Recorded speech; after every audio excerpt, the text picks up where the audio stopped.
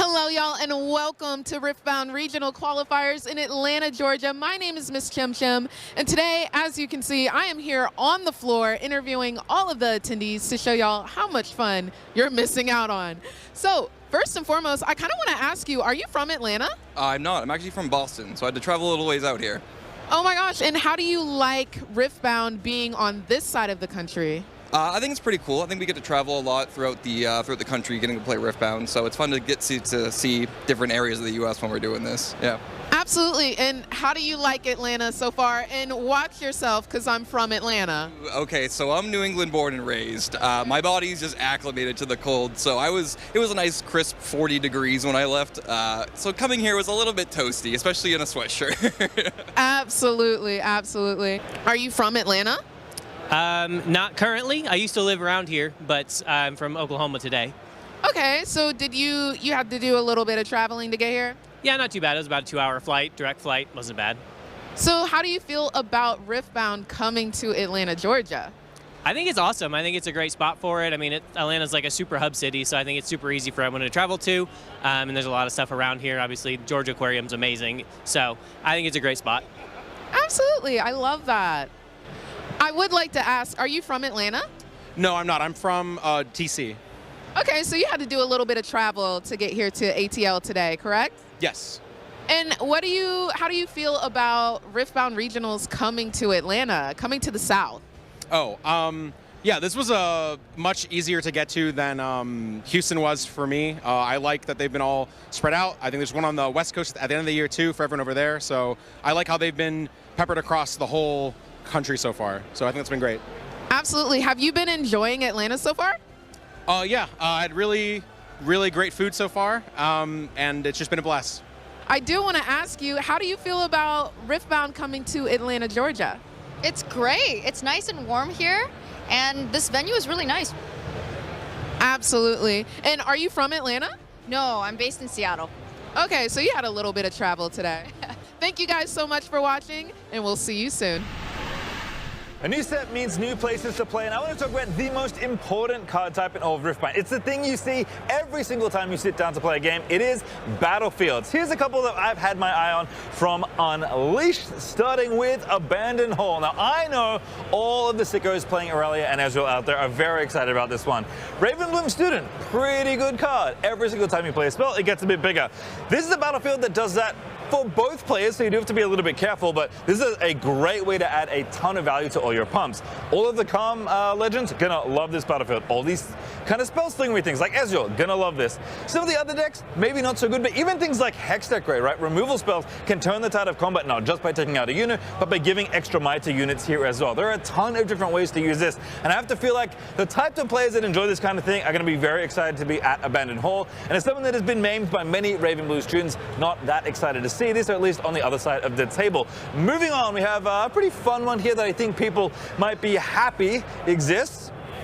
It is Ripper's Bay. Now, if you're out there complaining about Rebuke and units being returned to hand, how annoying and frustrating it is, Ripper's Bay is maybe a way to help counteract some of that pressure. When a unit here is returned to a player's hand, that player may pay 1 to channel 1 Rune Exhausted. Now, this works for a couple other things. If you can return your own units to your hand, you can obviously take advantage of this, but this is just a nice way to say, hey, stop bouncing my stuff.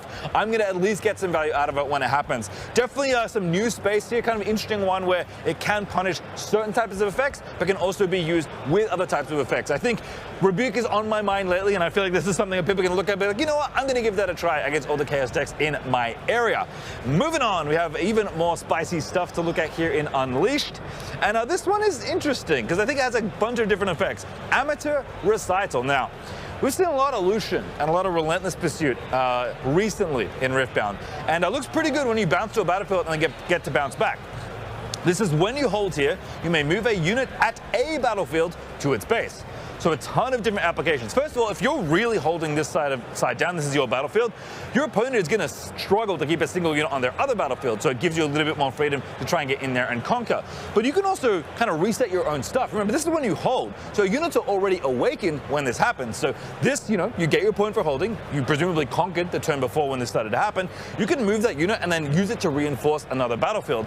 There are lots of different things you can do both offensively and defensively. I know Vex is in the art, so I feel like Vex is maybe a place where she wants to play, but I think with Hold becoming much more of a thing we think about in Riftbound with Unleash, this is a battlefield that has me really excited because I think the level 1 stuff with Amateur Recital seems pretty fun, but interacting with your opponent's cards also seems kind of wild. So really excited to play this one and see what people cook up as we move on to our 4th battlefield here of the 5 we have to look at today. This one is for all of the people that maybe like things like Vilemore's Lair, maybe things like Rockfall Park, maybe don't like when their opponents get to do fun stuff. This is Forbidding Waste. This is kind of the Punisher battlefield in this set. There's a bunch of different battlefields like this that have more negative effects, so it's maybe a little less appealing to go there, whereas a lot of other battlefields kind of, make you feel good for going there. This one's trying to punish you, and I think Yi especially is really not going to like this if you have that deck in your area. While the unit here is defending alone, it has a -2, so that basically just says, Yi, you don't have legend text right now. Get out of my game. But I think this is an interesting one. If you're an aggressive deck, your opponent's going to struggle to hold here. If you're a deck that really likes to mass a bunch of units and move maybe a bunch of tokens onto a battlefield, this could be a good option for you here. If you're a deck that can move units off of other battlefields, like even if your opponent's going to put 2 or 3 units here, if you're good at repositioning them, you can really punish a single unit that's trying to hold this. So Forbidding Waste, I always love to highlight these because I think people too often look at the battlefields that do all the positive things and don't necessarily look at the battlefields that can be bad for your opponents if you can find ways to mitigate them. Last but not least, there was one, I'm going to say it, it's for the chefs. If you're out there in the kitchen and you're cooking, I don't know if this is actually going to be good, but it's certainly going to be fun to play with the Academy with the Goldenheimer statue. When you hold here, give your next spell this turn repeat equal to its base cost. So, there's a bunch of good spells that already have repeat, things like Frigid Touch, things like Bellow's Breath, but what else can we do with some of this? Well, maybe for a calm, we can get 2 on guard for the price of 1. 4 might for a 2 energy, not so bad. Maybe we are playing Kai'Sa and we want to play something like a Void Seeker or a Hextech Ray. That feels pretty gross, playing 2 of those for the price of just paying for another one. There are so many possible applications of this. Note that it doesn't matter if the spell already has repeat. In fact, it's extraneous. It doesn't actually do anything. But adding such a powerful ability word to cards that don't have it, yes, the cost is a little tricky because you do have to hold this battlefield, but if you're able to hold it, this could potentially do some ridiculous things. I mean, it's a lot of runes to maybe do this, but can you imagine Lux repeating Falling Comet? Draw 2. Only draw 1 card. That feels bad for Lux, but killing 2 things, Singularity, all 12 runes. I'm not saying it's easy. I didn't say it was easy, but I'm saying it's going to be fun. So there's the field of battlefields that I've been looking at Unleashed. Remember, you always sit down in a game of Riftbound and you have to look at least a few battlefields every single game. So it's important to highlight the things that you're going to see very, very often. Thanks for tuning in and let me know what battlefields you're interested in this set. Hello and welcome back to Riftbound Regionals in Atlanta, Georgia. Man, I love the breakdown right there. We've got some interesting battlefields about to come in through the Unleashed set that is releasing soon. Which one is your favorite? Well, I'm blanking on the name right now, but the one where when you hold, you get to move a unit from a battlefield back to its base. It's so versatile, but it's also like kind of fair. It's hard to pull off because you have to hold. It's not like a conquer or just be at this battlefield. So that one's fun. But I just love how many of them feel like direct hate battlefields for certain meta matchups. Like -2 for a unit holding here alone or defending here alone. That's just the anti-Yi one. So it's like, oh, you can just run these certain battlefields depending on the matchup. And I think it's really cool. Some people like, oh, let's pick battlefields that are good for my deck, and others are like, no, let's just pick battlefields that are annoying for my opponent to deal with. Absolutely, and maybe that little frustration there will get them to make some mess ups, a little slip up, but I do believe you were talking about Amateur's Recital. Amateur's Recital, yes, thank you. And no, yeah, I definitely think that looks like a good... Who's the one singing, by the way? Do we have that, like, in the lore? Vex is on the right. Yeah, so Vex is on the right, but yeah, I'm just going to call it, like, Seraphine's Apprentice, because we are going to get Seraphine soon down the road, so maybe they're just planting some little seeds for when she finally comes clearly out. They were an amateur based on the name of the battlefield. Clearly. So they've got a lot to learn before they reach Seraphine level of stardom in the Runeterra universe. Yeah, exactly.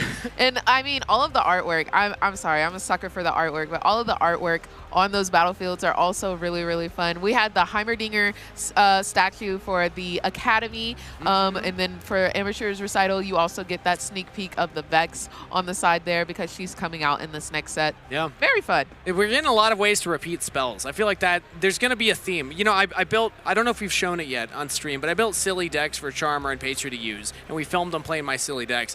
They're just giving me more ammo to make more silly decks in the future, so I'm excited to try that. But we are here to talk about the regional itself, and we actually have an update on some of the most popular decks. We already showed this one early, but we're going to start off with the pre-Rift or pre-regional qualifier that happened on Friday. Kind of break down the decks that we saw there.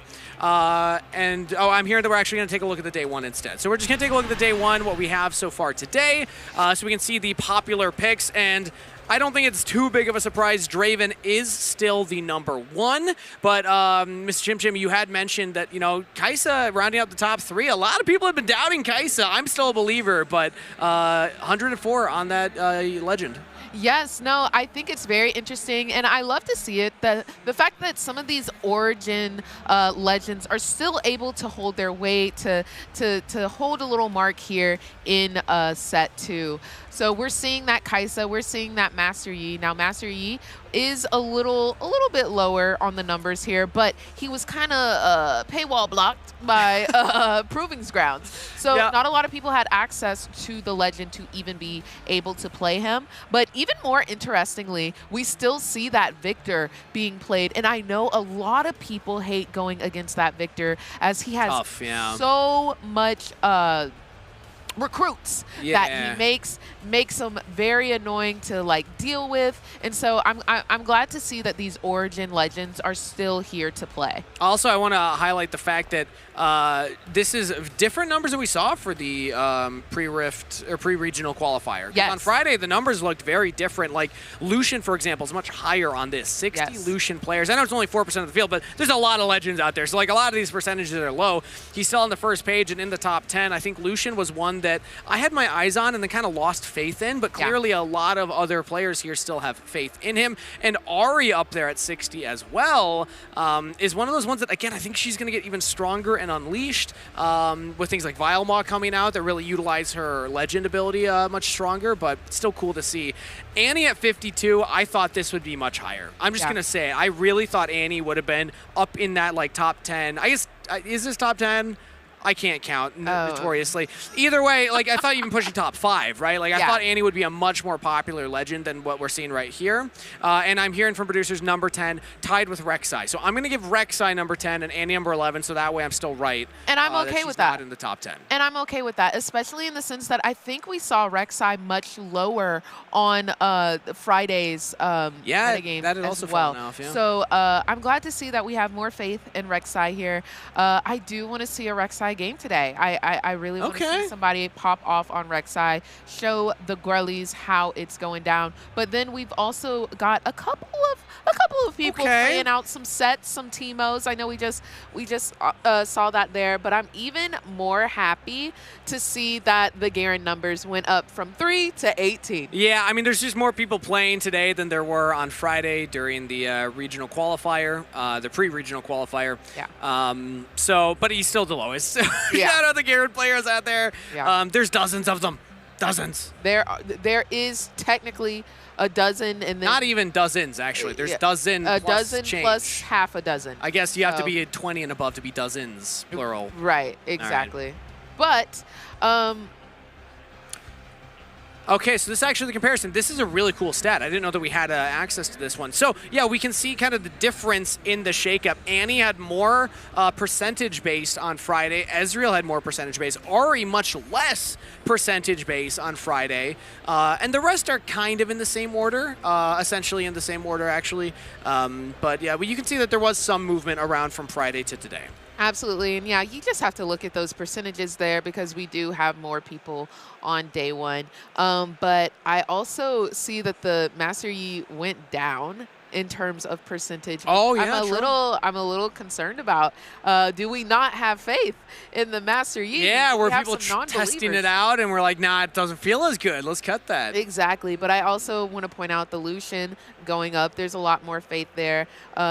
So yeah, I'm really excited to see how this unfolds. Viktor also going down. Interesting to see that. And speaking of Viktor, I'm hearing that that's going to be one of the deck lists coming up for our next feature match. So let's take a look at that. Oh, this is not a feature match, actually. This is just one of the previews for the Viktor deck. Gotcha. So let's just chat about kind of what Viktor can do right now and what the Legend has kind of adapted towards. This is one of those ones that was slightly hit by the ban list. Mostly, we're looking at that Dreaming Tree. That was a very popular one for Viktor to run because you can like Hidden Blade your own unit and then get an extra draw off of it. You can Stupefy your own unit, get an extra draw off of it. Really, anything that targets your own unit, get an extra draw off of it. But now you don't have access to that same battlefield, so they've adapted a little bit and are more focused on just controlling the field with a lot of these kind of, across the board, just strong spells. We have the Cold of Weeks, the Hidden Blades, 3 Imperial Decrees. We're seeing a lot of that going around, and even like a Vengeance in this deck list. So the control Viktor, it's kind of a nightmare to play against, Mrs. Chim Chim, because they have so much removal. They've got so much removal of units, of gears. There's just so much going on. I totally understand why somebody who is playing into this Viktor would have a major problem. I mean, Vengeance, 4 cost, recycle 2, and a unit is gone. Yeah. And I feel like that can deal with a lot of people like the Ornn, like the Irelia, and you just don't get to play unless you have those spells in hand to deal with it. And I actually really like what the Viktor players have kind of adapted towards. We saw some of this early on in Spirit Forge, but the Xin Zhao. Xin Zhao was a really cool iteration on Viktor, because right when the Spirit Forge launched, a lot of people were excited for like, oh, the unitless Viktor, and then people realized, no, some of the units are really good. This one in particular, it enters ready if you have 2 or more other units in your base. Well, you can turn 1, make a recruit. If you're going second, you have 3 runes up. You just turn 1, make a recruit, then turn 2, make a recruit, and play this. And actually, now that I think about it, you can even do this when you go in first with the 2 energy start. So you can just get this out with 2 recruits, get 2 points very early on, play a fast game. It also just helps you clear battlefields if your spells aren't enough. And with, again, Draven kind of becoming less and less popular, this is a great way to push through a lot of like the Azir boards, a lot of the Ezreal boards, things that aren't going to have as scary of units out there. Absolutely. You really just kind of have a little bit of everything with this Viktor. And you even got style, especially if you're running this overnumbered Legend. I just want to shout out the artist here. That is some amazing It's so artwork. Creepy. It's but so in a good way. Like, it looks like a spider. Like, yeah. Like, that is something to be feared, especially when somebody has these cards in their deck. And you look at that Legend, you're like, oh, this person came here to play. Herald of the Arcane earning the title. And one other thing on this specific Control Viktor deck list that I like to highlight is the Jace, speaking of Arcane, and heralding in the magic in the universe. Jace, really cool unit. This was one of like the classic combos in Viktor. Even like Lux was running this. Anything with like blue-yellow. Because when you play him, you can kill a friendly gear and then play a gear with energy cost no more than 7 from your hand this turn. This was custom built for Vanguard's Armory, if we're being honest. I'm sure that it'll come up in future releases as well as bigger gears come out, but Vanguard's Armory is obviously the big combo piece with it in the control matchup. You just get even more recruits out there, and you said that's kind of the name of the game, is just spam the field with all these one might recruits and then do stuff with them. And I think that's why like the 3 Imperial Decrees we're starting to see creep up. Now, all of that said, spent a lot of time talking about Viktor. Important to note that the percentage is not quite there. Like, the player base isn't fully behind Viktor right now. This is not one of like the biggest feared decks, but part of me thinks it could almost have the similar like Azir effect that we saw in Lille, where like it sneaks up on people that aren't ready for the matchup, that don't have the right sideboard for it, because it dodges a lot of things that a lot of people play for like the Kaisa matchups where you're targeting stuff. Like, not so fast, not as good against Viktor when you have like Cold a Week or the Imperial Decree, because like you're not targeting anything. You're just removing stuff that you have to choose with the Cold a Week, or like crashing in with your 1-might guys. So it can do a lot of cool removal stuff that not everyone can sideboard against. With that being said, I kind of want to ask you, if I'm new to Riftbound, what am I fearing as Viktor going into a match? Oh, so if you're the Viktor player? Yes. Oh. Honestly, I think one of Viktor's hardest matchups is the Mirror, or any other blue matchup. Anything that can play Bellows Breath. Bellows Breath is like one of the most efficient cards you can play against Viktor, because you make a lot of 1-might units. Bellows Breath clears 3 at the same location. It does 1 damage to 3 things at the same location, and you can repeat it. So, like, let's say you Vanguard's Armory, make 3. Well, you can just clear that in 1 turn with the Bellows Breath. So, funnily enough, like any other blue matchup is going to be tough for you, which makes the Viktor mirrors very funny, because like they're always just so back and forth. That would be the number one, I would say, and then number two would be probably anything that can bounce around the board, like the Aurelias, because like your big strength is being able to use like the Imperial Decrees to get in and clear out. But Aurelia often will score and then leave the battlefield, so they're not going to give you the opportunity, and they're going to have like GAs and Zonias. So even if you like use your Cold of Weeks and hit Blades, if the Aurelia player knows a matchup and is patient enough, like very few Aurelia players these days are just putting out an Aurelia and passing. Like you get punished so easily for that. So you wait to play the Aurelia until you have the defense. You have your own like defies and stuff like that. So I would say like the mirror matchup and Aurelia are the ones. If you're new to playing Viktor, if you're new to Riftbound, like watch out for those and really think through the decisions you're making, because those ones you can either get punished by them or your removal tools aren't going to be as effective against them. Absolutely, and I'm sure that's what a lot of people are thinking here, and that's probably why. How's the Fiora matchup? You play Fiora, right? I do. Do you like your Viktor matchup? Absolutely. I do love playing Fiora, and honestly, I haven't played into many Viktors, but as Fiora, I have played into many Azirs. So similar.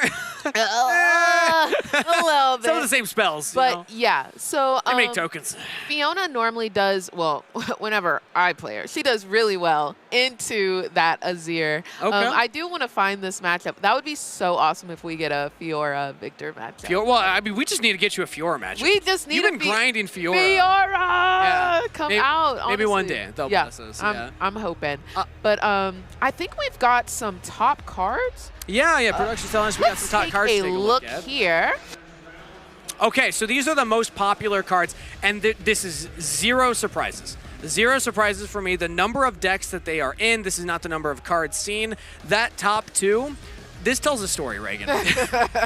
Because Ferris Forerunner is in my opinion, the strongest individual red card. Absolutely. It's up there with Kaisa. It's kind of an argument depending on the deck, but like Ferris Forerunner, just pound for pound, what it does, it's such an efficient unit because it's essentially 6 energy and a recycle cost to represent 12 might of stats, because you have 6 on the unit and then total 6 on the 2 mech tokens that you create on Death Knell. So what do you do about that? You don't kill it. You just bounce it back to hand with the Rebuke. So I feel like these 2 cards are really shaping the meta on their own, and it's no surprise to me that they're both at the top. Yeah, it's pretty hand in hand there, honestly, when you put it that way. But I also think Hard Bargain being at the top makes a lot of sense. Yep. It's so costly that you have to pay to not allow something to go through. Yeah, so. a lot of the counter spells, that and Defy. Fun fact, I actually ran the numbers before the event just because I was bored and had some time and I was curious. Defy, actually, I'm going to play a little game here. How many spells currently in the game do you think Defy can counter? What percentage of spells currently in the game are defiable? Let's go 75%. Very close. It's 78. Oh, wow. 78% of all spells are defiable. Oh my god. That's a pretty strong spell. Yeah. That covers a lot. Now, the trade-off is a lot of the spells it doesn't counter are very good. Right. But it covers a large amount of the field, so no surprise to see that up there as well. Let's talk about Noxus Hopeful, because if I remember correctly, Noxus Hopeful's cost decreases if you played a spell that turn. Any card. It's got Legion keywords, so that just means if you played a card, it costs 2 less, or at least that's what its Legion effect tells you. So it becomes essentially a 2 energy 4 might. I am interested to see it that high because personally, I had kind of fallen off the Noxus Hopeful hype train. Really? I took it out of my Kaisa and did not miss it. But I know a lot of other Kaisas that I've talked to are like, no, you're crazy. This is a crazy good card. A lot of Dravens are still on it because it's a very stat-efficient unit for a deck like him to run. Even Annies are still on this card. So a lot of the red decks are still playing this. Another one would be like Rek'Sai. Rek'Sai loves this card because you can play it from the top for cheaper. But I just feel like stat sticks on units are becoming less and less prevalent as the game develops, and especially going into Unleashed, like you're looking more for powerful effects on your units rather than just stats on your units. So that's where I kind of fell off on it. I prefer a more spell-heavy approach, but clearly the field disagrees with my take, because it is in the top 10. I don't know. I'm trying to like break it down in my head, but I can't do the quick maths. But it looks like there's just like a lot of red, purple, and green cards on this display here. Can we count? Are there any that are not those 3? Wait a minute. I think yellow is hard bargain. Is hard No, bargain no, yellow? these are all these are all purple, red, yellow. Good catch, Reagan. I didn't Yeah. even realize that. That's very funny. Oh wait, there's blue. There's blue at the bottom. Oh, Thousand Tail Watcher. Oh, Shout out Thousand Tail there for we saving go. the list. All right. There we go. Well, let's go ahead and look at a deck list for this upcoming match, shall we? I think we're ready to hop in here shortly. So thanks for sticking with us, everybody, while we're getting ready for our next feature match.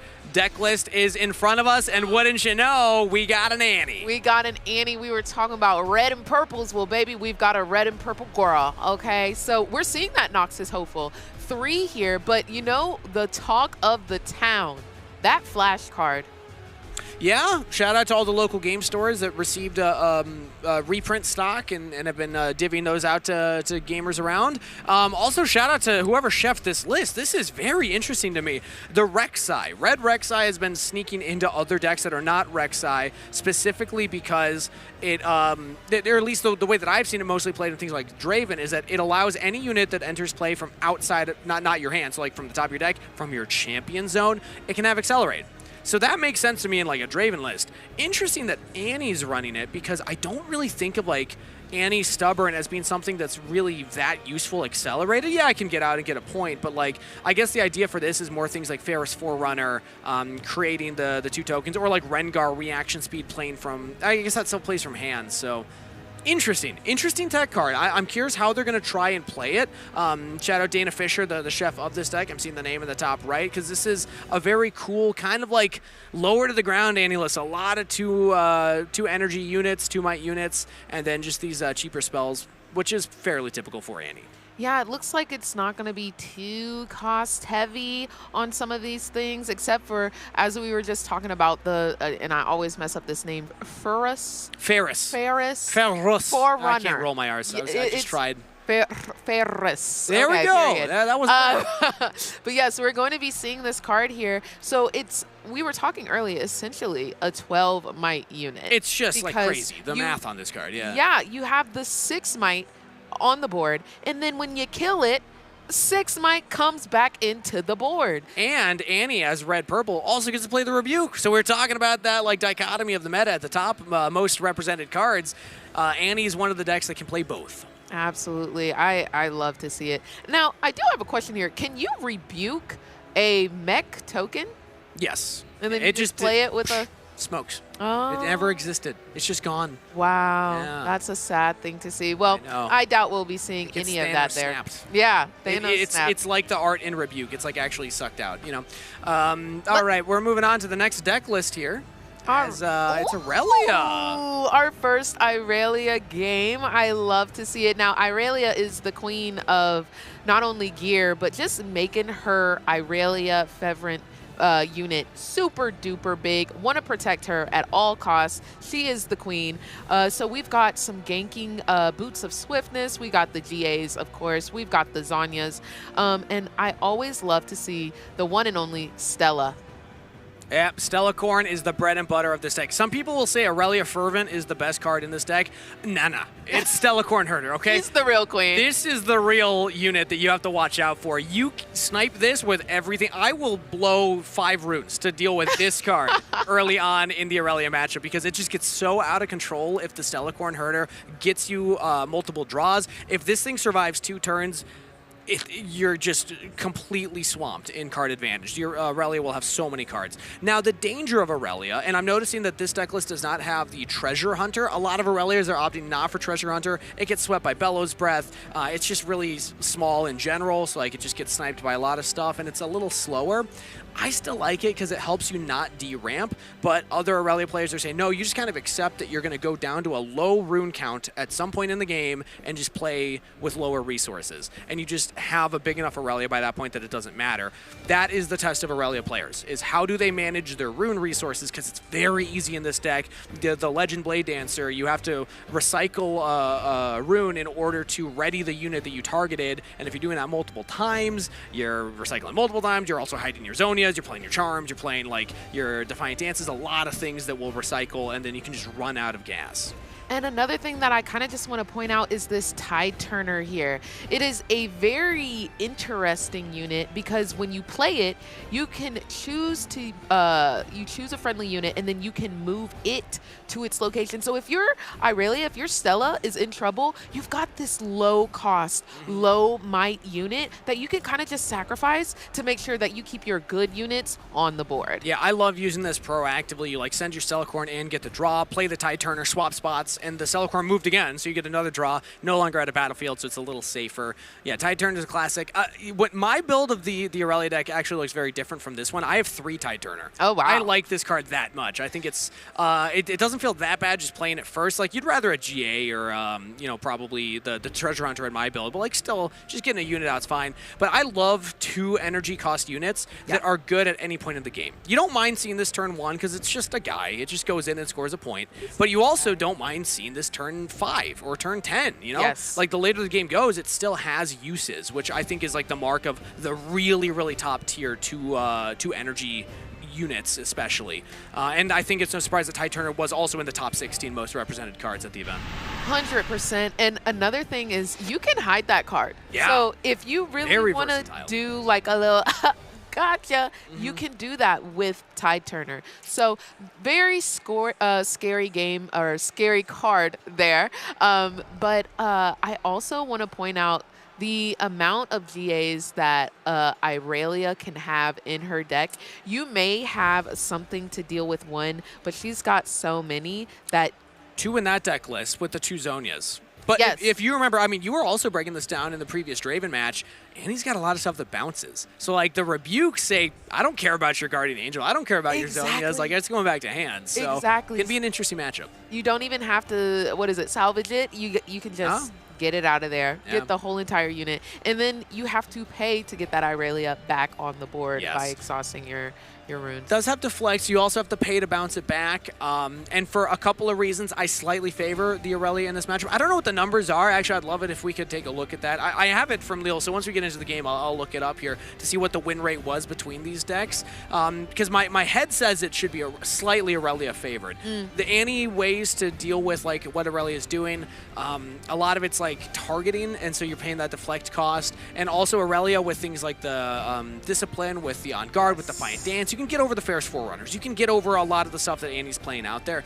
The question is, can Annie play fast enough? Because a lot of times, especially with these types of Aurelia builds, when you're not on the Treasure Hunters and you're not on as many low-cost units, you kind of seed the early game and you say, maybe I'll score like a point or 2 in the first like 4 or 5 turns, but you're just really scaling for that Aurelia to then play around with that. And if Annie with like the Kaisas and the Noxus Hopefuls and like all these earlier game units, the Merchants, which were in there as well, maybe the Annie just gets to the point where you have so much on the field, already so many points by that turn 5 when Aurelia's like, I guess more like turn 4 when Aurelia's coming out. That's a question.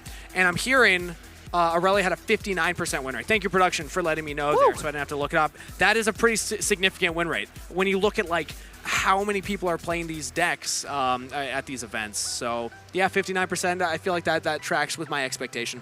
Absolutely, 59%. And we know that Irelia is just such a popular champion and legend here. But yeah, no surprise to us, honestly. A lot of times in these types of matchups, like, it can be pretty close if you both play the same speed, so it's up to one deck to speed it up. Like, if you have a losing matchup as the Annie, like, sometimes the only way to really win that, and I experience this a lot as a Jinx player, so that's where a lot of this is coming from, you just got to play fast. You just got to get in there and score as much as you can, pressure your opponent, because maybe they just make a mistake or they mismanage their resources, especially easy to do as the Aurelia.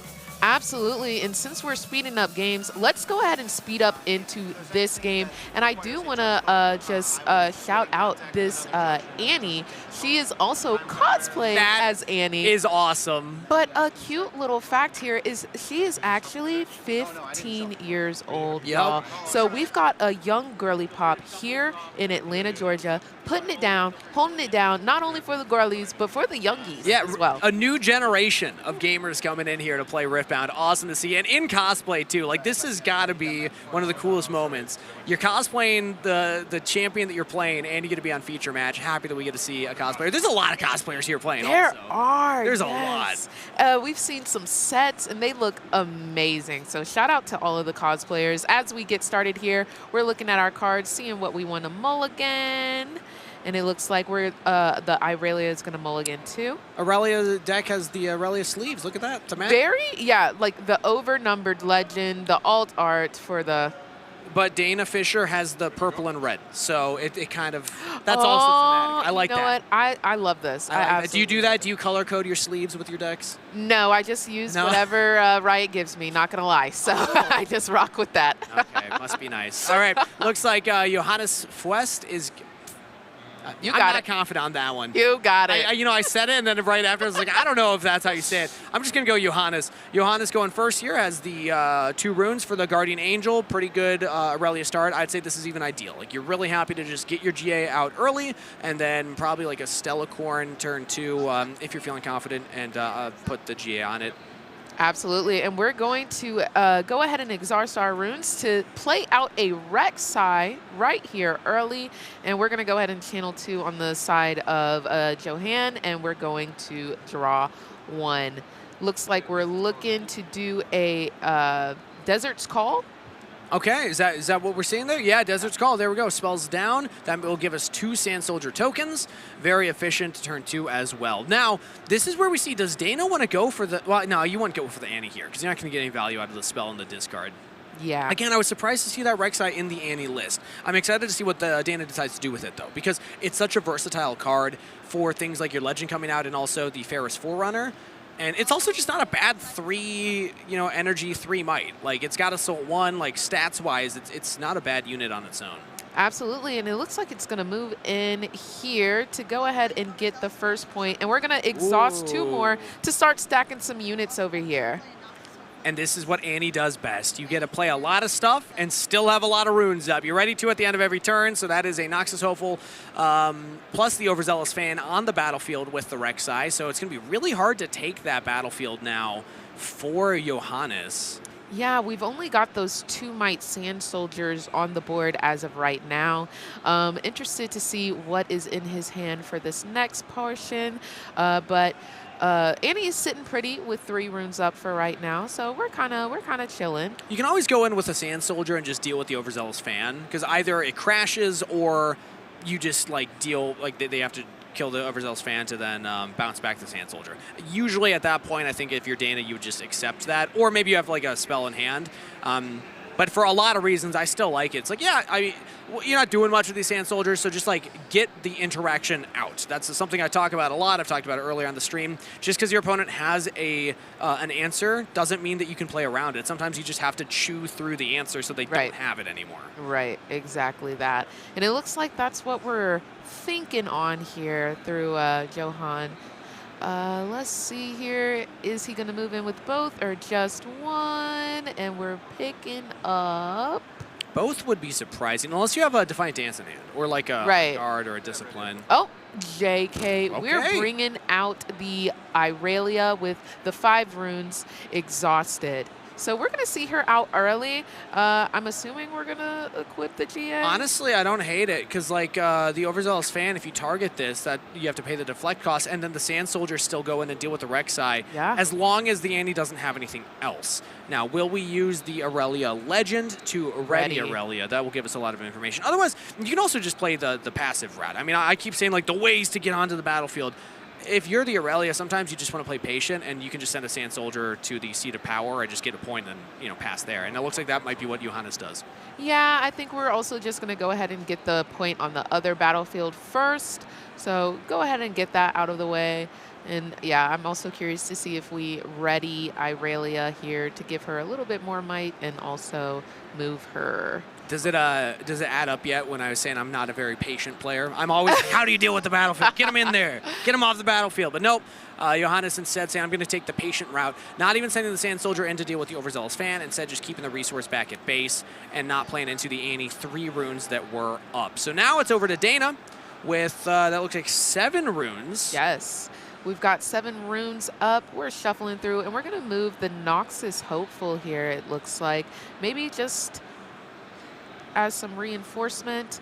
Or maybe we want to, yes, we're going to take out that Sand Soldier here on the Seat of Power. Ooh, Go ahead and work. get rid of that. Yes, and that's going to be another point for Dana. And because you conquered Seat of Power while holding the other battlefield, you get to draw a card. So Dana, actually, that was a very efficient turn. Johannes didn't have anything. I was expecting at least like an On Guard or a Defiant Dance, but neither one comes out, so that's just pure card advantage to Dana. The Annie is taking an early lead here. I love that. Shout out to my girl, Dana. Okay, period. Looks like a Ferris Forerunner based on the runes, and there it is. It has landed on the Seat of Power. Ferris Forerunner, the bane of the format right now. This card is just so strong. Yeah, it kind of just takes over. It is definitely a card to be feared. But also, she's got quite a lot of units that are starting to stack on this board. Is Irelia going to be able to catch up? We're going to go ahead and pass over to Johan. A lot of runes up. A lot of runes So up. the Aurelia gets an additional might every time you ready her or target her with an ability. So there's a lot of fun stuff you can do with that, right? You can send her into the Sunken Temple, conquer, get the draw, and then like target her with something, readying her with your legend passive, move her back, try and target her again. I guess at that point you kind of need like a flash or something to get the right movement. But like there's ways to do this that you can send her in, get the draw, and then also get her back to the other battlefield because you want to get her big enough, if the goal is to be aggressive for Johannes, to beat over 10 might plus 3 runes visible, which theoretically could be like a Hextech Ray, Void Seeker, Rebuke. It can be a lot of stuff because Johannes obviously doesn't know the deck list that Dana's rocking right now. Absolutely. So we still got the 3 runes up on the side of Annie. And yeah, you were talking about patience. One more time? It's a scary thing, seeing an Annie with 3 runes up. It is. It is. And I mean, that's just the nature of Annie. You always get those 2 runes at the end of your turn. But yeah, you were talking about patience. Oh, Boots of Swiftness is coming out. 3 runes exhausted for that. I'm curious to see, do we equip immediately? Yeah, this is another one of the ways you can do it. Looks like 2 recycles, which I expect will be the equip and the legend cost to ready. Yep. So you target the Aurelia with the Swifties, which will give her +1 might, and then you use your Aurelia Legend, which should currently be exhausted, but looks like they're not doing it right now. But Blade Dancer, whenever you choose a friendly unit, you may exhaust me to pay the power cost and ready it. So because it's ready, I'm assuming that that was paid, even though it's not currently exhausted. And then that not only targets the Aurelia, but also readies her, so she gets the +2 might total, meaning that she's currently a 10. That is... That's a big girl. 7 on her, and then the +1 from GA and +2 from Swifties. That is a big girl. That is a big Wait, how do you say it? girl. That's a big girl. I'm saying it. I feel like I'm not saying it right. You're doing great. Yeah? You're doing great. Okay, And just like this Irelia, who is moving over to start a showdown. And I'm curious to see what our Annie is going to respond with. So this is the danger of the Aurelia matchup, is that the Rebuke is so strong because it just gets through the GA. But it's early enough in the game that it's such a hard deflect cost. Ooh, looks like Dana's going to go fishing. Let's see what we can get with the 1 exhausted rune for the stacked deck. I really like this because whether you already have the Rebuke or not, it's just an efficient use of your runes while you have them. Let's see if Dana has something. I'm looking for things like Rebuke. I'm looking for things like Ride the Wind, which can also just kind of get you out of that and then move over to the Sunken Temple. Absolutely. It looks like maybe she passed priority here, and we're going to tap. So that was already exhausted, so this is just correcting. Gotcha. Okay. Just wanted to make sure there. So it's Johannes' priority again, and he's going to on-guard. So initially it would have been a crash, and Dana gave another action window to Johannes. Interesting that Johannes didn't go for the on-guard right away. Yeah. Instead waits a little bit. All right, so we've got the +5, the +1, and we're going to there we flash. Go. That's another good one. It was that or Ride the Wind or Rebuke. Those are the big 3. Annie has so many of these 2 energy spells that make full use of the passive. Yes.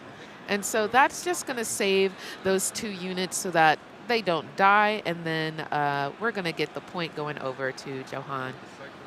And now that means that with a couple of runes up, Johan is actually going to go for a hidden. And this is still, I think, a pretty good spot for Dana to be in. You have the Sunken Temple to draw with the Ferris Forerunner and just so many units. And you didn't decelerate your runes at all. You still have all of your runes available for big swings later.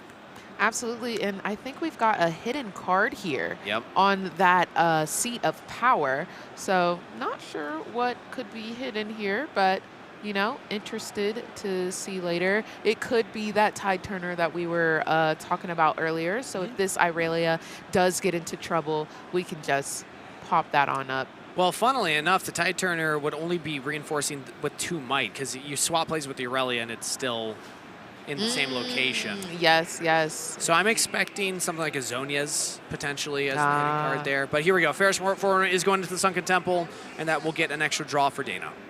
Love that. So she's going up to 4 points to the 3. Just really stacking points here, moving carefully. And the Rex side looks like she's going to move over to this Irelia. So that is a 3 might plus Assault 1, so that's 4 might. And we are playing the Rengar. Reaction speed can play to a battlefield that you are currently attacking. Yes, so that is going to be a total of 6 might coming over to Seat of Power. 5 might from Rengar. Is that 5 from from Rek'Sai? Okay. So Rek'Sai's 3 plus 1 is 4, and Rengar's 3 plus 2 is 5, so that's 9 total might that will be attacking. And there it is. And there's the Zonias. Yep. So you don't even have to waste the GA at all. You just get to move Irelia back to base, and that Zonia's is going to be discarded. You'll also be able to take one of these units with it. The Aurelia was a 7, so you can take out either one. I would probably assume the Rek'Sai, because they defend at the same, they defend the same strength, but the Rek'Sai is a little more versatile in what it can do on the field. And yeah, I'm actually, so Dana's scoring points, and that's a scary thing in the Annie matchup, because despite the fact Aurelia is already trying to take control of the board, Annie doesn't really care what the current position Dana's in. But the same can be said that Johannes has kind of the Aurelia setup. Like, you still have GA on Aurelia, and now you're going to have 6 runes to play with on your turn. That's a lot of resources that Aurelia can play with. It is. I'm not sure how many cards we have in hand at the moment, but that Tide Turner comes out, and we're going to swap positions. Maybe a little bait here to see if we can bring the Irelia out to play on the next go-round. But then we're going to move that overzealous fan over to the Seat of Power. And we're yeah, sorry, what? Oh, I was just going to say we're going to ready those 2 runes at the end of Annie's hand, and we're going to pass the turn. Interesting to see the Ferris Forerunner hit by the Tide Turner instead of the Rengar. Typically, I would think you save the Rengar because it has Assault, so it's a little more valuable attacking than defending. And if Ferris Forerunner dies, you still get the mechs anyway. But Dana, I think, is playing for more of a long game here, because saving the Ferris, to me, says I'm going to use the 6 might more efficiently than the 5 might of the Rengar, and I'll still have the Death Knell later on to play more of a grindy game versus the Aurelia. But Aurelia is still going to go in on the Tide Turner. Yep, and she's going to win that battle, so that's going to be a conquer for Johan. And then we're drawing. Let's see what is next in store. I'm trying to get a peek at that hand there. Yeah, you're usually really good at spotting these. Have you seen anything? I'm trying to get a peek. No, everybody's holding their cards so close to chest. They said, Ms. Megan, you are not seeing nothing. Yeah. So can we get the table judges? Hey, can you tell them to hold them forward about 6 inches? So we're just thinking here, and the Fizz comes out. So with Fizz coming out, you have to exhaust 3 and recycle 1 purple rune. You are able to play a spell from your trash. Yep. With 3 energy or less. With 3 energy but or less. But still, there's a lot of options. I'm thinking, like, what does he play? Desert's Call is a big one right now. You won't be able to repeat cost it, but you could at least just get another unit out. Now, I think what the other spells are that Johannes has played. Boots of Swiftness is on the board, so maybe we on guard and we make, and I do see that was just recycled. Nice. Okay. Yeah, so possibly moving that Boots of Swiftness Irelia over, and we're going to gank into the Rengar and the overzealous fan while keeping that Sand Soldier on the Sunken Temple. This will assuredly like force an interaction from Dana, whether it's the overzealous fan or something in hand, because if you just let this go, that's another another point to Johannes, and you get the draw from the Seat of Power. And there's the Rebuke. And there's the Rebuke. We're going to exhaust 2 runes and recycle them just to go ahead and make sure. And also the deflect cost recycle as well. So Rebuke, Yep. that's an expensive Rebuke. Ooh. It looks like, did we defy? Yeah, we did. It's not so fast, I think. Yeah, it's tough because Johannes's trash pile is currently kind of off screen, but Yeah. I think that's a not so fast. So really, really heads up play from Dana, having the right resources to deal with. Yes. Making sure that she has that hard bargain. If you really want to counter something, boo, you're going to have to pay me, okay? Hey, look at that. The top 3 most represented cards were all on the table at the same time. We had Ferris Forerunner, Rebuke, and Hard Bargain. Yes, no, I love to see it. Obviously, we're going to see those cards a lot this weekend. They were like, what, over 500 instances or over 500 decks. I think over 600 with Ferris Forerunner. Yeah, over 600. And there we are. We're going to see that Noxus Hopeful yet again, really stacking these units on the Seat of Power, starting to get kind of heavy also on the Sunken Temple.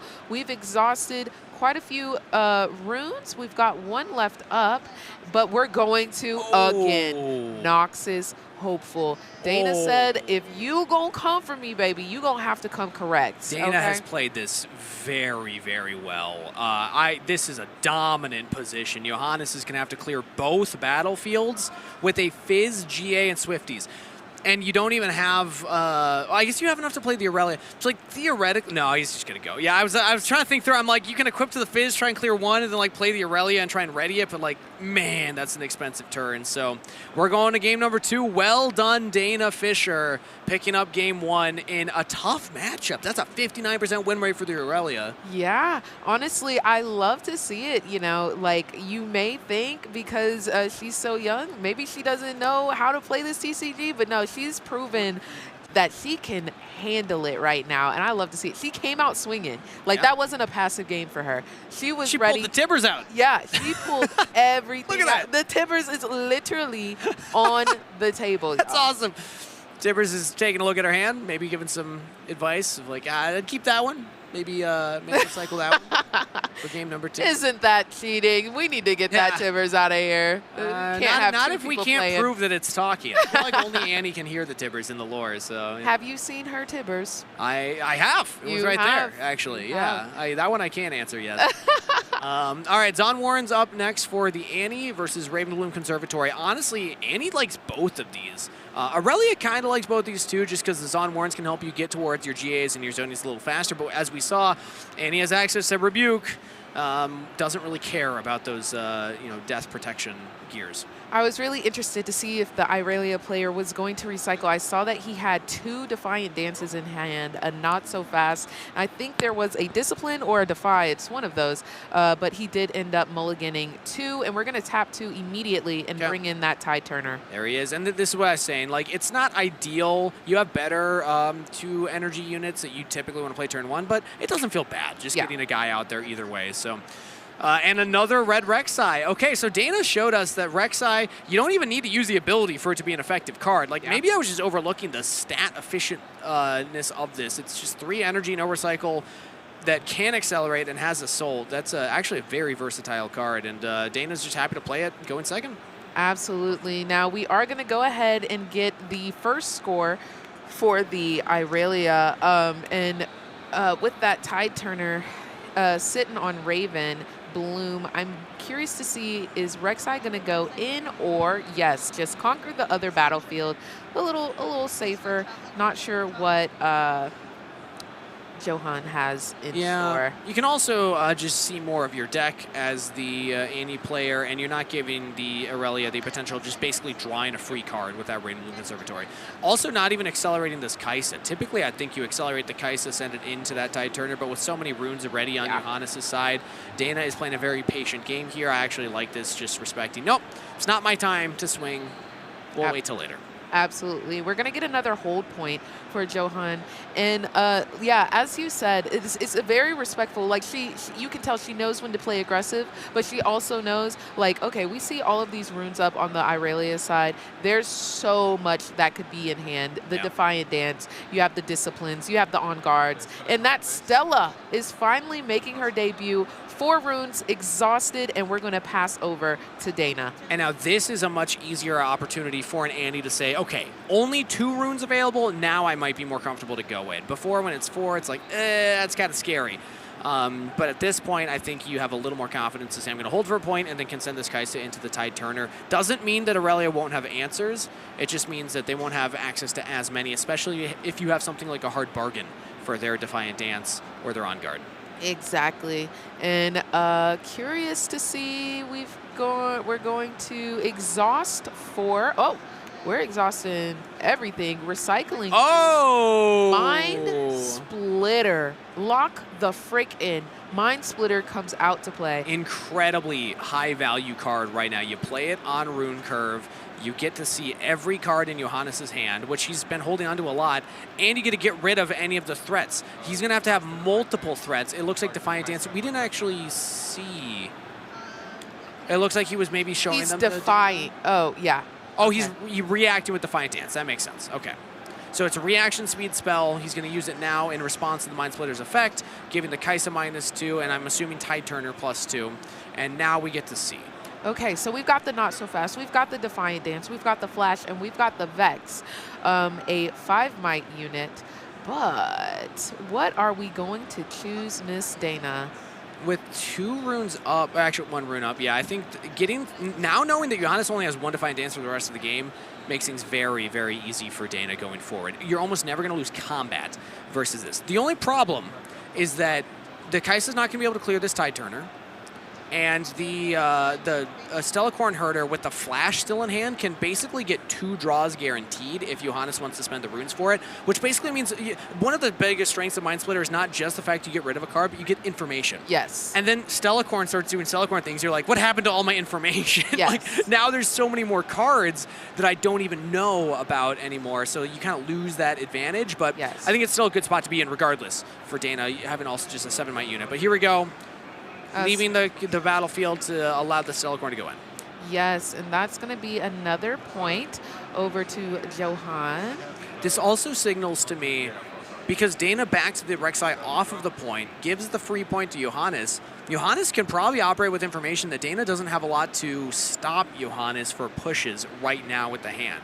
I guess there's no Chaos Runes being shown, so things like Rebuke are definitely offline. Things like Ride the Wind are offline, so maybe that's where Dana's hesitation's coming in, but having to play a much more passive game early as the Annie and allowing the Irelia to get ahead in points is really good for the Irelia. Like, Johannes is now in a very solid spot. Absolutely, and we're going to see that Vex come out right now. So we're exhausting that those 5 runes, and we're recycling 1 to pay those costs. And I think we're going to pass turn over to Dana. Let's see what she does here. Keeping the Tide Turner out at the Ravenbloom Conservatory, to me, says Johannes does not want to save the unit, wants to try and get a spell off the top of the deck by defending. Remember that, oh, actually, now that I think about it, the Flash is still in hand. So you can also just, like, if they attack the Tide Turner first, save both and still get the draw. So I think if you're Dana, if you read that play, you need to go in for the Stellacorn Herder first. And I think that's what we're about to do. So Dana knew it before I did. Yeah, exactly. The Mind Splitter goes in to Zaun's Warrens, and we're going to start a showdown with the Stella. And that's just going... Flash will move him back. Yep. Now, there was the option to leave the Tide Turner to try and greed for a spell, because like Tide Turner at this point doesn't do much for you, but Johannes is still saying, nope, I'm just going to keep the unit. I'd rather have the guaranteed card rather than try and fish for a spell. Absolutely. So that Flash is no longer in the inventory of what we saw during the Mind Splitter. Yeah, so is Vex. So like now think about it, there's like no information. Exactly. So we're moving in that Kai'Sa. We're going in a little bit blind, but we're also going in confident because there's no runes up on the side of West. So there's no response that can really be done here. Oh, you switched up that time. I did. I really think I'm messing up his name, and I don't want to be disrespectful. That's why I feel like Johannes, I'm pretty confident on that one. Mr. Fwest. Mr. West. We're going to have to make sure that Barrett asks him this time. Yeah, We yeah. didn't get the Thunder 60 Thunder. I forget which one that one was round 2. But here's the anti-passing turn. This is a very solid board state right now. Both battlefields controlled. 7 might on one, 10 might on the other, one of which is Farrah's Forerunner. But the Vex is dangerous. Vex, when she is in combat, means that all of your spells cost 1 power less and 1 energy less to a minimum of 1. Meanwhile, your opponent's spells cost 1 more of both categories. So if Dana wants to do like a rebuke, you have to tap all 3 and then recycle 3. Yeah. That's really painful. Vex Cheerless is a powerhouse of a mid-range unit, and Aurelia can take very, very strong advantage of this. Yeah, that's a scary thing to do as an Annie, is to have to face this Vex Cheerless. We've got all runes up on Mr. West's side. We're kind of thinking here of what course of action we want to do against these mighty units that are on the board. And it looks like Stella and Vex might be taking a trip. Where are we going? Typically in states like this, you kind of want to move the Stellacorn first to get the draws, because that gives you more information for how you want to play the rest of your turn. So we're going to threaten the Mind Splitter right now. This is already enough might to clear the Mind Splitter. Now, will Johannes pass priority? Because if you let this Vex die, I mean, I guess it served a purpose. And it looks like priority is passed. We're tapping that 3. Wow. We're recycling that 1. And we're going to flash the Isa and the Mind Splitter back to our base. I actually like this from Dana. You're saving a unit that will get you advantage in a draw if it conquers, and just a big 7 might unit. Sometimes Aurelia can struggle to spend its resources to get its stuff out on the field, and also have resources then to fight these big units. The problem right now is that Johannes has control of 1 battlefield, has another unit ready to go, and a lot of runes up. So there's a chance that Johannes can still make this work regardless. Yes, it's really exciting to see, but also how Dana, she knew she had that flash in store. She was kind of just like, yeah, come over here. I'm just going to move these units back to my base to make sure that we stay safe and sound. Discard the second Stellacorn for these on Warrens to get another draw. And here we go, Boots of Swifties. This is a big one because we can equip this to Vex, ready the Vex, send the Vex in the Farrah's Forerunner. Dana is tapped out. That will be 7 might on 6. And already that is enough to clear it. And a Vex that's 7 might is even scarier, especially with ganking, because no battlefield's safe now. Yeah, exactly. So it looks like we are going to trigger. Yep. And yes. Ravenbloom Conservatory did not find a spell, so no +1 for Dana, but that's a Rek'Sai down. Unfortunate. And it's okay, because we're going to get those 2 3 might mech tokens played to base. So the might is essentially still on the board. It's just not at a battlefield. So that's going to be another point scored, another conquer for the Vex. And Mr. West has a couple of runes still up. You got to stop laughing at me saying Mr. West. I think it's so funny that we're both just choosing a different half of the name. Yeah, Are you sure it's not Fust? Oh, man. I truly hope not. As we stack this Tide Turner's might on the Vex down here on the Ravenbloom Conservatory. Interesting. I guess, if there's like a rebuke preemptively before combat, this means that you at least get the hold or the defend trigger of Ravenbloom Conservatory. It's going to come down a lot to what Johannes has in hand. The only thing that is still known from that Mind Splitter was a not so fast. I believe that was also in hand with the Vex, with the Flash, and with the Defiant Dance that was then discarded. So the Stellacorn has completely reset the hand, and now Dana's going to be operating with only 1 known piece of information. And boom, Desert's Call is going to be played. So we're going to get those 2, the Sand Soldier played to stack some more might onto the Ravenbloom. But 3 runes still up on the side of West. So Dana's going to channel her 2 runes, draw for turn, and let's see if we can clear, because we've got to clear at least 1. Going to dig a little for a stacked deck. Now, we have so much might on the field right now. Yeah. I think just mathematically, Dana can already clear the battlefield. It's just going to come down to what interaction Johannes has in hand. The problem is Dana like Johannes could just flash stuff back. The fact that he committed so much to Ravenbloom Conservatory makes me think he's probably not going to do that. Yeah. But it's going to be hard to hold. I like this. Send the Kaisa into the Stellacorn. Very efficient use of the Kaisa. Yep, and Stella is going to just die. We're not even going to fight there. That showdown resolves rather quickly. So Dana's going to go up to 5 points here. And Trigger now, the Kaisa to draw and then trigger the Zon. That's correct sequencing there. lovely. Love a rule follower. Love that. Just efficiency, really, because like you always want to see that additional card before you make the decision of what to discard with the Zon Warrens. So again, yeah, Dana's played a very clean game. Both of these players have played very clean games so far. I haven't noticed anything that I'm like, oh, that was odd.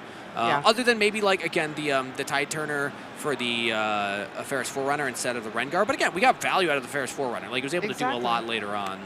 So we are going to exhaust one rune, and we're cleaving, and it looks like we're going to send the Rek'Sai, the Mind Splitter, and a mech token in for a showdown. And I think that Dana targeted the mech token with the cleave. It looked like that. Yep, there we go. So mech tokens, 6 plus 7 on Mind Splitter. That's 13 plus 4 on Rek'Sai. That's 17. We do have a... okay, so he's defending with the Ravenbloom Conservatory and just flipped a Rebuke. That's a really strong spell. Focus is now for Dana. Does Dana want to use anything here with priority? Passing it, I think. I just heard Dana say. Yeah. And we're going to recycle 1. So Rebuke would tap 2, recycle 2. But, oh, no, Vex is in combat.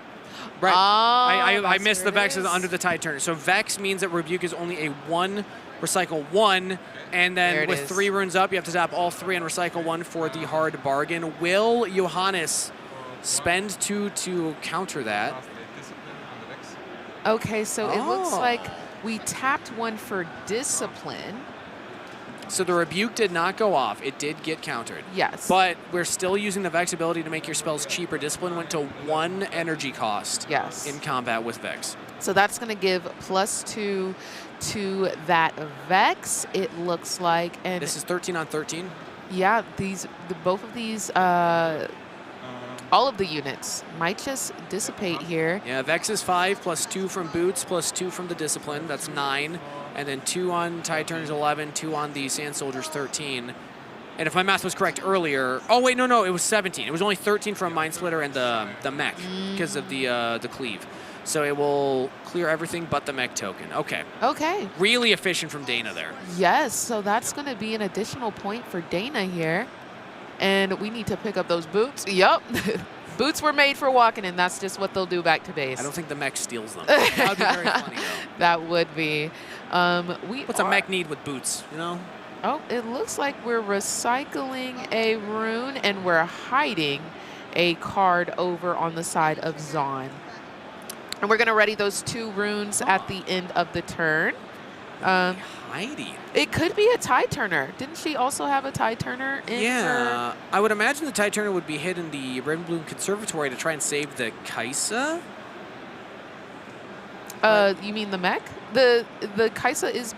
Oh, yeah, I see. You switch. Yeah. Exactly. You can't swap with the Kaisa currently. But so that makes me think maybe it's not, unless you're just trying to reinforce for 6 might there. But it could be other things theoretically, like Edge of Night.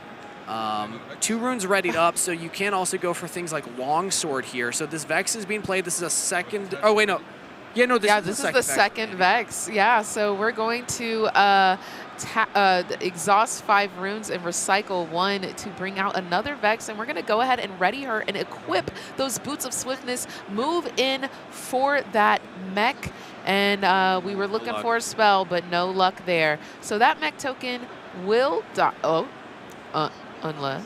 I mean, Dana might still have something else. It's going to be an expensive spell in combo with Vex. And yeah, it is gone. That mech token is gone. Now, that was an expensive turn for Johannes. You have to recycle a power to play the Vex. You have to recycle a power to equip the Boots. You have to recycle a power to ready the Vex with the Aurelia Legend. 3 recycled. And wait, was that another? Oh, we Charm. Ooh. Oh, and Switcheroo. Of course, they never expect. I knew some switching was about to be done with that hidden card. And so switching. Oh, no. Jeez. So when you use Charm, you're making your opponent the attacker, so you're defending at Raven Bloom, so you trigger the Raven Bloom. Oh. He just got an on guard right there with 1 rune up. Johannes is in a dominating position right now. That is mad tough. So we have 6 points on the side of Dana, 7 points on the side of Wes, and it's not over though, because we still have Annie Stubborn. So Dana could play Annie, get the Rebuke back, Rebuke the Vex. We know that there is an out currently in play, just known information. Dana has the ability. But can you get in with 2 units to score and win? Yeah, we don't have enough for like Ride the Wind on top of that. I don't think that Dana can win this turn, but you can at least deal with the Vex. yes, and it looks like she's fishing through her recycled bin here, trash bin right now. Just kind of take count of what we've got, and yeah, that is 4 runes exhausted. Yep. And we're gonna bring out that Annie. There she is, the namesake, the cosplayer. Stubborn. Oh, we're bringing out a stack deck. We're going fishing. Maybe there wasn't a rebuke, because I know Johannes rebuked, and I know that Dana did game 1. Maybe Dana hasn't rebuked game 2. I might have had the wrong read there. Maybe but we'll wait to see for that rebuke. Yeah, we'll wait to there. see what Dana does following up here. All right, we're moving in to get that 7th point on the side of Dana, and it looks like that is secured. So we're 7-7 now. But it's a very scary place because we do not want this Vex to hold for that 8th point. And it looks like that's game. And so yeah, the fact that Dana did not grab a rebuke makes me think that she just didn't have one in the trash. I think that was something that was spilled over my brain from game number 1, and also the fact that Johannes had played one. I don't believe Dana had actually played one in that game, because otherwise I think that was the line you go down there. So well played by Johannes, bringing us to a game number 3. Yes, I love it. A lot of competitiveness right here. You know, you're never fully out of a match until the game ends. So we're going to game 3.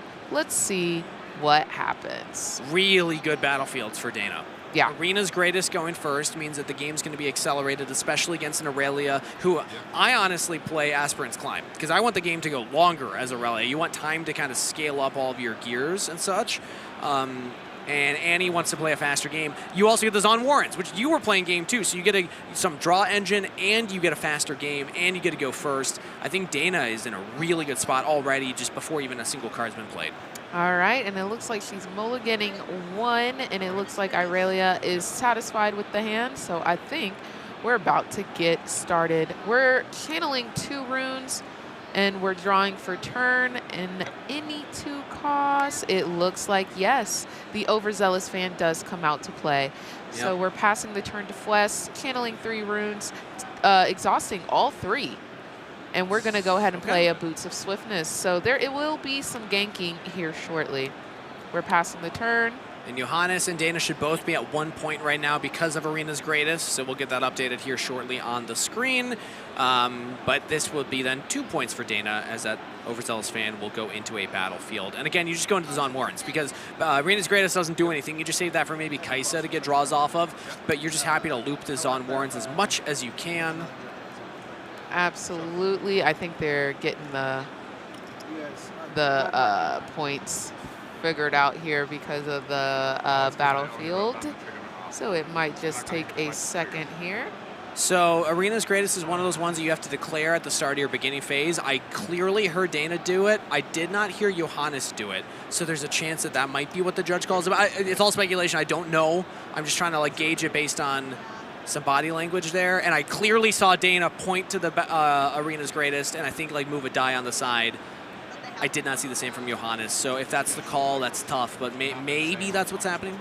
I do remember playing in a Nexus night, and somebody was like, you have to call it if you want it. Yeah. And maybe it wasn't called. That might just be a free point for Dana, possibly going to 2. Unless she wants to let Fwes, I guess, just get the point, but I don't even know if that's something that you'd want to do. Oh, it looks like a little bit of upsetness over on the side of West. I'm not going to lie. He might just be missing out on that High point. pressure moment. Yeah. Right here. And your X1 going X2 will get you to day 2, but Yeah. I don't think it's going to get you to a top 8. saying out loud all the like conquer and score stuff. That's why. Yeah, that's a little frustrating. I bet Diana is in her mind like, yeah, I got that point. I think it's a tough situation. Yeah, Often, for sure. I mean, it's obviously a different, setup when you're at like a locals versus an X9 Yeah. versus a regional. Like this is a big real deal, especially when you're X1 at the regional. We're having the judge chat with Johannes off it's on cam, I guess, but off to the side right there. And just a high-pressure, high-stress moment for everybody on the stage right now. But again, I just want to go back to the point that Dana's playing this matchup very well when it is a 59% win rate for Aurelia based on the Lille stats. Right. Our producer looked into it. It was my gut said it's Aurelia favorite as well. And I don't think Johannes has been playing like bad in any way. No. Like, nothing he's done has been like, that was confusing. Or like, I obviously don't know everything in his hand, so I don't know like what exactly I would do in his shoes, but like it's all made sense to me. Absolutely. Dana's just playing around it Yes. really well. Yes, you can tell she's probably studied this matchup because there are so many Irelias out here on the field. There's a lot. Second most popular. So she probably knows, okay, do I need to be a little bit more patient here? Do I need to move in more aggressively? I've got this in my hand. I think I'm free to do whatever I really want to on this board. And she's playing that very well. Yeah, and again, the patience is something I always like to highlight anytime the players on stage represent this, because there's the human element to the feature match stream. That's something that a lot of folks at home that watch along, maybe they don't fully appreciate. I'm sure a lot of people do appreciate it, but some might just be like, oh, like, why are they doing that? Or like, oh, why are they doing that? But then you have to realize, like, the lights are on you, the cameras are on you, like you're away from the table. It's a much more quiet environment, which some people like, some people don't. So it's like, I think the pressure buildup means that you see more misplays on feature matches than the players would do if they were just playing on the tables. And that's kind of the give and take. It's fun to be on feature match, but it's also a stressful situation. So whenever players show that they're patient, that they're taking their time, and that they're actually playing with a lot of like, respect for the answers their opponents can have, I always like to highlight that because I think that that's something that can be hard to do. It's easy to lose track of that when you're in the stressful situation. But so far, Dana has played a very calm-headed game, and even in this moment seems calm in the seat right now. So let's see. Hopefully we'll have an answer soon from the judges as to what the current game state is. I'm going to assume Dana will have 1 point, Johannes will have 0 when we come back, but I'm not the judge, so don't take my word for it. We'll see once we get back into the game. What I am going to use that angle is to look at his hand. He had a GA in hand. So when we do see that Aurelia finally come out, there will be some protection on the board. But I want to say, because now we are seeing that it's 0 points for Johannes at this current game state, just to kind of highlight the tough hole that he's dug himself into right now, because already you're not in a good spot when you're tied in points at this point in the game. Let alone, like it now being a point behind, because Dana's about to score another one here. That's going to put Dana to 2 points. Johannes has no units on the field and can try and mount a comeback, but it can be tough. Again, the pressure of the moment can be a lot. Now, it's very crucial as well that he does not let this little setback here deter the entire game. He needs to make sure he locks in, he stays focused, because just because she's up 2 points doesn't mean the game is over. No, the game is you over. can mount a comeback. Exactly. The game is over at 8 points, okay? So there's still 6 more that have to be obtained. So there's still a possibility. Boots of Swiftness already on the board. Like I said, there is a GA in hand. So it's possible that some ganking can be done. 2 points can be gotten in a single round if time permits. I'm trying to peek at Dana's hand right there. It looks like there's a flash and a hard bargain that I saw. Yeah. Can't quite make out the rest. Oh, is that a switch? There's a switcheroo in there too. Oh, that card is terrifying. Yes, it is. Let me tell you, it is not so fastable. You can't defy it, but you can not so fast, and you can hard bargain, which Aurelia has access to both of. So Johannes can still play around it, but Man, that card, I swear I've won many a locals because I hide it and people are just forget it exists. Absolutely. They're like, that's not fight or flight. Right. That's banned now. What could it be? And then they attack and they're like, switcheroo. Like, Dang it. some about that card. You just kind of forget it exists. So we're going to establish the Aurelia and then put the Swifties on it, but not ready yet. Exactly. We're just going to pass that turn over. So Dana is going to go up to those 3 points after we channel those runes, draw for turn, and it looks like we're going to exhaust. Hearing from production that we're adding 5 minutes as well for the judge call. So Lovely. that 12:24 on your screen right now will be a 17:20 currently once those 5 minutes get added. So we're going to go for the Accelerate Kaisa. Absolutely. We're going to accelerate that Kaisa to go ahead and score on the other battlefield. And we're going to draw off of that Kaisa as well, because when she conquers, she gets to draw one. We're passing turn. We're going to ready those 2 runes for Annie, and we're going to awaken on the side of West. Because of the ready, we get to give +1 to that Irelia, and now we're going to start for real. Now it's game time. Let's see what Johannes can do. There's 3 runes up for the Annie. Rebuke is still your enemy, but you have Not So Fast, you have Hard Bargains, both of which will stop it. We're going to go into the Overzealous Fan first. With 3 runes up from Annie, we're just checking here. What do we want to do? How do we want to respond? And it's looking like we are going to Overzealous. Oh no, we passed. We're going to flash that back to base. Oh, we're flashing both. I like it. Because again, then you get to re-trigger the Kaisa Conquer on the Arena's Greatest, Arena's Greatest. Or if Johannes finds a way to like gank that Aurelia over, then you go onto the Zon Warrens, which is even better. Exactly. So we're actually going to Desert's Call here. We're discarding it with the Zon Warrens. Oh, we're discarding it. I see. Okay. And we're going to figure out what we want to do in this situation. I would like to see Irelia re-readied and moved over to the other side for those additional points. Kind of get back into the game here. Yeah. See what West is thinking. The one positive of this position Johannes is in is he has not decelerated his runes very much. That's, again, one of the big dangers. Like, you played the Aurelia and it survived. And he doesn't have a lot of ways to, like, deal with an Aurelia just back in base. And now with the GA, the Aurelia's going to be even safer. Let's see if Johannes wants to ready the Aurelia or if you just hold it at the Zon Warrens. Yeah, I'm curious to see as well after attaching that GA. It looks like we're shuffling through our cards just to think. Yeah, we're going to get that counter to go up because we did choose Irelia with the GA. So she does get that additional might off of that. And we're going to charm in. That's big for Johannes because you're slowing down the draw power. The Kaisa will die here, will not get the draw off the Conquer on the Arena's Greatest. I mean, Dana's still going to be fine in points, so like Johannes hasn't solved that issue yet, but dealing with the threats on the board is kind of step number 1. Exactly. So we're going to pass our turn after that. So Dana is going to go ahead and channel those 2 runes, draw for turn, and we do have an open battlefield over here. Does she want to use that? Instead, we're going to, oh, is that a Mind Splitter coming out? How many runes did we just? It looks like it, yeah. That's 7. 7 in recycling too. There it is. Yep, there it is. The Mind Splitter does come out to play. Big might unit. And then what we're going to do is we're going to reveal the hand. Yep, we see a flash. We see a rebuke. We see a charm. We see a not so fast. And we get to discard a card from this hand. Strong what are you choosing hand. Here? Yeah, I don't know. I mean, my gut says rebuke, but that's a really strong hand. Because, like, if Johannes is able to flip a green rune here, you can always, like, charm, and then I guess we don't have a way to buff the Aurelia currently, but Aurelia is, what, 6, 7, then 8? No, don't do it. She's 8 when she readies. 8 when she readies on at the start of Johannes' turn, so just charm is already enough to deal with the Mind Splitter. Yeah, but it is still the rebuke.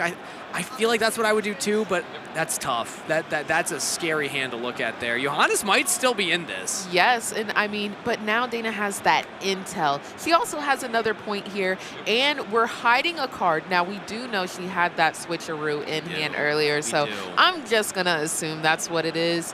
But we're going to pass the turn and ready 2 runes. And with the deflect cost on Aurelia, even if she ganks over and you switch a Rue, you have to recycle one, and we see the not so fast in hand. Oh. I think Dana might have a hard bargain, but like if Johannes sequences this correctly, which also did flip 2 green runes, Johannes' hand is crazy to deal with this board. Huge RNG right now. I think if I'm Johannes, I'm probably just doing the charm right away and just seeing if Dana tries to stop you with anything.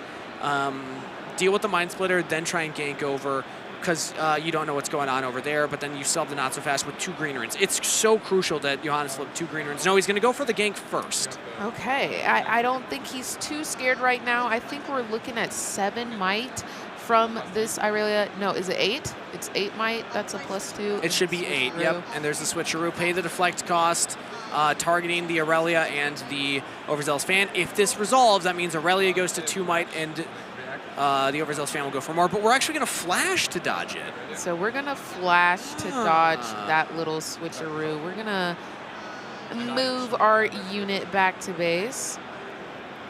I would recycle a purple. Yeah, there we go. Yeah, those greens are very valuable right now, just in case. Wow. So we're moving that Irelia back to base, but we're also keeping tabs on, we're choosing this Irelia, so she's still getting stronger. I'm interested Johannes did it that way, because now if you send the Aurelia back in, Dana could just Overzealous Fan send it back again, and then the charm's not a threat. But I guess you're not winning on your next turn anyway, and that way Dana's only at 4 runes. That's kind of scary. But you could, like, Annie get a switcheroo, hide the switcheroo. Like, there's a lot of stuff you can do at that point. So, or get back to, like, the flash, and then have flash ready to save the Mind Splitter if, like, it gets charmed in. Yeah. So I actually think that, like, Johanna, again, the sequencing wise, that's why I like the idea of like charming first, because it just guarantees deals with the Mind Splitter. And when you're behind like this, you have to deal with threats on the board, because if you let those threats stay, Dana's only going to get more and more points. Exactly. And if you have the clean avenue to just deal with the threat, I like taking that. But of course, Johannes now is in this position, so let's see what Johannes decides to do from here. We're getting a bit of thinking here because, yeah, I think there's just so many decisions to keep in mind here. So we're actually going to re-attack. This Irelia is that much bigger. Let's see what happens. Dana's going to do it, and I'm also remembering Johannes does have the not so fast. So maybe you go for the not so fast here. Yep, there we go. Okay, so Johannes actually did have a pretty clean line. You're not so fast that you're still at the battlefield, you still get the point, and then we can still charm the Mind Splitter. And that deals with all the threats, and Dana still is only at 4 runes. Johannes is actually mounting a comeback right now. He might just be cooking in the stew right now. We're going to hard bargain. But we knew there was a hard bargain, and there's no longer enough runes for Johannes. Yep. So that's going to be the end of his turn. He is going to pass over to Dana. Now, she only has those 4 runes, and Irelia is still on the board. GA is equipped to her, though, so not too scary, but maybe we do get that off the board. Let's see what Dana cooks. It's scary to attack in because it's 5 Might Aurelia, an on guard, or a why am I blanking on the name of the Aurelia signature spell? Defiant Dance. There we go. Yes. Either one can deal with it, but how about this? We're just going to send in the Rek'Sai with the Mind Splitter. Just guarantee the take here. Yes, and so we're going to choose to trade also the GA for the Mind Splitter. Yeah, I missed that the boots, the Swifty boots were also on the Aurelia, because it's kind of like a little off now. But yeah, that was a big Aurelia. That was 7 might. So Dana will get the point. We're ready to... And here we are. We're going to pass over to Mr. Fuest. We're going to channel those 2 runes. We're going to, of course, ready the Irelia. So she's automatically going up 1 might. And let's see what we draw from our deck here. So Aurelia's probably going to go into the Rek'Sai. I'm usually a fan of do the thing you know you're always going to do before you start tapping your runes, because your decision tree might change later. So if you just send the Aurelia in first, you get to see what Dana has cooking before you make your next call. Because maybe you just like it gets rebuked, you want to replay the Aurelia, something like that, right? But the crazy thing Dana could have, and Johannes might not have an answer for, ride the wind. If you attack this Rek'Sai and you Dana ride the winds over to the Zon Warrens, scores, and then can hold, that's game. Yeah. We go to combat. Oh, Dana does not have anything. Ooh. And that's going to be the end of Rek'Sai there. And we are going to get a conquer point over for Mr. Fuest here. Now, do we ready? Oh, we're going to play a Vex. We're going to exhaust 5, recycle 1 to play a Vex. I'm really interested that, like, I would want to score 2 points per turn by readying my Irelia, but he's really conserving those runes to not get too low on resources. This is a very intricate game state currently. We are on turn, I don't even remember exactly. I want to say turn 6 or 7 for Dana. You're doing this on I'm purpose. not doing this on You're purpose. making this I'm hard. not. That was purely Come on, coincidence. bro. But we're deep into the game, and it's still only 6-5 now. And the runes were getting pretty low. Dana went down to 2 at one point, now up to 5, and just kind of establishes the field. You're just going to go for the Rek'Sai, the Noxus Hopeful, try and reestablish a board, because Dana's in a position where 2 Conquers will win the game, but Johannes is kind of in still a bit of a hot seat, because you have to spend at least 1 more turn. Yes. But you do have more resources, because you hold here, Aurelia can just gank over to the Zon Warrens and get that point, and then you have 6 runes to play with to make sure that you hold the points for the next turn. Exactly. And I'm curious to see what we're thinking about doing here. Only 2 runes. Yep, we're ganking over for that additional point. So now we're tied here. We've got that 6-6. And it looks like we're discarding that Defy. To me, that signals there might be another Defy, because I would save that Defy for like a Ride the Wind. That's one of like the best win conditions for Dana right now. Although, you know, at this point, I suppose it's a little less of a win condition because Johannes is at 6. So you can always just conquer and hold, and you know, we're closer to that end game. But still, I think it signals that Johannes probably has something else to deal with these annoying anti-spells. Something up his sleeve. And I think we might just be leaving those 2 units on the board. Maybe we want to see if she can actually clear both boards. We're looking, we're thinking. We've got, what, 6 runes to play with right now? 6 runes on Johannes' side. It'll be 7 at the start of Dana's turn. So Annie with a Rek'Sai and a Noxus Hopeful, representing essentially 8 total attacking might and 7 runes available. That's what Dana's going to be playing with, but here comes the Fizz. Here comes the Fizz. We're exhausting 3 and recycling 1, and we're going to play a spell. Is it the Charm? It might be Charm.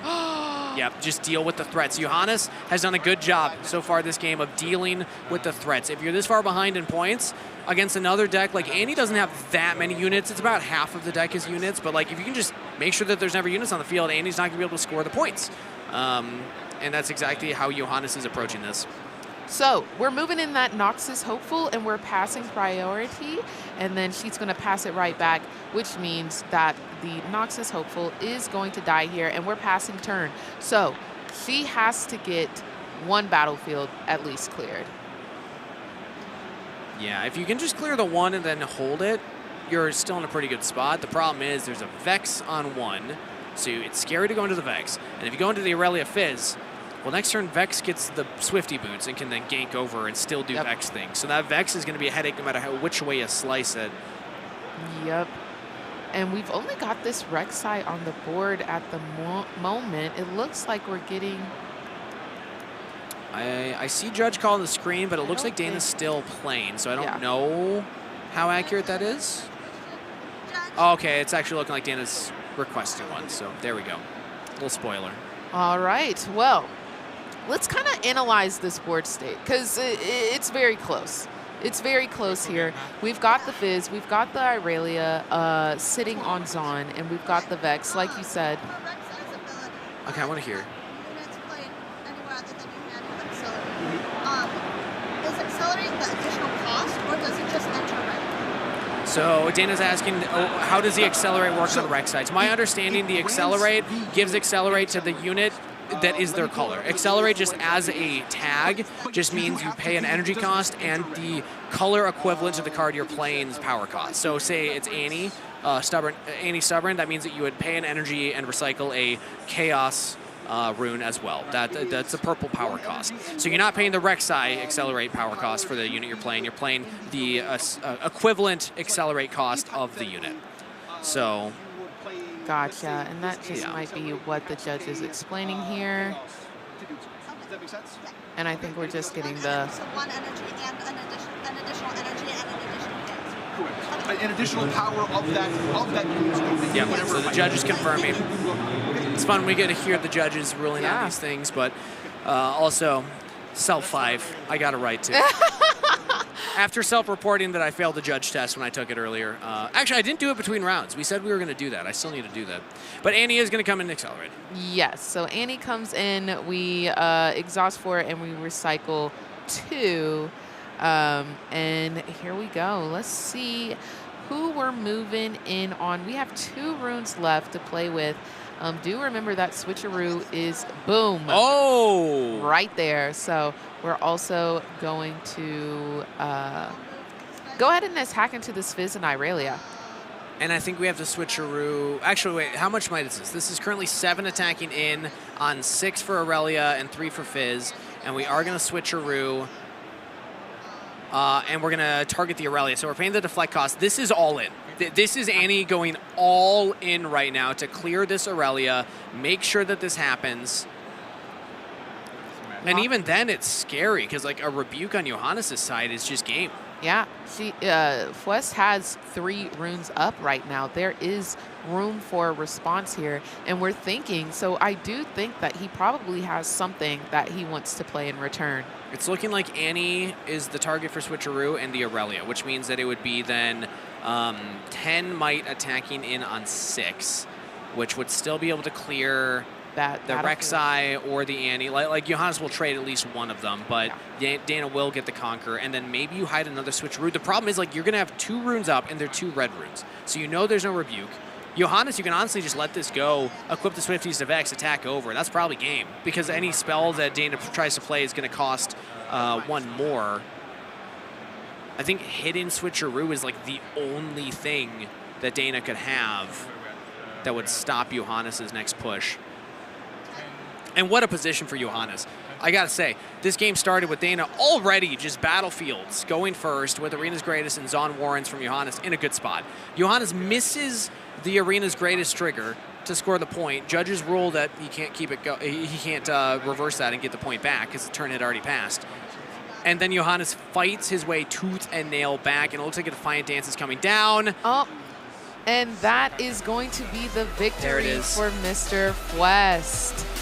Yeah, that's a tough spot for the Annie to be in, and it shows why the Irelia matchup is so strong. Johannes, deep sigh of relief, coming back from a disastrous start to that Game 3. I would love to get his thoughts on that during the interview. I know it's a tough thing for a player in the moment. It's a lot of pressure, but again, that's the human element. That's why we watch these games, is to see the best play it, and also to see that people make mistakes too, like it happens. And those types of moments, you have to be able to stay in the game, bounce back, and Johannes did just that. Absolutely, and I mean, I said it during the little slip up that happened there. It's so crucial that he doesn't let that get a hold of him, mess up the mental. And he stayed in it. He stayed in it fully, and he came out victorious. So mental wins games sometimes, y'all. I will say, massive credit to Dana. Coming in, very young, new generation. This kid's 15 years old. Yeah. Cosplaying Annie, playing the Annie deck, having fun up on stage, hopefully having fun up on stage at least. So props to Dana. Also played a very good game of Riftbound. Again, watching it, I think there was like maybe one moment that I was like, there's maybe something I would have done different. But again, that doesn't necessarily mean that it was the right call on my end. Like, I still think Dana played an incredibly good game and really pushed the Irelia to the limit in a vastly Irelia favored matchup. 59% is a statistical, like, that's notable. That's a notable win rate for Aurelia. Absolutely. She played a very technical game, aggressive, patient when she needed to. We just knew that she knew that matchup. Yeah. It's very unfortunate that the win was not secured, but I think she should still walk away proud of how she played. And 100%. still X2 still has a good chance to make day 2.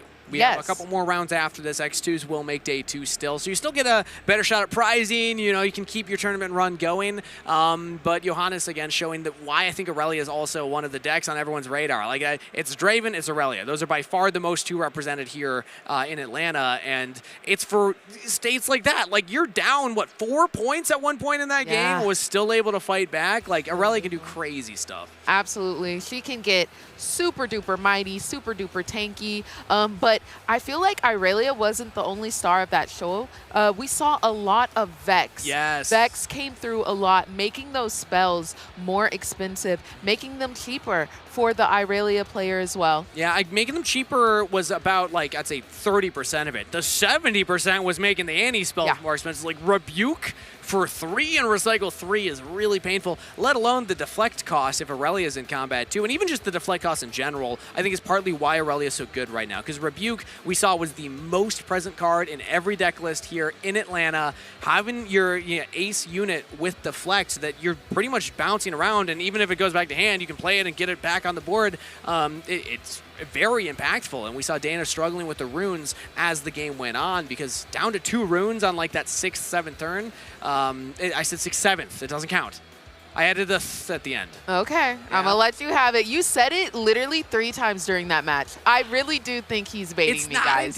You are baiting me. It was an accurate representation of the game. What is it called? Like, if it's not rage baiting, it's 6-7 baiting. You're 6, 7. We're not coining that. We're not coining that? No. Okay. No. Well, you said it 3 times during one match. That's kind of crazy. And you only did it once. And I only did it once. That's gross. Because I don't want to do it every time. They don't be expected. It's you know what I'm old. saying? So, but I do also want to highlight, we talked a lot about the Tide Turner being a big card for that past game. But we also saw Switcheroo was also very Switcheroo's big. crazy. Yeah. Love that card. And I'm hearing that we actually have the interview ready. So I want to hear from the player himself, Johannes, what it was like playing against that matchup. 6-7. Thanks so much, guys. I'm here joined by the winner of that nail-biter of a match, Johannes Fust. Congratulations on winning that match. You're still remaining X&1 moving into the tournament. I saw that sigh of relief from you after you won with that Defiant dance. How do you feel right now? Relief, more than anything. Yeah, I obviously messed up the arena's greatest triggers, which was unfortunate. Yeah, it's my first big tournament, so obviously, you know, nerves are bad, but it's been a ton of fun. You say the nerves are bad, but you're doing such a great job. You're piloting one of the decks that a lot of people have their eyes on, but you have some really unique spice here in your list that I specifically want to talk about your battlefields, man. Every time I saw a battlefield come down for you, you really had high priority on having and finding the right cards that you could, not necessarily 100% having to rely on things like the Stellarcorn Herder. It meant any unit you could get on. You know, you had the Sunken Temple, right? You had the Ravenbloom Conservatory, and then the Zon Warrens coming out on the 3rd game. I'll be honest, I was a little terrified for you. When I saw the arena's greatest, Zon Warrens flipped over, if I was Annie there, sitting in that moment, I go, whoa, I play those. But you really value that sort of filter ability or draw power, and it's really showing success. So speak to that a little bit.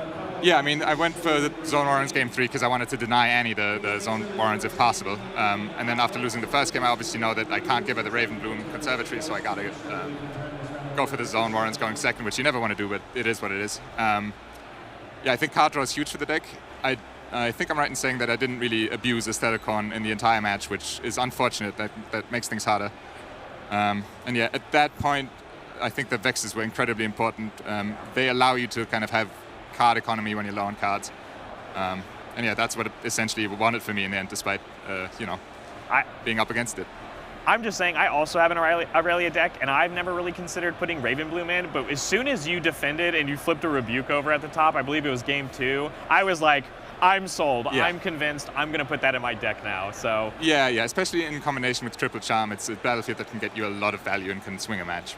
and Charm has had a lot of value. I know a lot of people are talking about how important it was last week in Lille, but you're on your way to climb yourself into a day 2 already. I'm not going to jinx it, of course. We'll see. Still X-1 on Aurelia, so congratulations on your match win. But there was some insight there from Johannes Fust. We're going to pitch it back to y'all. You know what? We heard it there, and I agree. That Charm was an amazing card 3-0 for him. Y'all, I messed up that man's name 14 times. I was going to say it. I was like, did you hear the name? This is my public apology right now. I am so sorry, because I messed up your first name. I messed up your last name. It happens. The Aurelia player, I'm so sorry. Johannes, great game, though. He also did say he never got to abuse the stealth corn. In game 2, he got like 3 draws off it. I do think that Dana dealt with it pretty early on, as she should, because it gets scary. The more cards that an Aurelia player has in hand, the scarier she gets. And that's not even talking about the might on the board. Yeah, and again, you just get so much advantage when you get multiple draws off of that. So it was only 1 game out of the 3 he was able to get any value off of it. Didn't see it the other ones, but still showed that sometimes just Aurelia, like just get the Aurelia out there and get that moving around, especially the Vexes, which we had already talked about. I think that was another really big kind of pivotal moment. Soon we're going to be hearing from Charmer about his thoughts on some of the moments in those games. I'm curious what he's going to focus on, because when I think back to that game, I'm like, going back to that game state where you're down multiple points, the Annie's already got board presence, and all you have is an Aurelia with a GA, that's a scary spot. But I think Vex did a lot of that hard carrying.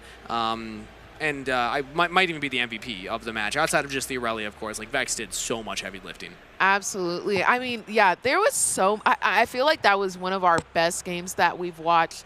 There is a lot to break down, and I think, why would we hold that from y'all anymore? Let's go ahead and get into it with Charmer. Hello everybody, Charmer here, ready to talk about what we just saw in that amazing matchup between the Aurelia player and of course Dana on Annie. And there's a couple of different things that I want to focus on, but there's going to be a theme throughout all of these, which is opportunity. When you're playing against Aurelia, and you expect to see a lot at these events because it is one of the top meta decks, you have to take advantage of those windows of opportunity. So in order for that to happen, Dana, as the Annie player, has to find opportunities to catch these runes off guard. So as we can see here, we have a setup where Dana is going to be going into a play, and we're going to go ahead and let this play now, where she's trying to force these runes to be used. So she's going to have the Rebuke come out. We can see the Rebuke here. And then this is going to be answered by a counterspell. Again, the Calm players, you expect that to be the play. Boom, Hard Bargain comes down, and when the Hard Bargain hits, that's now in the bin, but when the Hard Bargain hits, that is the answer that buys her the opportunity. This is why she was able to capitalize and win game 1. This is what you need to do against Aurelia players. You have to force them into a situation where they do not have the energy to pay for their counterspells or to pay for their defensive buffs, etc. Annie potentially is a good matchup because of her ability to develop onto the board, and then with the Legend ability, always get those runes back. But Annie is not the only Legend that is looking to take advantage of these opportunities in the matchup. So on the other side, we're going to see something that is very League specific in this next clip. It is knowing when knowing when Flash is down. If you've played League of Legends, you know that Flash being down is something that you are looking for. So in this particular instance, we see Flash. That's right, Flash here has been played by Dana.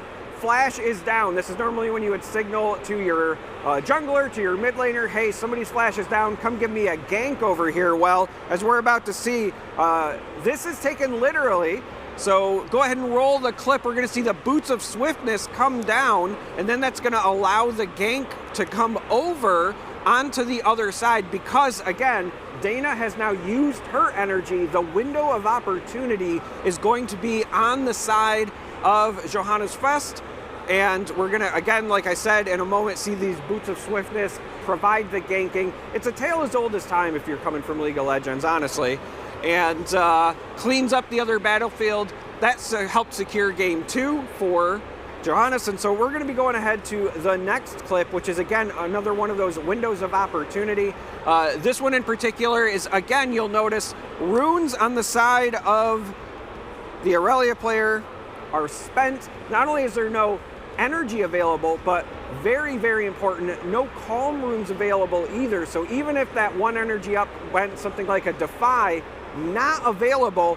So in this particular instance, Dana was trying to follow things up with, once again, a hard bargain to stop things. But like I said, it's all about opportunities. It goes both ways. The final, in my opinion, the clinching play that was made is the following clip that we're going to focus on, which is the presence of Vex. And again, talking about opportunities, sometimes you have to create your own. One of the things that I'm going to highlight here is, yes, she still has these runes available, 2 energy up.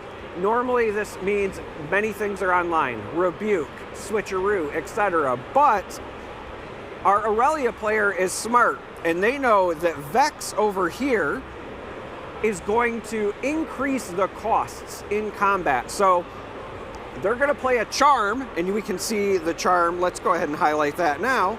And that charm is going to target this hopeful and make the hopeful go here.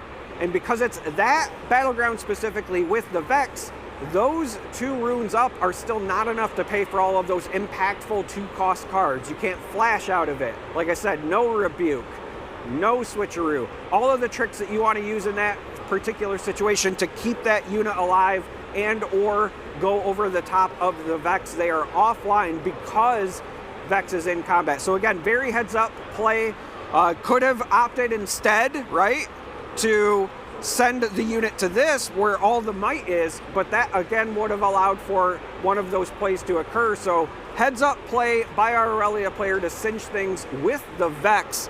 Again, the theme in this matchup is opportunity. And so if you're somebody who is at home saying, hey, I'm losing to Aurelia at my Nexus Knights, how do I go over the top of this? You have to find these windows of opportunity. Similarly, if you're the Aurelia pilot, you need to make sure you're capitalizing on your own windows with cards like Charm when your opponent has no way to combat it. I think this was a really outstanding series, a lot of good back and forth. Again, congratulations to our Aurelia player. But this is just the start. We're going to see a lot more Aurelia throughout the event. That being said, we have a fun segment coming up next, which is going to be Miss Kim Kim playing against Damien in a game of Riftbound using a chess clock. That's right. If you've complained about how long some of these events go, or you've complained about the round timer, well, now is your chance to see what a chess clock would do. So go ahead, take it away, Miss Kim Kim. Hello and welcome back to the Riftbound Regional Qualifiers in Atlanta, Georgia. As y'all know, my name is Miss Chim Chim, and I am here with a very special guest today. Hi, I'm Damien. I'm from UBS. I work on marketing for organized play. And today we're going to be playing a special version of Riftbound. As y'all know, with the bans listed, they want Riftbound games to go a little bit faster. So we think we should ramp that up just a little bit more, and we're going to be playing with a chess clock. Now, the chess clock has 5 minutes on it, and you just go back and forth playing super duper fast. Whoever runs out of time, whoever has the most points, wins. Okay, so I think we should just get started. Cool, let's roll for first. Yeah. High roll? Yep. Okay. Ooh, I don't know that that's doing it. 2. 2, okay. 4, okay, I feel more confident now. 6. Oh, I will be yikes. starting. Yep. Okay, so let's draw our cards first. Let's flip our battlefields. All right, we've got the paper tree and the windswept hillock. Let's see. I will keep mine. I'm gonna send 1 back. Feeling good about the other 3 though. Actually, you're right. I'm also. Oh, I think you passed, but you know what? I'll let it slide. Okay, are we ready? We're ready. Let's get started.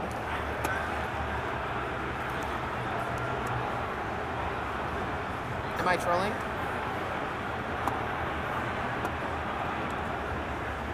Are we trolling?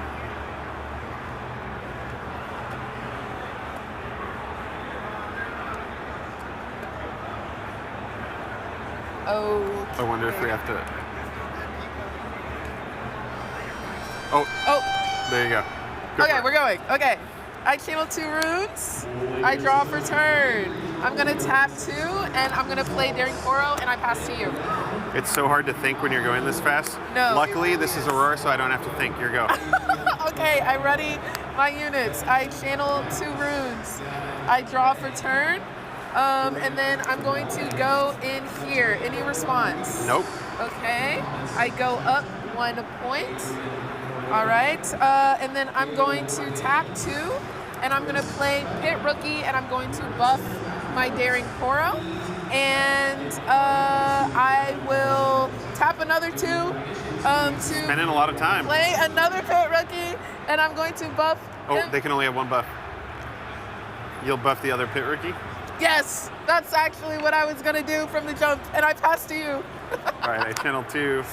Draw 1. You know, not a lot of decisions here. I'm gonna channel 2 runes and pass. Oh my gosh. You are really making me work for this right now. I am going to go over here. I get You're 1 at point 3. for holding. I get 1 point for conquering. Okay, I gotta channel my 2. Dude, I'm just like ABCing all out of order. Are you kidding me? I'm going to tap 4. And I'm going to play a BF sword. I am going to recycle 1 rune to equip it to the Daring Poro. So I'm gonna tap my legend, channel 1 rune, exhausted, and pass to you. Cool. Already my runes. Ooh, go to 9. 9's a pretty good number for Aurora. You know what? And we'll see the Aurora. No! 2. Oh no! Okay, I will pass my turn. Aurora will trigger. Tasty Feyfolk, not what I want to see off the top. Here we go. Okay, so I go up 2 points for holding both battlefields. I'm feeling really good. I'm readying my I feel pretty good units. too if I were you. I'm readying my runes. I am channeling 2 runes. I'm drawing for turn. I'm going to tap 2 and play Unsung Hero here. Also, I held here, so we both channel 1 rune, exhausted. Ooh, I like that. I don't like that anymore. I channeled the Unsung Hero. And then 3, 4, what 2? I'm going to tap 3, bring in Fiora, pass to you. Ready my runes. Bro, I've really been playing. I'm You at haven't 10 been runes. playing. Yeah, I mean, I don't know what's going on. Let's go 8. Oh, you're in punch first territory. So Maybe. we'll see how this goes. Got so some this body is runes 3. I'm gonna attempt to go here. Okay, and I'm going to tap 2, recycle 1 rune, and I'm going to Hidden Blade your Dead Bloom. You love the Hidden Blade. I love it. And I love not so fast, buddy. Oh wow. Oh, wait. Wow. Is it your? Oh yeah. Your action. And it's back to me. Yep. Okay, so I'm going to tap 1 and recycle 2, and now I will punch first. Okay. Now it's my, yeah, you know what? I think you got it. Okay. Okay. Fire. And with that, I'm going to tap my legend to Okay. do So this that. is 5 over here, right? Yes. I'll come over here for 6. Oh my gosh. Okay, I think these are dying. Sweet. Okay, I will pass my turn. Aurora will trigger. Oh. Ugh, I'll leave it at home. Here we go. All right, I'm drawing for turn. I'm channeling 2 runes. I got you up 1. You're at 6 points. Everything goes up. Yeah, I get 2 points here, no? Or did you No, just? just 1. Okay. 1 point. I'm at 7. Oh, no, I already ticked you up. Oh, I'm trolling. There we go. There we go. Okay. Ready. You're at 6 over there. Defense for 8. What do I I am got? tapped out though. Okay, let's tap 4, recycle 2. Yeah, no, the board gets The board sloppy gets like real, this. real messy. I'm going to, he's at 5, that's at 6. I'm 8. going to bring in Spectral, and I'm going to bring in a Pit Rookie. And as you know... Wait, I'm sorry, this has a buff on it, I'm trolling. Yeah. As you know, I will be buffing The matron. my time. My time is going crazy right now. Ah. Okay, what do I want to do? What do I want to do? Oh, are you just running out the clock? That's crazy. No, that's not what I'm trying to do. Okay, I'm just gonna attack. I don't even care, man. I'm gonna tap. Is this what I want to do? I don't think this is what I want to do. I'm actually pretty scared. I pass. I'm actually pretty scared. I'm actually terrified of your big boys. One. Oh, good job. You got 2 points. Oh, this is actually a funny turn. Okay, let's go. I'm going to come in here. Okay. Cool. I'll grab a point. There you go. I will charm in this one into here. No! It's going to die. Yep. Okay. I will charm in this into here. No! Oh. It'd be crazy if I had another one. I'll charm in Spectral. Yo, what the I'll pay 4, make 2 dudes. Yo, you just wiped out half my board. I will pass Auroral Trigger. Another Aurora? Well, I can't play it. I wish I could. Okay, good. Oh my God, I'm wasting my time. Nice. We love Here that. We go. Okay. 1, 2, draw for turn. Okay, this is not looking very fun, nor is it looking very fresh. We've got 6 over here. We've got 16 over here. Oh my gosh. Okay, let's tap 3. I think you got it, you know? And we're gonna bring in a first mate. We're gonna, let's see, I could do 5, 6, 7. 6, 7. Okay. Dang, I can't even ready this because of what you've done. Oh my gosh, I've got 42 seconds. Okay. Let's recycle a rune. Let's recycle a rune and equip. And then because she's mighty. Remember, I defend for +2. I passed my turn. I'll get 2 points. No, oh, I'm about to tie up the game. You're catching up. Oh my gosh. They're gonna hang out together. You're freaking insane.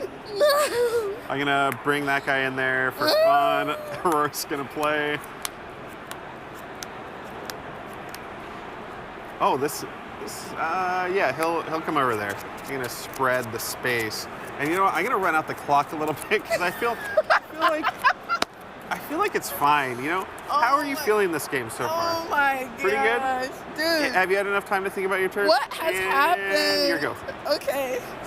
All right, we're readying everything. We're channeling 2 roots. I think that pit rookie and the first mate, I think they can take out this mountain. I hate you so much. Okay, so we've got 12 that we have.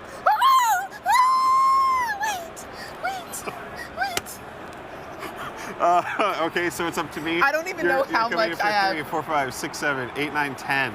Yeah, you could kill one of the tasty face. Oh my gosh. Do you have any response? No. They all die.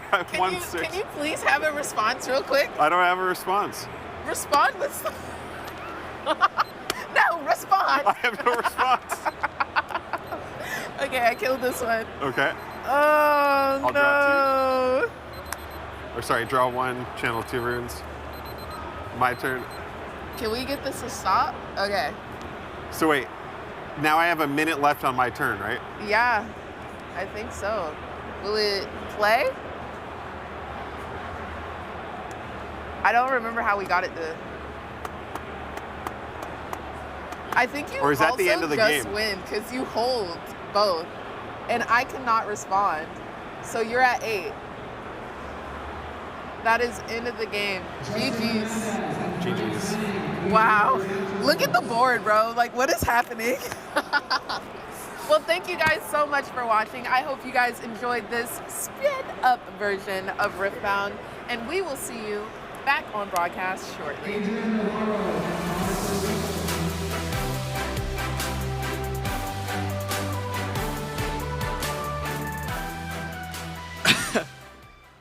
That was beautiful.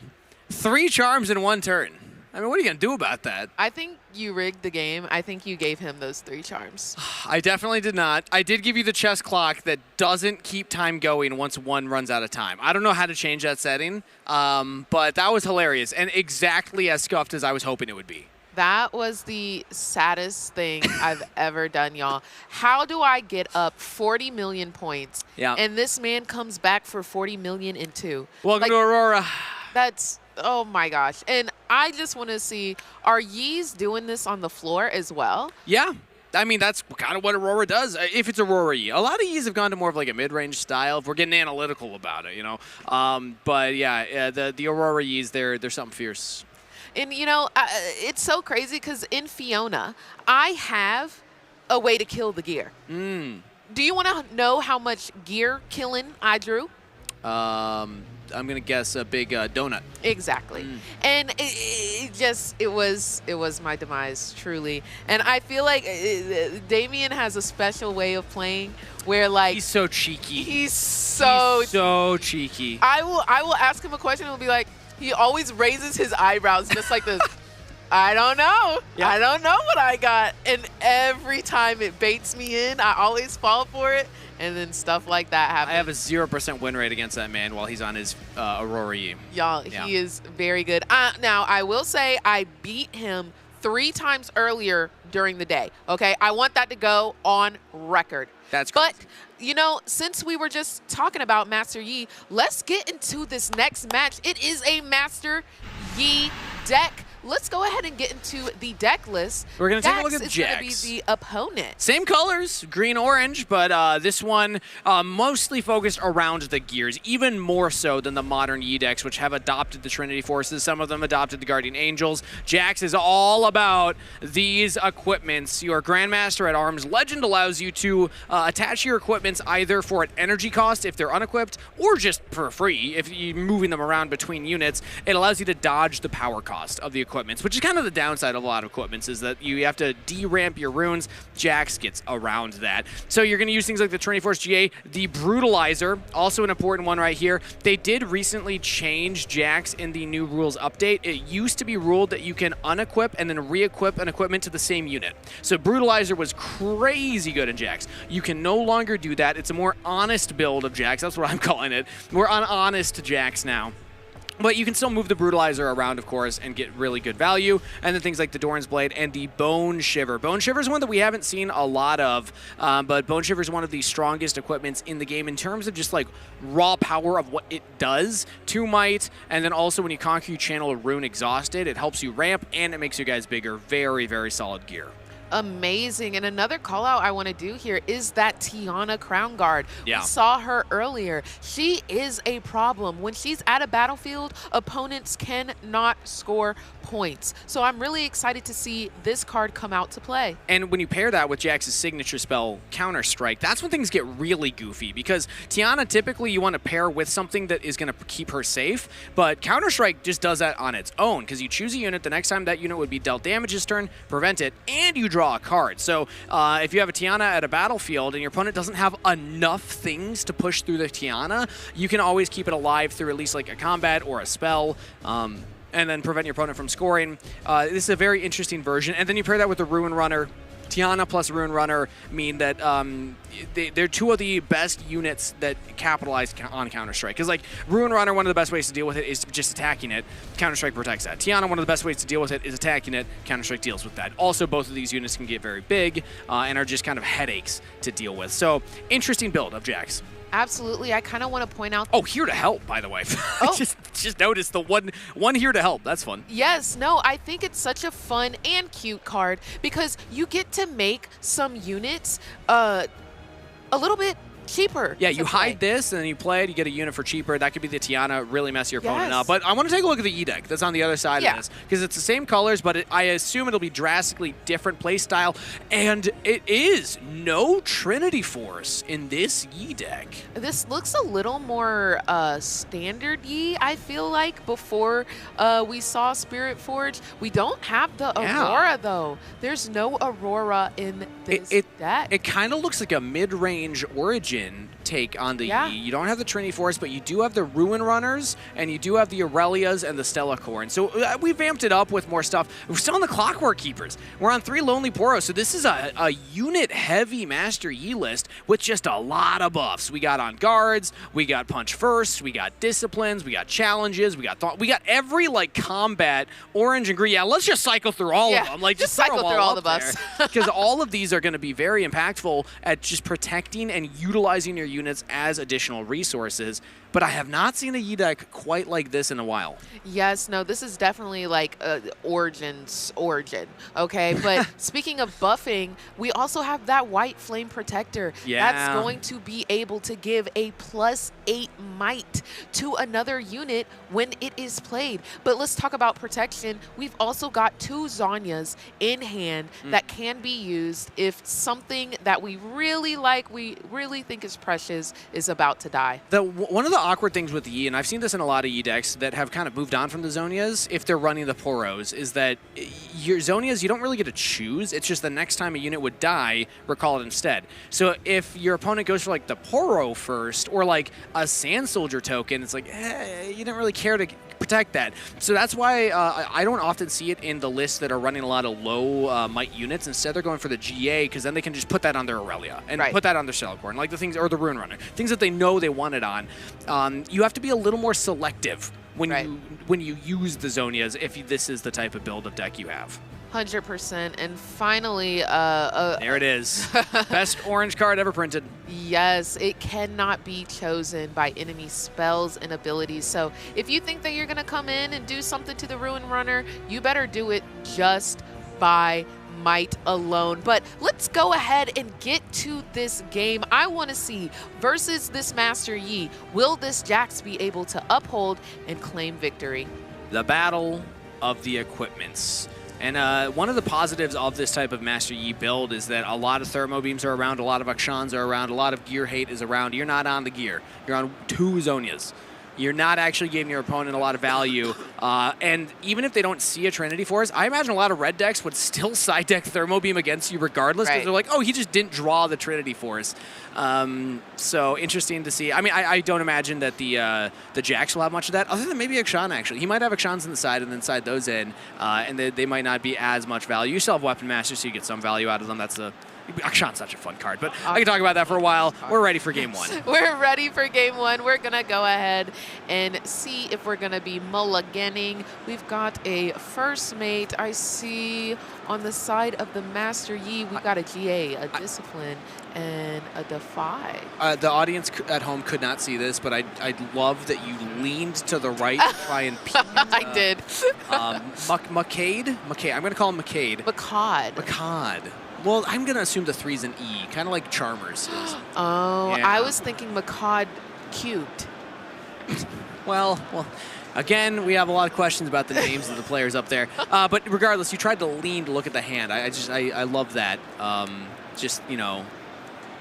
But we're getting started conceptually, here. You know? Yeah. Okay, Lonely Poro, good start. The Lonely Poro, good start with the 2 exhausted on the side of McCade.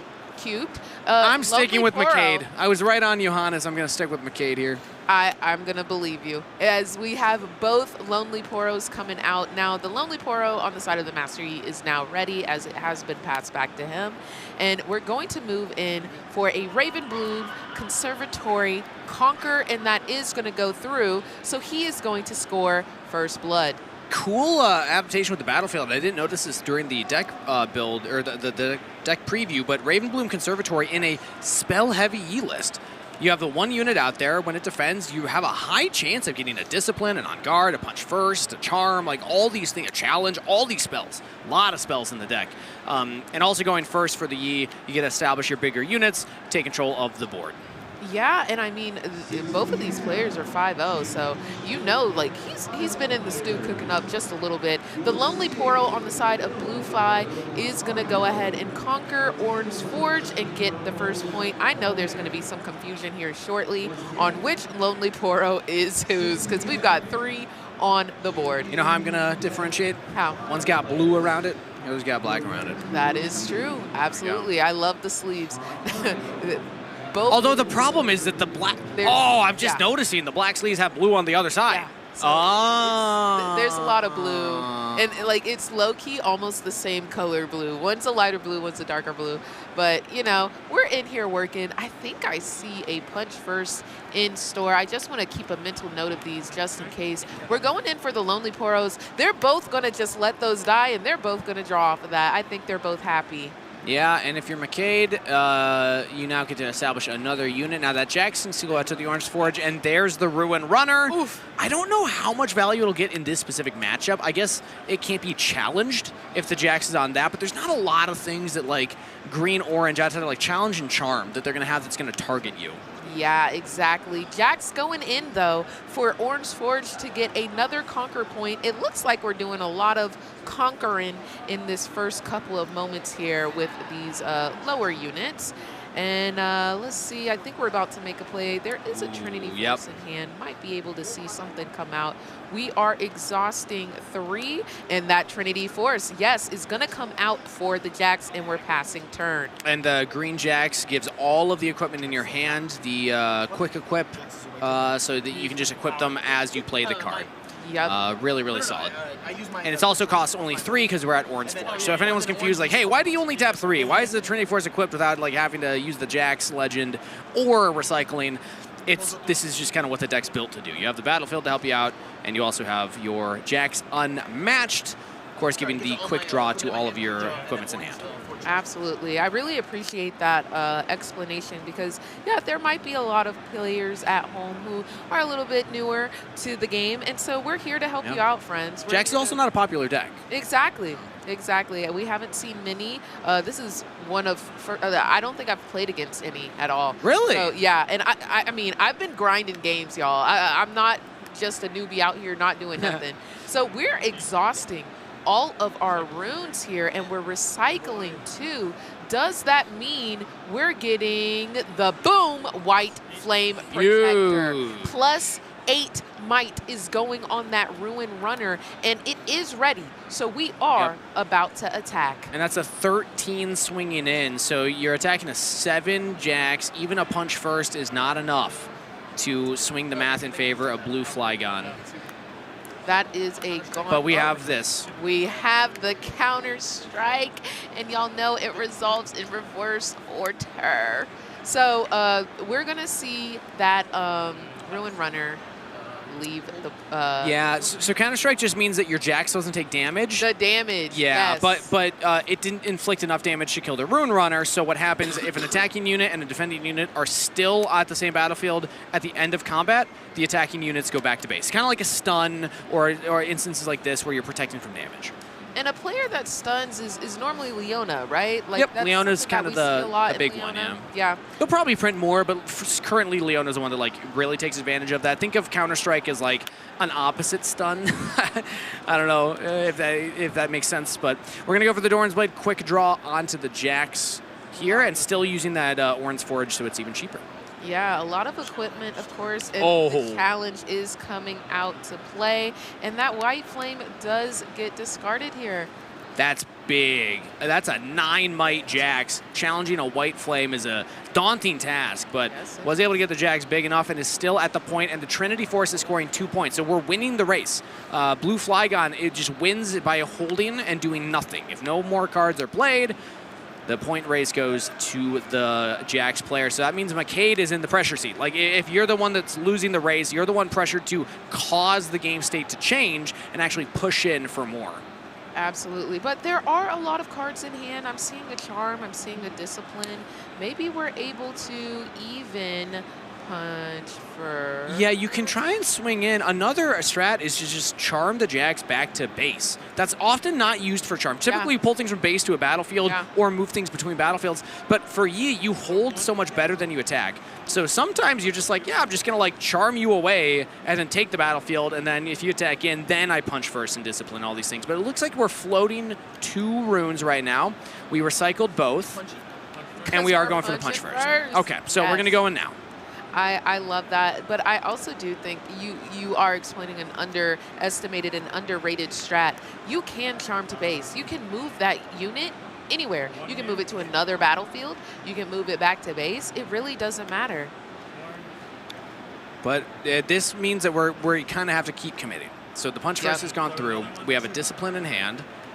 Is that 2 disciplines? I can't tell. Oh, a challenge. A challenge. Oh, I like this. We're not in a combat phase. There's no action phase here. So Blue Flygon cannot use like his own punch first. He could, this is scary, he could use like a discipline, but then McCade has his own discipline.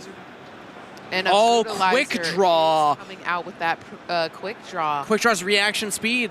So Blue Flygon's actually able to protect this Jax. I've never actually seen the Jax use quick draw in quite that method, but that will be a 3 bonus to it.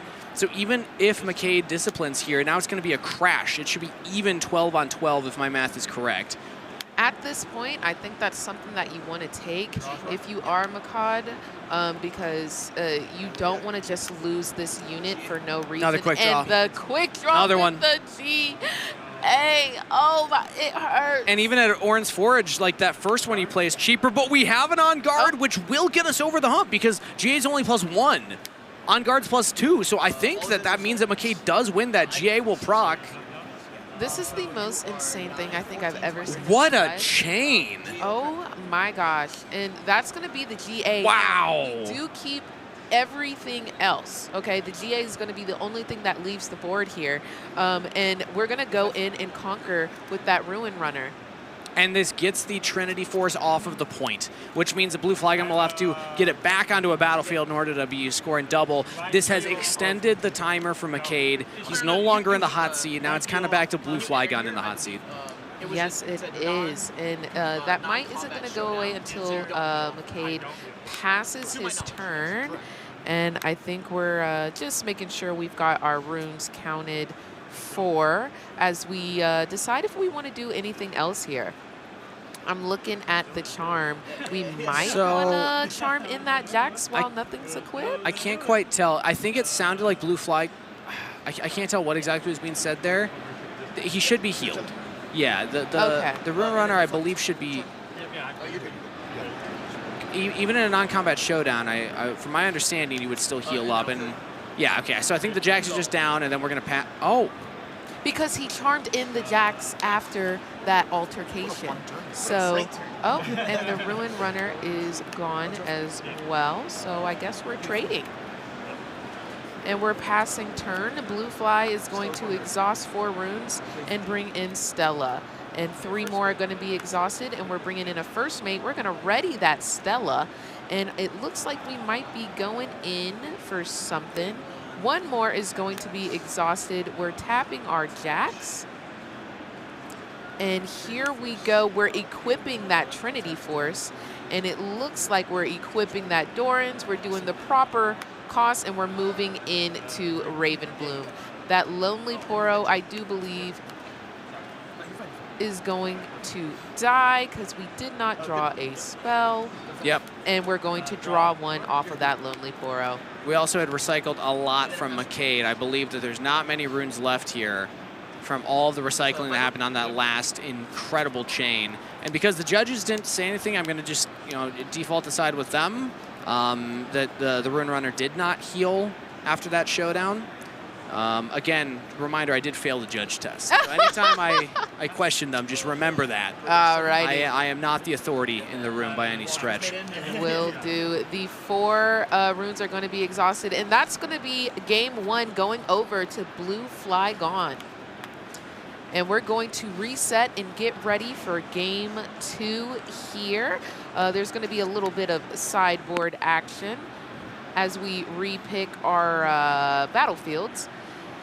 And we're just going to figure out how do we want to counter. Yeah, Aspirant's Climb is a great one to delay the game. I love that a lot of decks that you wouldn't necessarily assume want the game to go late are actually opting into this, especially these gear-heavy decks, these equipment-heavy decks, because it just gives you time to ramp them up and just get to a critical mass. Because the inherent advantage of having equipment, or gears especially, is that you equip them to your units, your unit might be dealt with, but the gears stay. They go back and you can re-equip them. So the more of those you accumulate over a game, the more advantage you can accumulate over a game. And if you extend the game by adding an extra point requirement, that is a really good advantage for the equipment-heavy decks. Alrighty, I'm just trying to take a peek-see at these first hands before we mulligan. I see a Counter-Strike, a Lucian, a Doran's Blade, and I think I see... I wasn't quite sure on that last hand, but it looks like Blue Flygon is going to keep his hand while McCade does mulligan 1. We're going to go ahead and channel 2, and we're going to go ahead and drop that...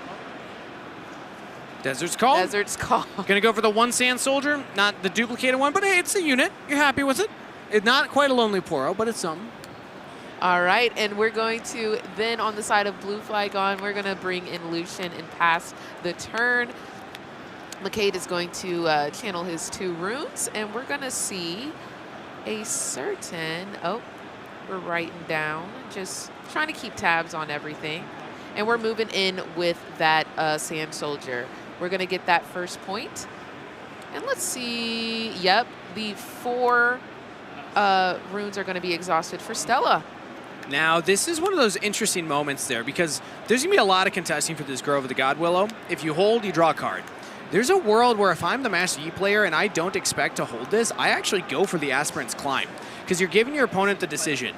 Do I go in and kill the unit, or do I get to the contested battlefield that's really exciting that I want to hold and you want to hold? So you're giving your opponent a choice and giving them a chance at misplaying as opposed to giving them the obvious clear choice, which is, oh, I get to go to the battlefield I want to and clear your unit.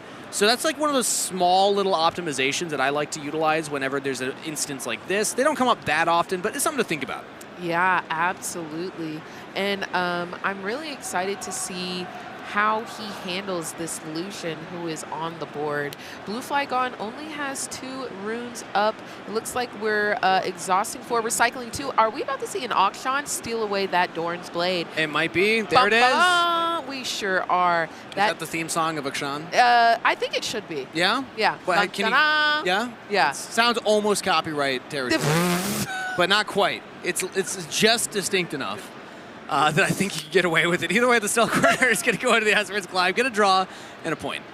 All right, we might have to workshop that. We might have to workshop that. We'll figure it out. But here we are. Lucian is just standing there by himself. We're bringing in a Clockwork Keeper. D-ramping more. Time. So we just spent 3 power from McCade's side there to establish 2 more bodies, get a draw, and steal a gear that is a temporary steal. Because once Akshan leaves the field, that gear goes back to Blue Flygon. What if he never leaves the field? Just keep Akshan in base forever. True. I mean, if you play League of Legends, he swings around. He's kind of hard to lock down. Exactly. Exactly. I'm curious to see if that is what is on the playing field. Unless we're swinging with a certainty, such certainty that he cannot die. Yeah. But Blue Flygon looks like he's about to exhaust 2 runes and go ahead and bring in another Lonely Poro. And yes, that's exactly what he's going to do. Yeah, he got the extra draw from holding at the Grove of the God Willow. Playing the Poro to base means that maybe he leaves the Lucian and he's just passing. Okay, so to me, I would read that there's a lot of buffs in his hand, like Punch First, Disciplines, things of that nature, because leaving the Lucian just signals that he's confident that that Lucian will survive, or even the signature spell, which I did spot there. So Counter-Strike can also help Lucian out. Absolutely, and all of the units are ready here on the side of McCade. We've got a couple of runes. We've got 5 runes up. Let's see what we're trying to do. We might just be mapping out a little bit, trying to make sure that we can keep everybody safe. We're going to move that Stellacorn so we can draw 1. I see 2 on guard. Draw. In hand. Yes, we also have a Thwonk just in case in hand. And I'm not sure about what else, but I think we're feeling pretty confident, pretty strong right now on the side of McCade. We're going to move that Auction in. I try and take this Grove of the God Willow. It's so much better and easier to defend for the Yi anyway, and you just don't want to give free draws to your opponent. Chew through their resources. You have enough resources yourself to probably beat through anyway. Like, this is going to be 6 attacking 3. Even the Punch First only gives 8 defending on 6. Your Discipline will crash it. You give back the gear, but then you can like retake the point again, and this makes a lot of sense to me. I think McCade's got the right line, in his sights. Let's see what Blue Flygon has, though, because how many? Oh, that's 2. That's 2 disciplines, but that's also 2 on guards on the side of McCade. I think we're trying to just get these cards out of his hands. It's the only way to do it, I think. You'd have to double discipline, which means you don't have access to the Counter-Strike anymore. You won't have enough runes for it, so just Counter-Strike first, save the disciplines. Alrighty, and so that Auction is going to move back to base here. Now, that's only, Counter-Strike only defends the next time it would be dealt damage. So Muckade can actually go in with his Clockwork Keeper with all these buffs in hand and try and still push through. Or this works too. JK, he's coming back. You thought he was done. He's swinging right back like he does in League of Legends. All because of that first mate. Really nice play there. It was a gotcha, but not even with what we thought it was. Yeah. And we're going to go over with the Clockworker on the other Aspirant's Climb and get another point. I think that was the game-deciding play right there. McCade just established such a lead. There's one Lonely Poro on Blue Flygon's side. He has a GA and a Trinity Force in hand, so we can get this Poro to 4, attacking with Disciplines on Akshan, but like still 2 runes up on McCade's side, and we know that he's got enough gas. Yes, honestly, that Lonely Poro is looking pretty lonely. He might be exhausting. Living up to the name. Yeah. Oh, nope. Jax is coming out. Okay. We're recycling 1. And we've got 3 runes to play with. There is a Stella in hand, but unfortunately that costs 4, so he's going to pass that turn. Patient play. Yes. 2 points going over to McCade for holding both battlefields. And we're going to see what he wants to do with this. Now, at first I was like, oh, he didn't play the GA. Then I remembered Quick Draw. Jax gives all of your equipment in hand Quick Draw, so you can just do it when you get a reaction window from your opponent, unless McCade doesn't give him a reaction window, in which case that is going to be some wasted runes there on Blue Flygon's side. I think there's maybe an argument that you just play it onto the Jax right now, but let's see if McCade gives him one. He actually will move in, trigger the Cellcorn, draw a card. No reaction from Blue Flygon there. So still holding that reaction. All right, we're tapping 5, and we're going to end up playing Irelia to base. And then we're going to move Auction back. So we're really trying to play it safe here. Just make sure that we keep these units in hand because we just need 2 more points. Oh, not putting the Pit Rookie, or the, sorry, not Pit Rookie. I always get Pit Rookie and First Mate confused. I don't know why. They're not even close to the same name. First Mate, though. Surprised that McCade didn't put him out. He's still got the buffs in hand, and it forces Blue Flygon to at least commit resources to establish control over one of these battlefields. Absolutely. There's a lot of catch-up that has to be done here by Blue Flygon. There's a lot of units on the side of McCade that reconquering for this, the next 2 might be kind of easy. There's Jax on the board, there's the Lonely Poro, and we know there's a Stella inside hand. Are we going to try and play that out to the field immediately?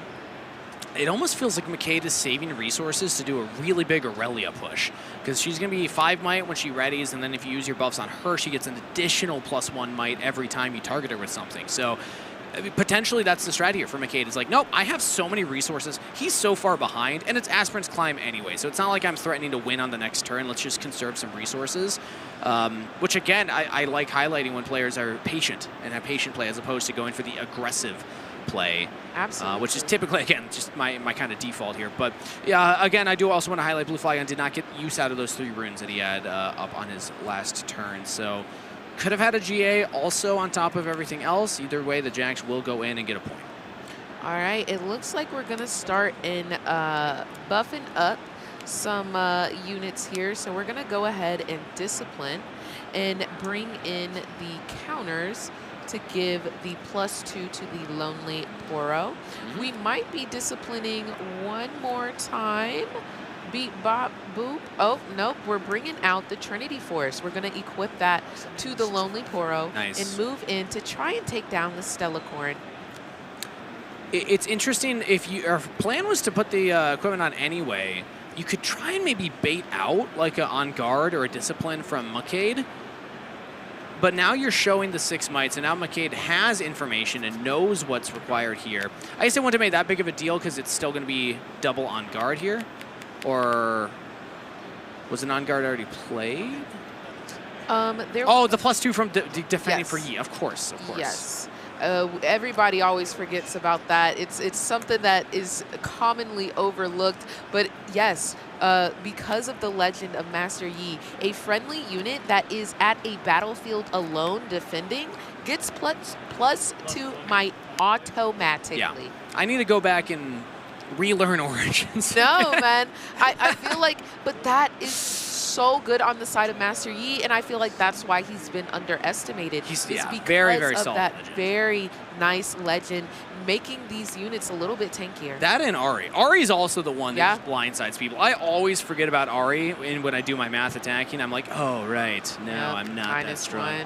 -1. Yep. But yeah, the Yi, of course, defends much harder than it attacks, so defending successfully feels great. You're at 7 points. You can score 1 more if you can take this Jax. Thank you. Thank you for reminding everyone what Ari does, in case you were confused. I have, lost many locals to this legend.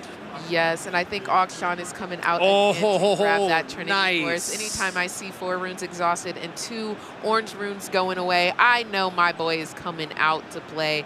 He is absolutely fantastic at just taking all the gear. You thought you were going to have gear on the board. Why is all of your gear on the side of Master Yi?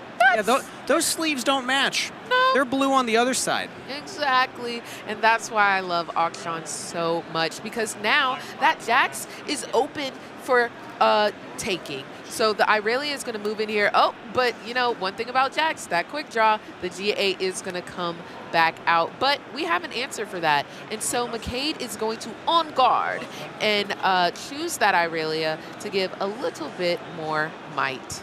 I believe should be, choosing to give the +2. Let's see if the spell resolves, and it looks like it will. And now punch first.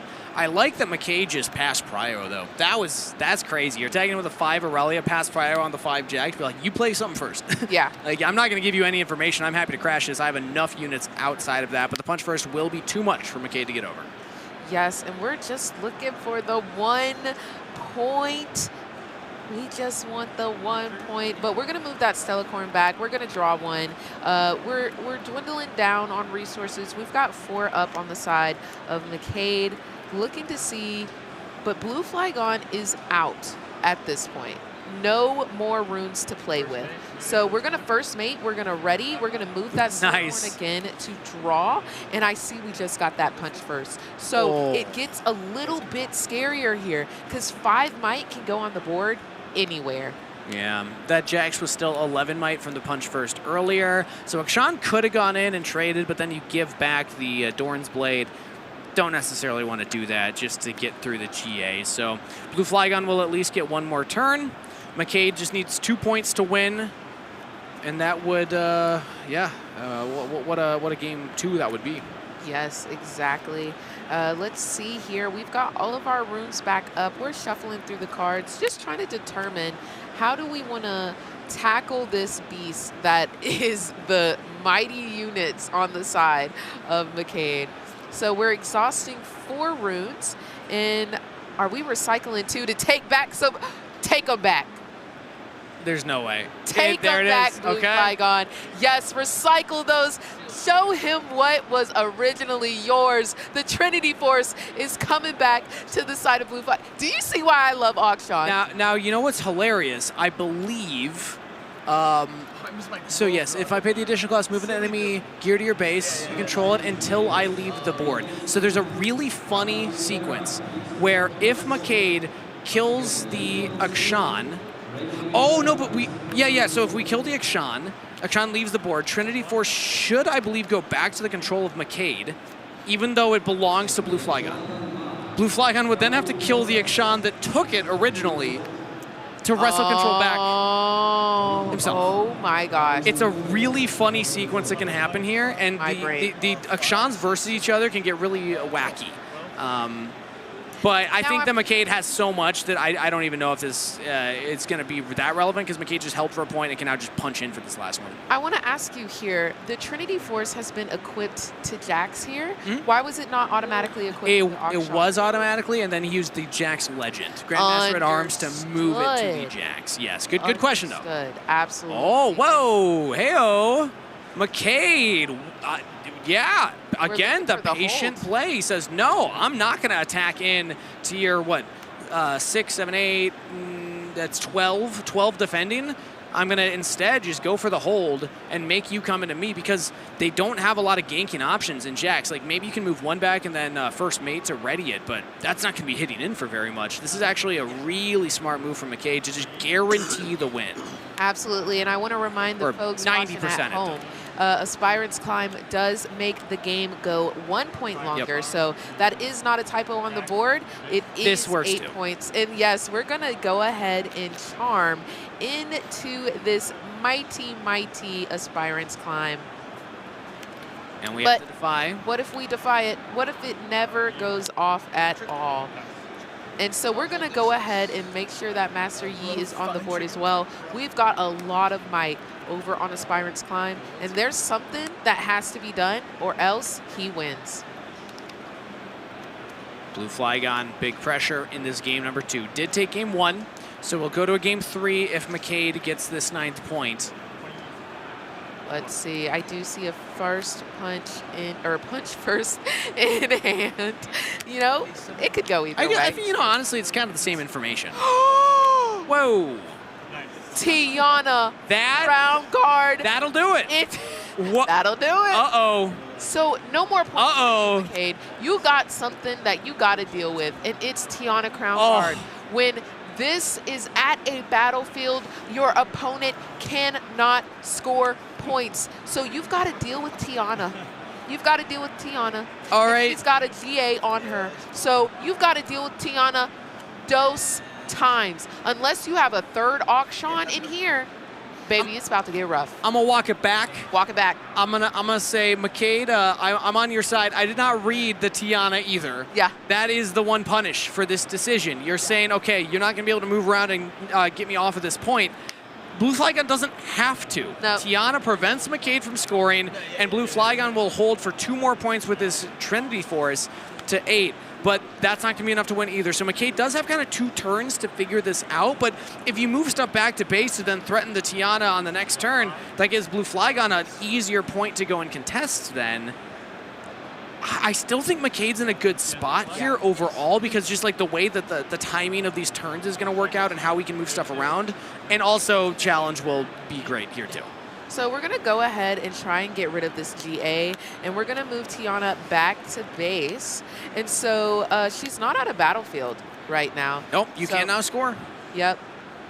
But do we have enough? I mean, you're going to have to really buff up the Stellacorn to punch through 7 plus 4 is 11. That one was a little slower. I'm slowing down on the math today. 11 holding right now. There are 2 punch firsts in hand. I do. No! Yes, he does have the 2 punch firsts, and that is going to be the game. Okay. Well, that was exciting. That was. Honestly, these are 2 really big, mighty, just like decks in general. These punch firsts can really turn the tides on both sides.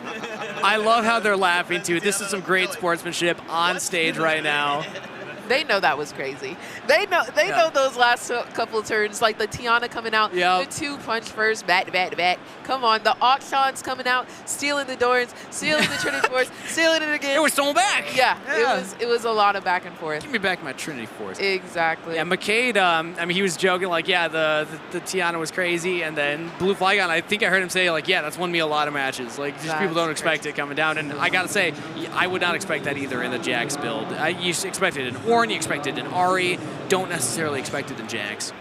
And I see why he has it. Yeah, I can see how it can win him some games because that was an absolutely stellar play. Probably made McCade a little bit scared there. But we're getting into game number 3. Now, this is the game-deciding match. Both Blue Flygon and McCade have scored 1 match point. So we're going to see what comes down to happen here. Yeah. Bad start for Blue Flygon. Not getting a unit or a gear on your first turn means that you're going to be a little behind on the tempo here as McCade does get the Lonely Poro. Okay, we're going to catch up a little bit here with 2 Sand Soldiers. I'm going to imagine that Blue Flygon didn't have that last turn. Otherwise, you probably just throw it out there so that you can try and get the point advantage. But either way, it's going to be McCade getting on the battlefield 1 turn earlier. Absolutely. So the Lonely Poro is going to go ahead and move into the Sunken Temple. And we're going to go ahead and score first blood here for McCade. And we've got 5 runes to play with. So we're going to exhaust 3. And yes, the first mate is going to come out. And we're going to go ahead and ready the Lonely Poro and pass our turn to Blue Flygon. Okay. So I guess McCade's hand, I can't quite see what's in there, but he just wants another unit on the field. Also, crucially, a unit that can test a singular Sand Soldier. So Blue Flygon's going to have to commit both of these or have like other buffs. I do see some in hand that are going to be answers. Also, multiple first mates of his own, notably not Pit Crew. Not Pit Rookie, for sure. I don't think he has any Pit Rookies. I do see how you could think it's a Pit Rookie because it is orange. It is a lower height. Wait, you got it. You found the bridge. Yeah. Because Pit Crew is the blue unit. Yeah. Pit Rookie is that one. Yeah. There's a line. Wait, Reagan, you solved my brain. Yeah. That's why. I got don't know why I'm that connects actually with my brain. a pro Riftbound player. I don't know if you could... Are you a psychologist? Yes. Okay. Yes, I am. I feel like this is a breakthrough for me. You can ask my roommate, Sam. He's like, I call these things the wrong thing all the time. Yeah. And I think I just found the link. Yep. Okay. Well, what did I miss in the game? I feel like I just went on a self-discovery tangent. Out. There was 4 runes, or 5 runes exhausted and 1 recycled to bring out Jax to come to play. So we've got 3 units on the side of Blue Flygon, but it is now time for McCade to go ahead and move that first mate in to score a 3rd point. Yeah, Blue Flygon not committing the Sand Soldiers out, would rather keep the units than sacrifice them to like a Discipline or something. So if you're establishing the Jax, that means you will not be able to defend it with your own spells. I did see a Defy in hand though, so... yeah, Blue Flygon, again, very patient play right there. That's one of those moments that differentiates the 5-0s from the rest of the field. You know, like, there's a reason Blue Flygon is undefeated right now. Clearly understands his deck and understands the matchups. But those are the types of decisions that I think are, like, really interesting to analyze and break down. And boom, it does not matter right now. Charm is going to go ahead and come out as he's going to try and charm in I believe the Sand Soldier. I'm not sure if he tried to charm the Jax into the first mate, but we're going to go ahead and see that Defy. So we're not even going to see it come to fruition here. So that's going to resolve. That's not going to go off. I do see... on the side of McCade, I'm really trying to take a peek at that hand. Did I see an auction? Did I see a punch first? I think I did. I think I see a punch first, yes. I really feel like that's a auction, so we might be saving Now I'm that. doing it. Now I'm right. the right to try and peek into the hand. We might be seeing that auction once we finally get the gear on the board, so we're probably saving that. So we're going to pass over, and Blue Flygon is going to start his turn by channeling those 2 runes per usual, drawing for turn, and we're going to move the Jax in for the Lonely Poro. Yep, that's going to be 5 on the 4 defending, which means that McCade will have to do something if he wants to keep this alive. And he is. He's going to go ahead and exhaust 2 runes to discipline the Lonely Poro. Now, because it is defending alone, it does get that additional +2. And so the discipline is going to come out as well for the Jax. So Jax is sitting at 7 might, while the Poro is sitting at 6. On guard, coming out on the side of McCade. So we're going to get... Oh, Lord have mercy. Another Defy. This is the craziest sequence. We're here to game. Yes, we are. The Defy is actually going to stop that on guard. So the Lonely Poro, after using all of those resources, might just have to die here. Is there anything left to do? I imagine not, but keep in mind, McCade will get a draw off of this and still holds the other point and is still ahead by 2 points once Blue Flygon conquers. No way he punches first for Lonely Poro. Okay, all right. So we still get value, like you said. We get value out of that, and we just drew a Stella. So that's still pretty good. Nice. Trade your little Lonely Poro for a Stella. I think we can take that. It's most effective with another first mate, but again, Blue Flygon passes, saving the units, not chewing through his own resources on the back row. But that is 2 turns in a row where I really do feel like maybe... Well, okay, at this point it is 4 attacking in on 5 defending, so you'd have to use your own cards in hand to try and punch through that, but... Yeah, Blue Flygon, very, very patient player.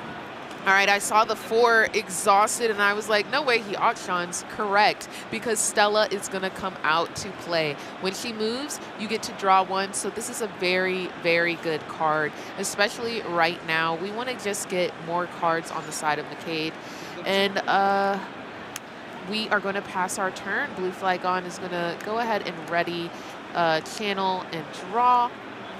And again, it's coming down to one of those concepts that I had talked about earlier on stream, that just because your opponent has an out doesn't mean that you can deal with it. Sometimes you just got to chew through the out.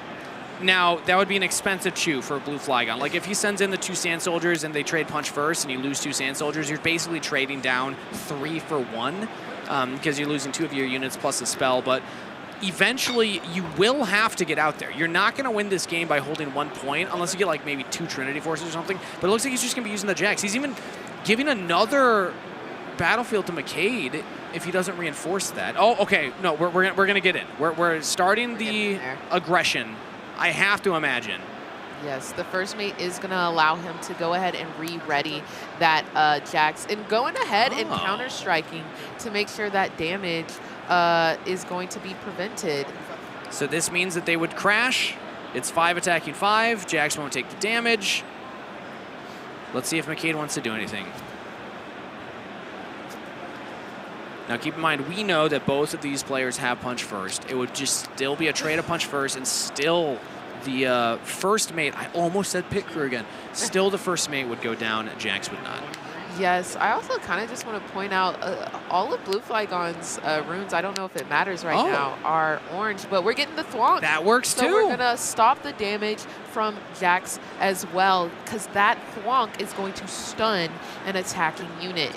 Paid the deflect cost, but well worth it. McCade will hold for a 5th point, can move the Stellacorn in for a 6th point, draw a card off of it, and then is threatening in a very, very scary position on the Blue Flygon, who now feels the pressure, now moves the Sand Soldiers in, and even develops a Lonely Poro. Yes, so he still gets to get at least 1 point here before passing his turn. But now, McCade is probably going to want to move that Stellacorn to go ahead and draw after channeling these runes here. Another Stella was just drawn from a turn, but we're going to think about how do we want to play this at 5 points here.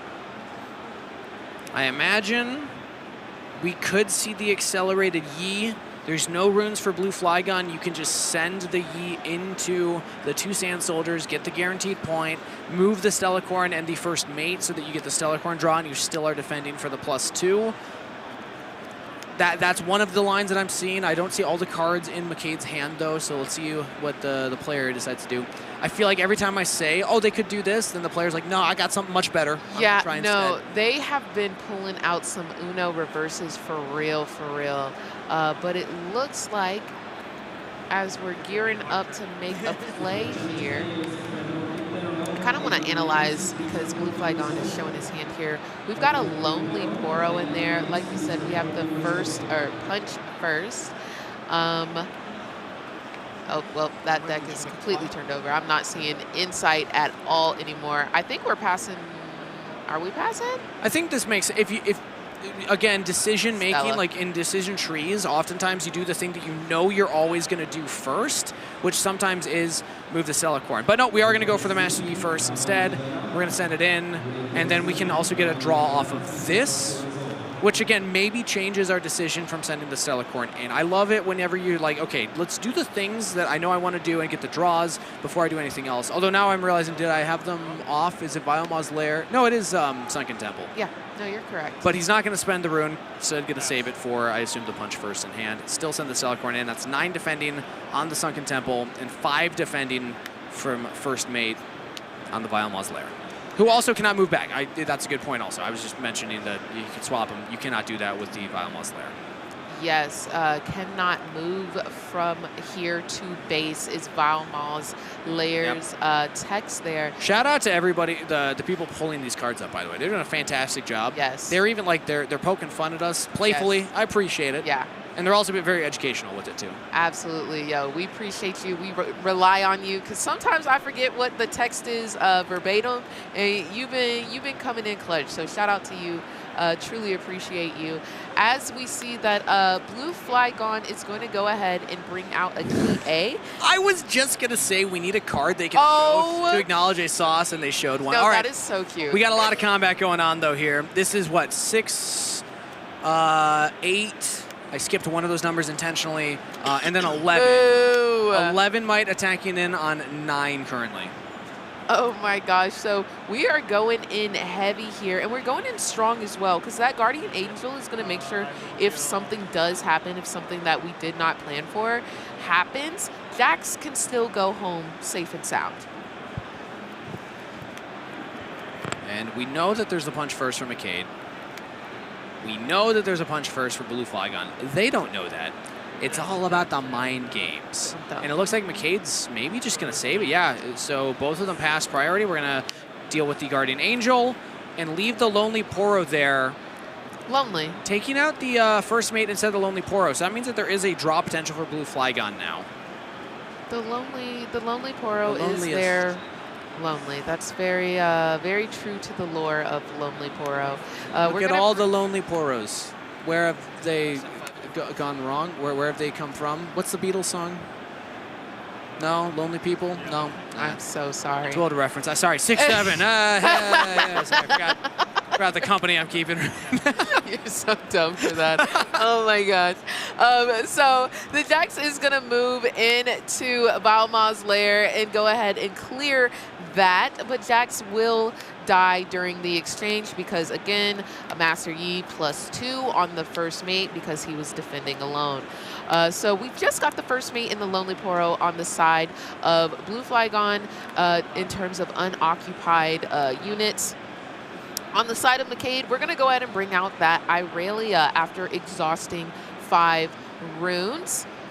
We are seeing also, just I want to say, a beautiful game of chicken.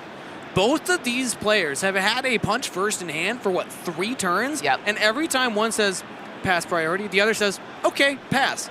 Bet. You know, I'm not going to play it if you're not going to play it. And eventually someone has to play one. Like, someone's got to do it. They definitely know that it's going to cancel out, but it's such an expensive spell in terms of having to recycle those 2 orange.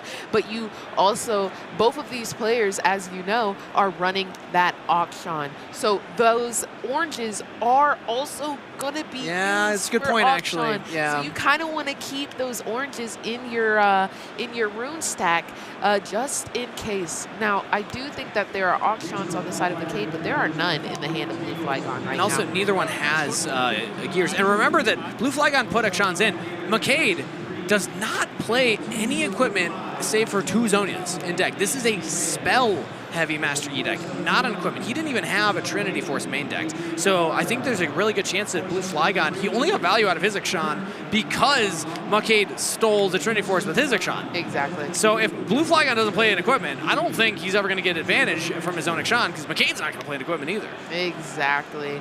But, you know, Blue Flygon kind of in the power position right now. The Lonely Poros are holding it down on both battlefields, but once we pass over, okay, we're getting good intel on this hand right now. We got the Stella punch first and a Defy.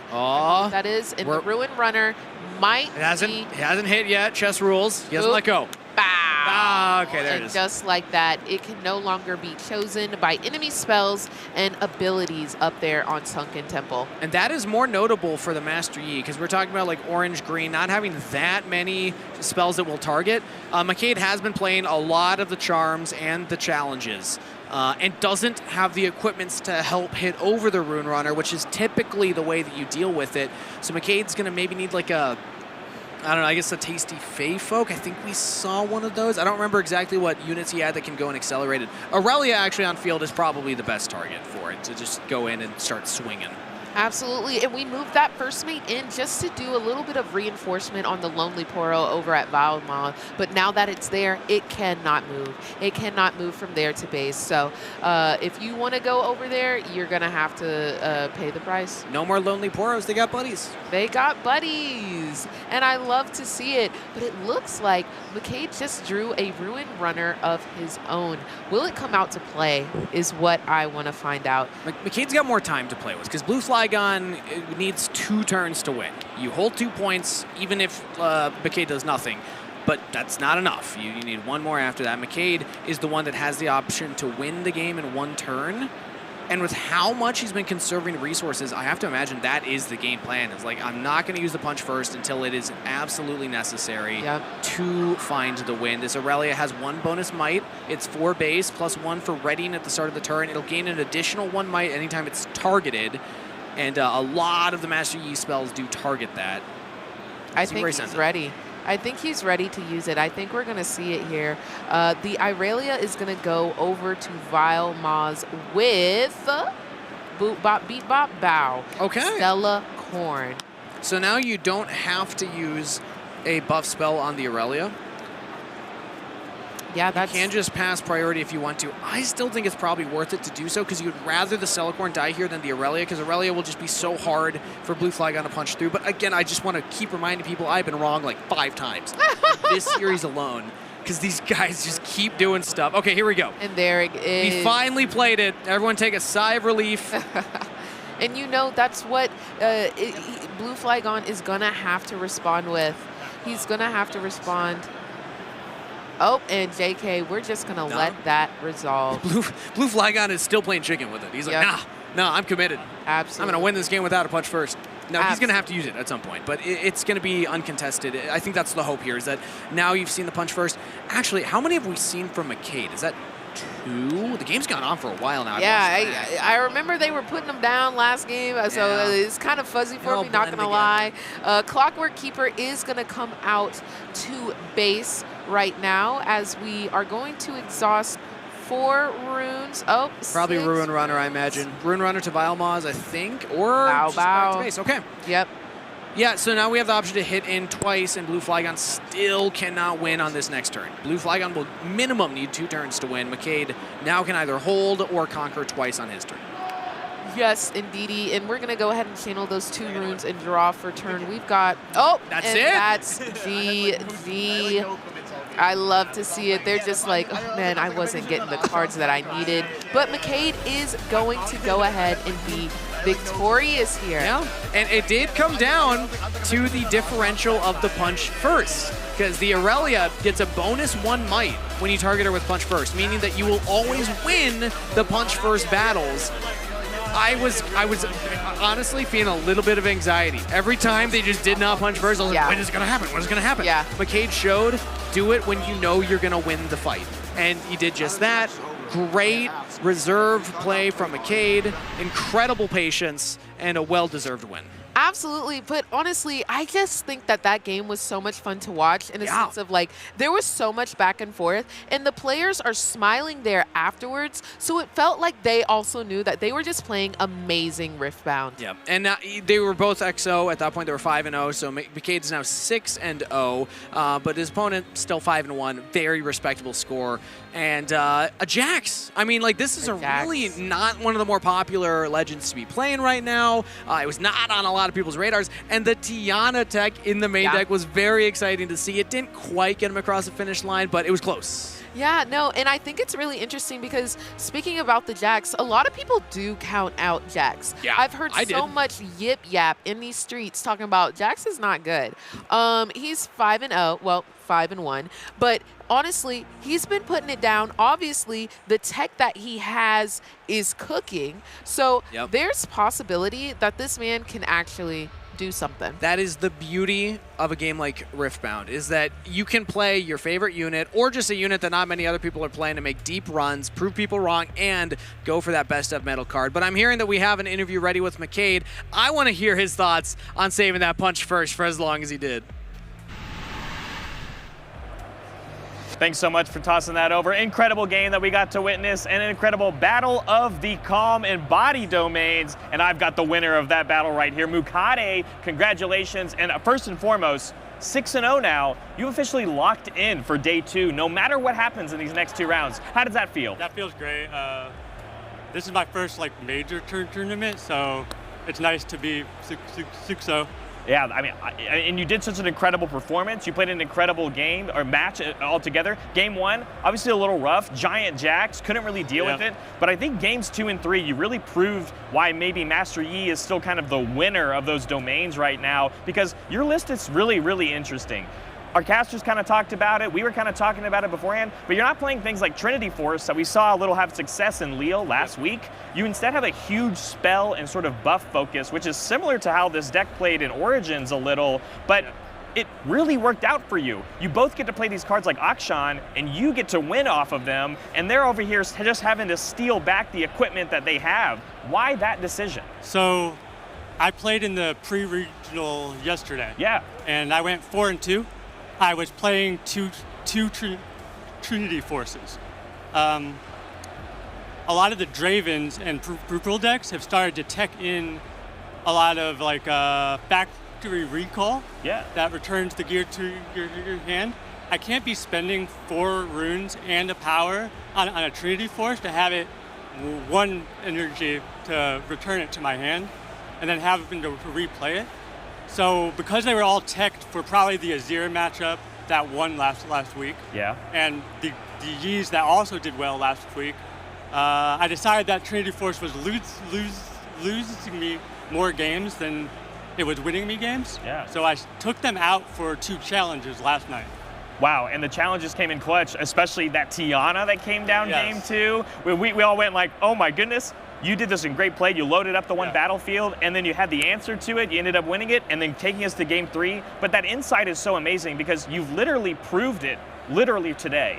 You went 4-2 yesterday in the pre-regional, adapted, made changes, and 6 rounds later, the same amount of games you played, you're already doing better and undefeated. So, Mukade, incredible match, incredible game, but your day isn't over yet. What are you trying to avoid for these last 2 rounds here, and maybe end the day 8-0? Draven. Okay. It's not unwinnable, but I think it is favored into him. All of his cards are just better than my cards. If he draws Axe, Falling Stars, my 2 early drops, and then also has Rebuke on my Yi turn, the game kind of just ends on the spot. I can still win it if I get ahead, but it is the one I've struggled with the most. Absolutely. Makes a lot of sense, but you proved it here in this match that you know how to punch first against the other decks that are sporting the same domains. Mukade, congrats again to your match win. Hopefully we'll see you tomorrow. Of course we will. You've already locked it in. We'll send it back to the casters. Dude, I love it so much. I love the punch first there, Barry. That was good. Good but call. we need to point out this one thing. Y'all, deck lists were to be submitted midnight last night. That man just said that he subbed out those Trinity Forces for the 2 challenges, and those were such amazing cards. Holy moly, he cooked up. I gotta say, most duelists, most players, when I talk to them and they make these last-minute changes, I just want to do this one thing, and I wasn't feeling right the day before. It's like a gut reaction, and then they regret it. This was a really solid meta call. His logic was sound of I'm just losing to all these other tech, the main deck decks. A lot of the yellow decks are on salvage main deck too, so it's yes, the theoretical strength of Trinity Force and Master Yi is crazy, but if everyone reads it and that's expected to be played, people are going to be prepared for it. Absolutely. What they're not going to be prepared for is a Master Yi, which again, I promise you, it's happened at least once where somebody had Gear Hate in their sideboard and was like, Master Yi, he's going to have Trinity Forces. He just didn't draw them. Yeah. So I'm going to side the Gear Hate in anyway, and then it does nothing. That's such a cool heads-up play. I love it. Absolutely, and I mean, we pointed this out before the game even started. That was not your regular schmegular Master Yi deck. No. So he obviously has crafted up such a masterful deck that has gotten him... So you can make these jokes, but I can't say 6-7? Yes. Anyways, we're gonna throw it over to a match analysis with pastry time. I don't know if that was heard. Thank you so much, Miss Chim Chim. What a pretty incredible series. I feel like it was looking a little one-sided at certain points. Jack's looking great in game 1. In game 2, we'll look at little spices. Let's have a look, because this is the game we're going to focus the most on. First things first, you can kind of see 6 points to 2. Not looking all that good here in the game. It feels like, again, Jax was able to get off to a good start in the first one, and now Yi is kind of at the point, you know what, I played all my units, I got in the early point lead, I was on the play going first, I stole your equipment with Akshan, I have an Aurelia ready to go, and this Jax is looking, I don't know, pretty scary, but not all that interesting. So let's move on actually to the next clip, because this exchange that happens as Flygon is trying to kind of play things out and kind of get it going in arrest control back in this game is kind of the thing I'm really interested in. So let's play it out here and just kind of show what happens, because there's a decent amount of stuff going on. So player shuffling cards, again, 2 calm decks, so definitely a lot of interaction between these two. This Jax is kind of scary first mate. I'll go ahead and move up that Silicon, move on in, we're feeling good, feeling great. And again, moving towards the points. Now, important thing to note, this game would be very, very scary if Aspirant's Climb wasn't one of the battlefields, because already at 7 points, Yi getting 1 more point feels pretty easy, but we are playing to 9. And this Jax on this bottom battlefield is looking pretty fearsome. So going back through a lot of different interactive cards, and all of a sudden, I spy something that I don't see very often in Jax decks. Find it in just a second, because if I'm the Yi player, I'm feeling amazing at this point. I feel like there's nothing that can possibly go wrong in this situation. And spoiler alert, that is not the case, because I don't think anyone expects what's about to happen next. Tap a couple runes, feeling good, feeling great. And Akshan's gonna go ahead and take things back. I think we can speed the clip up a little bit. I think we can speed up playback. If we can do that, we can go ahead and do that, because we have a little bit more to move through here. And this, not quite, keep going. Move speed ahead a little bit further forward here. So bottom battlefield looking all right. Again, trying to deny 8 points now for the Yi player.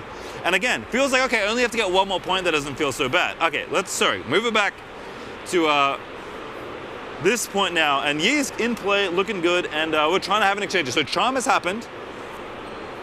Trying to coax a unit forward. And again, I'm feeling great in this play if I'm a Yi player. And there's the problem card. Tiana on that bottom battlefield. And all of a sudden, you can look in the player cam, by the way. Top right-hand corner, Yi's like, I don't know what's going on here. I'm not feeling good about what just happened.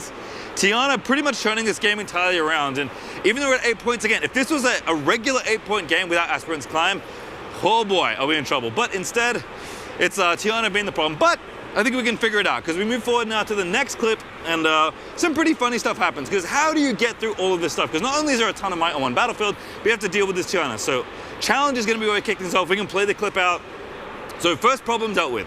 There is a GA on this Tiana, but remember, Tiana has to be at a battlefield for her effect to be relevant. So now what we have to do is figure out how to score on this other battlefield. And this Yi player's got a pretty fun solution. I feel like a lot of people, when they play against the orange players, not too big of a fan of this card because it's pretty powerful. And there are definitely more copies of this card in this Yi list than we typically see. So again, thinking through how we're going to get over here, trying to figure it out. Punch first 1, punch first 2. Yeah, okay, that'll be enough. Plus 10 might, and that's going to be a game. So game 2, kind of close at some point. It felt like Yi was running away with it. Tiana felt like she was maybe able to equalize, and instead that double punch first after that challenge was able to sort out the problem. So game number 3, we're going to get through into the middle section of this game, because this is where I feel like things start turning around. So quick pausing on the screen, you can see there's a charm right in the middle. And that charm is actually trying to move this Jax into the battlefield with the first mate over here. And we'll play the clip now, and you can see that Jax does not want this to happen. So thinking. Again, this actually be a trade right now, because it's 3 plus the 2 from the Yi legend.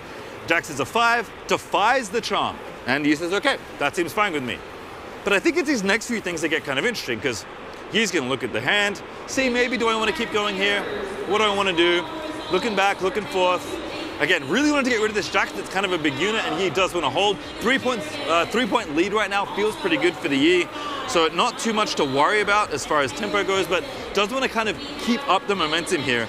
And Jax is trying to find a way to crawl back into the game. So passes it back, and then Jax has to consider, okay, what do I want to do? I know you want to get rid of my Jax. You just started to charm it in using that first Defy, but the thing about using Defy in these spots is It's very good. But you don't have unlimited number of defies. So Jax is going to come in, and this is where I think the exchange is starting to favor, because it's just one Lonely Poro. You do have to move in here at this point, so it's not really a misplay, but you have to try and fight. It always sucks against you because that free might is good, and then this discipline is going to make this Poro even bigger. So now we're winning this fight. Poro is very big. It is 6 total. We're going to go back. Discipline. Trying to fight back here, see if the Poro happens.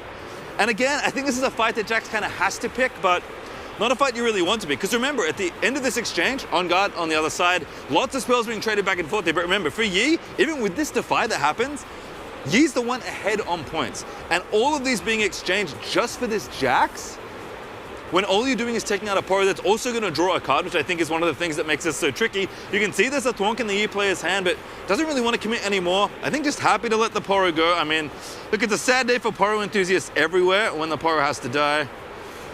So poor Poro, not long for this world, unfortunately. But at the end of the day, just decides, you know what, I'll give it up. I'll draw my card. And I feel like at this point, too many resources have been exchanged. Yes, Jax is trying to play catch up. You have to commit something, but I think at this point, it doesn't look like it because we're still quite early on in the game. It's 3 points to 1. I actually think this exchange might have been the thing that determined the game. As we jump through to our next step, we can kind of see slowly but surely things get ground out and we can play it out. 6 points to 5. Jax has been able to catch up, Ruin Run on the battlefield. This does look good, but this Aurelia, this Stellacorn, this situation, that lead that Yi was able to generate and kind of win that first major resource war, to me, it kind of feels like the point where, okay, this game got a little bit out of hand because there's a bunch of breathing room for Yi to have here to try and maneuver. And even though, again, it doesn't look great, Yi is able to close out the game from this spot and just kind of crunch through the points. And who can speed this up a little? I think maybe see a little bit more towards the end of the game. Punch first, charm, there's a lot of different options here. And Yi does eventually find the line that takes it down. There's the punch first on Aurelia. We can pause it right here. And this is pretty much what seals the deal. Because even though, again, Ruin Run and Lonely Poro, very deadly battlefield, Jax, as we can see, no equipment anywhere in the base, which kind of sucks for the Grandmaster at Arms. And that exchange for you right in that mid game kind of made it feel like it just wasn't really a good way back because you've used so many resources in a matchup that is really all about resource fights. Because again, matching domains, different decks, different things they want to do. But when you use all your resources for one big fight when you're already behind and your opponent gets to draw a card, feels tough to win an exchange against a deck that is so consistent and pretty good at grinding you through the mid game like Yi. That's how I think about this game. We'll see how our casters think about it though.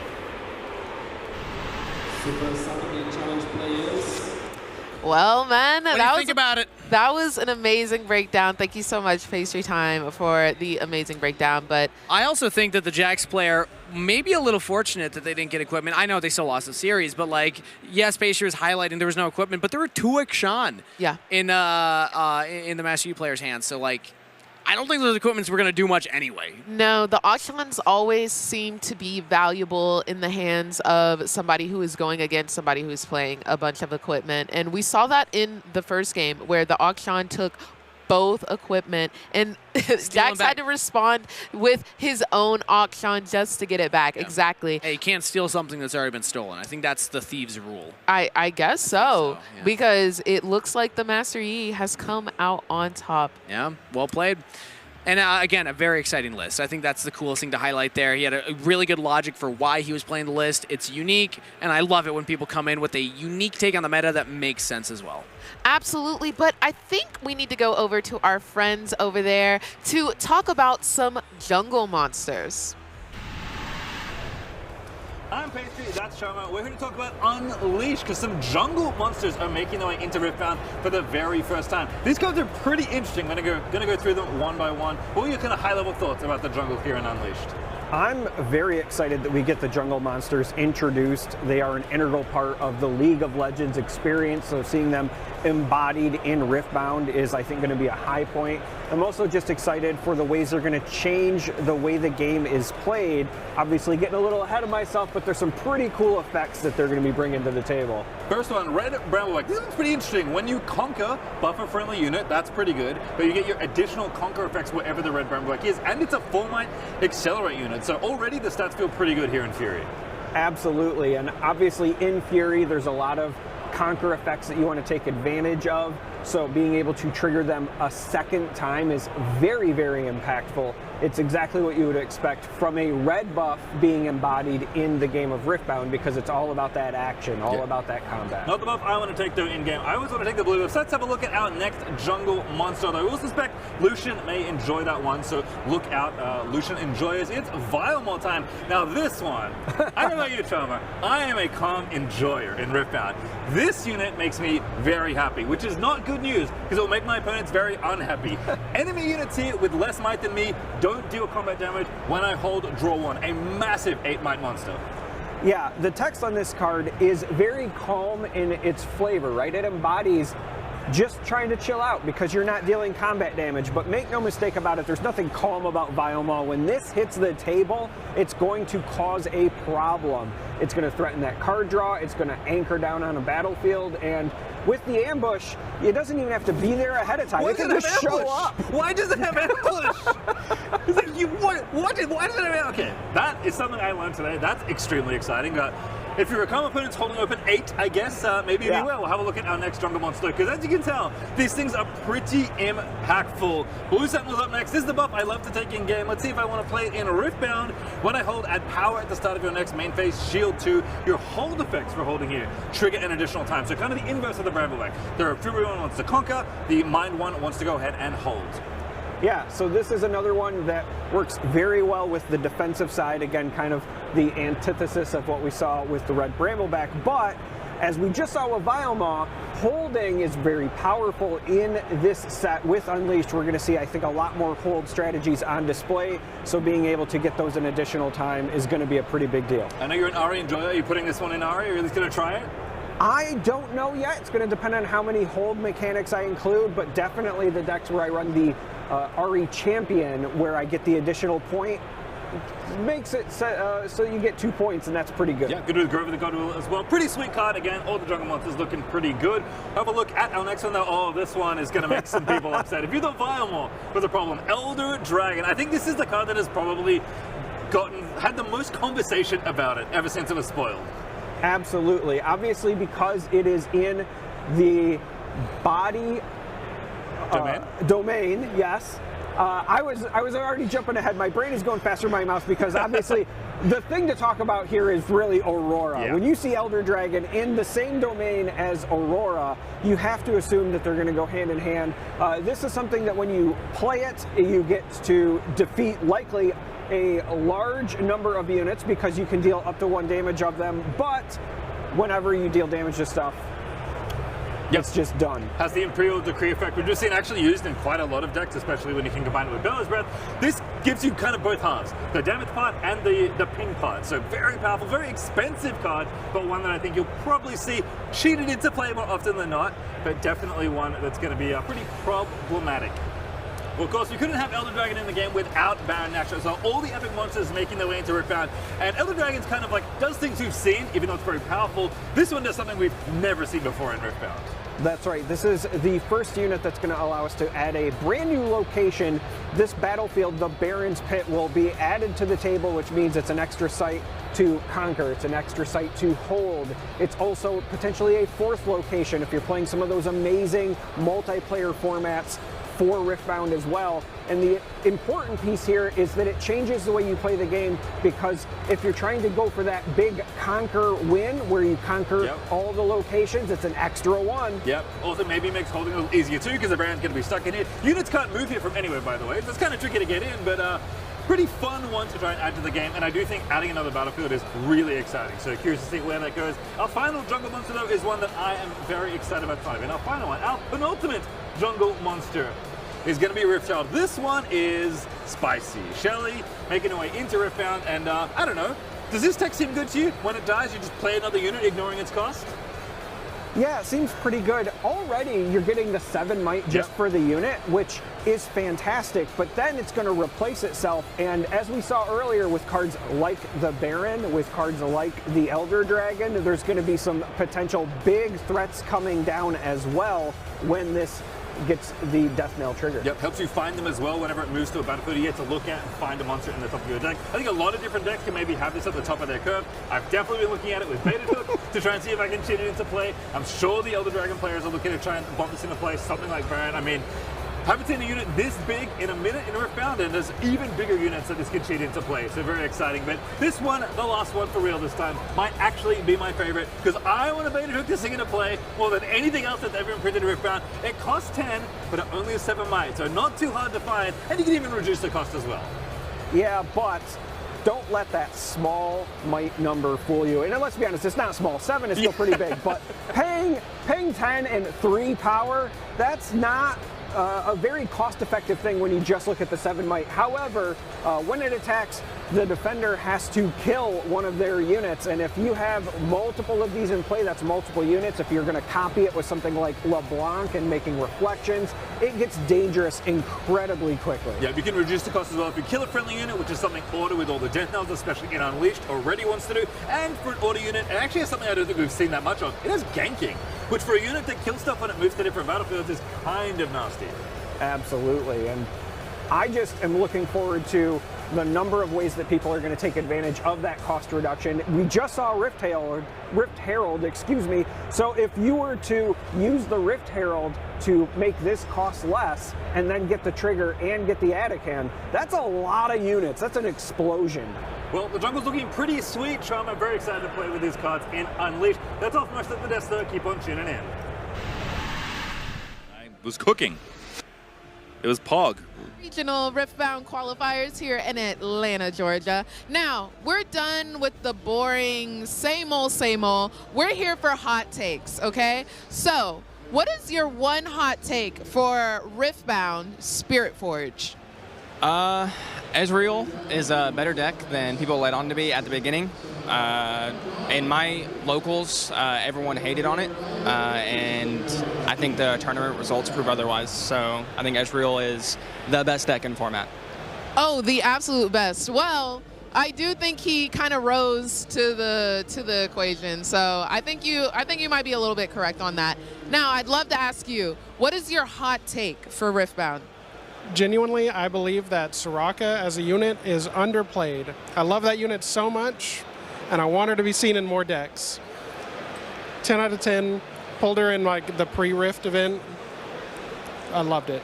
What is so good about Soraka?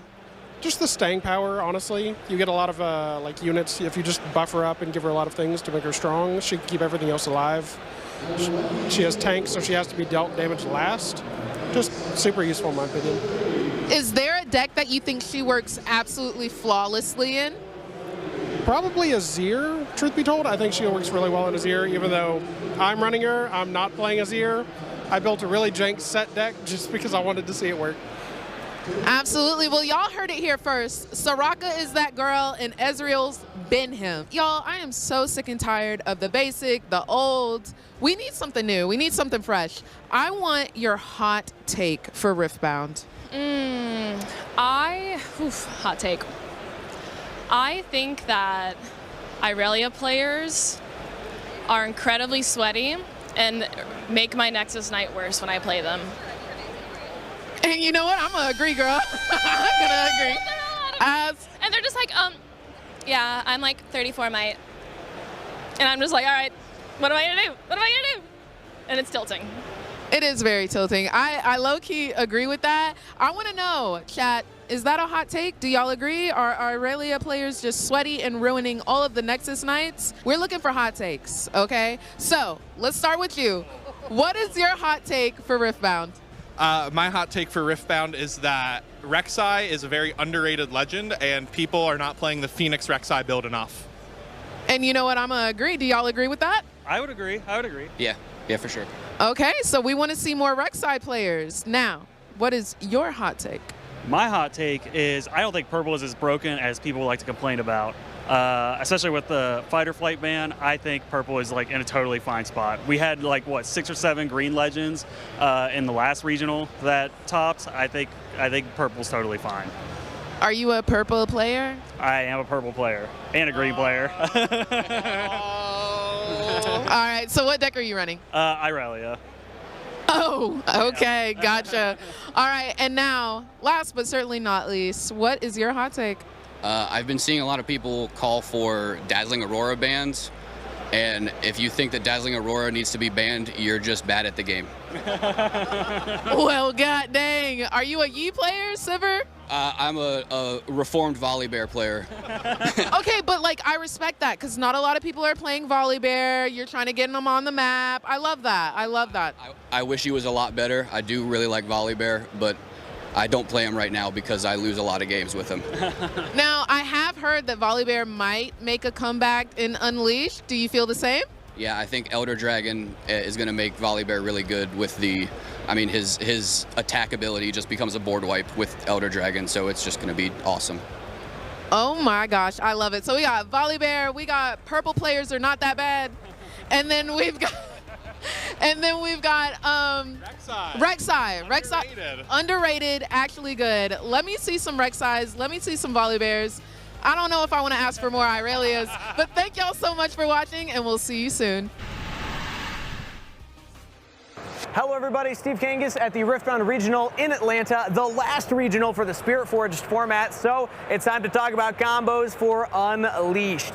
I want to talk about Rengar. This legend is crazy. Red, orange, so already a fun, aggressive combination. When you play a unit, give a unit +1 might this turn. You can really get your units to giant numbers the more you play, but there's specific combos that players are already thinking about. You might have already heard about this one. Let's take a look at his signature spell, Thrill of the Hunt, because this opens up so many options. It is a reaction speed spell, 2 energy, and then either a red or an orange recycle cost for the power cost. Banish a friendly unit, then its owner plays it to any battlefield, ignoring its cost. So no energy cost, no power cost. Now, this is pretty flexible because you can play a unit to your base and then reaction speed, play it to a battlefield and score a point, or on your opponent's turn, try and score and then maybe hold. Really flexible way to move your units around. But the key part is it says its owner plays it to any battlefield. So you do get on play trigger effects. One notable one is this next card we're going to take a look at here, Brynhir Thundersong. You've probably heard about the power of this card already in this format, stopping your opponent from interacting with your plays on your turn. Well, how about stopping them on their turn? Because you, for 6 energy, get a 5 might unit that you play to base. If you have 2 more energy up past your opponent at reaction speed, you can now banish your Brynhir, play it to a battlefield. It will get the Rengar buff of +1 might, and then your opponent can't play cards for the rest of the turn. So they get 1 trigger window that you can react to, and then they can't really do anything else with action speed spells, normal speed spells, any additional cards from hand, any units. This combo's nuts. And it's even more fun when you think about the card from Spirit Forged, Here to Help, which is another spell that I was even trying to use with Brynhir in this format. It didn't quite come together the way I wanted it to, but now when you think that you could also play this in Rengar, it gets really wacky, the combinations you can do to just shut out your opponent. So if this is a strong combo in the format, suddenly things that have a lot of action and reaction speed that you can just say, okay, well, you blinked my turn, but I'll play on your turn, that might rise up in the format as well. Really interesting to think of what kind of effect this type of combo will have on the metagame. But let us know what you think in chat. And now let's get back to the event.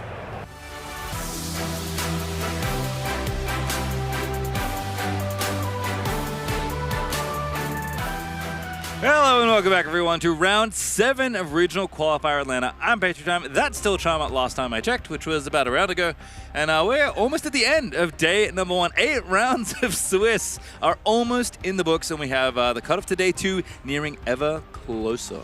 That's right. We're getting ready to go into round 7 of the day. Again, these players are looking for an X2 finish to move on to day 2. There's a lot of very prominent players when I was walking around on break that I was able to confirm are still live. Alan ZQ, notably, when I talked to him, was XO. I also had Ikado was XO. I talked to Casanova, who is still alive, X2 on Lucian. So a lot of things to be excited for in the future, but of course we're excited for the now as well.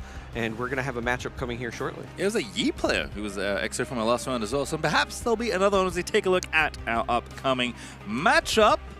It's gonna be a fun one. There's actually 2 decks we've seen on stream already, but I don't know exactly if they're I don't know if they're exactly the lists we've already seen. Actually, we might have seen one of them on stream, but I knew we had one filmed as a back. I was just gonna say, I think that you're slightly confused. We had one. We have a lot of games going on back here. Okay? There was a backup match. I don't want to spoil anything, but it was very fun to watch, featuring one of these legends. And I was impressed by the amount of might it was able to put onto the board. Yes. Do we want to go ahead and spoil at least what the legends are supposed to be yet? Well, one of them's Master Yi. We can tell the people. Yeah, I kind of already gave that one away. The other one is one that might be very good with Baited Hook, which always makes me excited. Although I don't think anyone is running the Baited Hook version of this legend, which is Charmer can reveal. Darius. So there is a version of Darius that's been running around. I've seen a couple of players on it. It is entirely focused on just playing big units.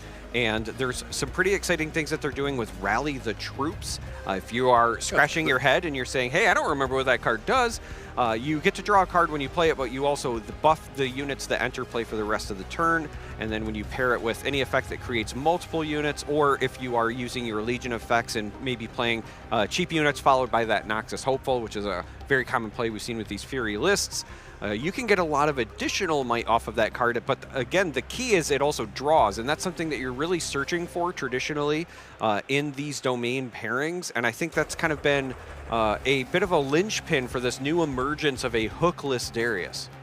We'll have to see which version of Darius it is. So we're going to reveal it right now because the deck list is ready for your viewing pleasure and mine and Charmer's. What do we got?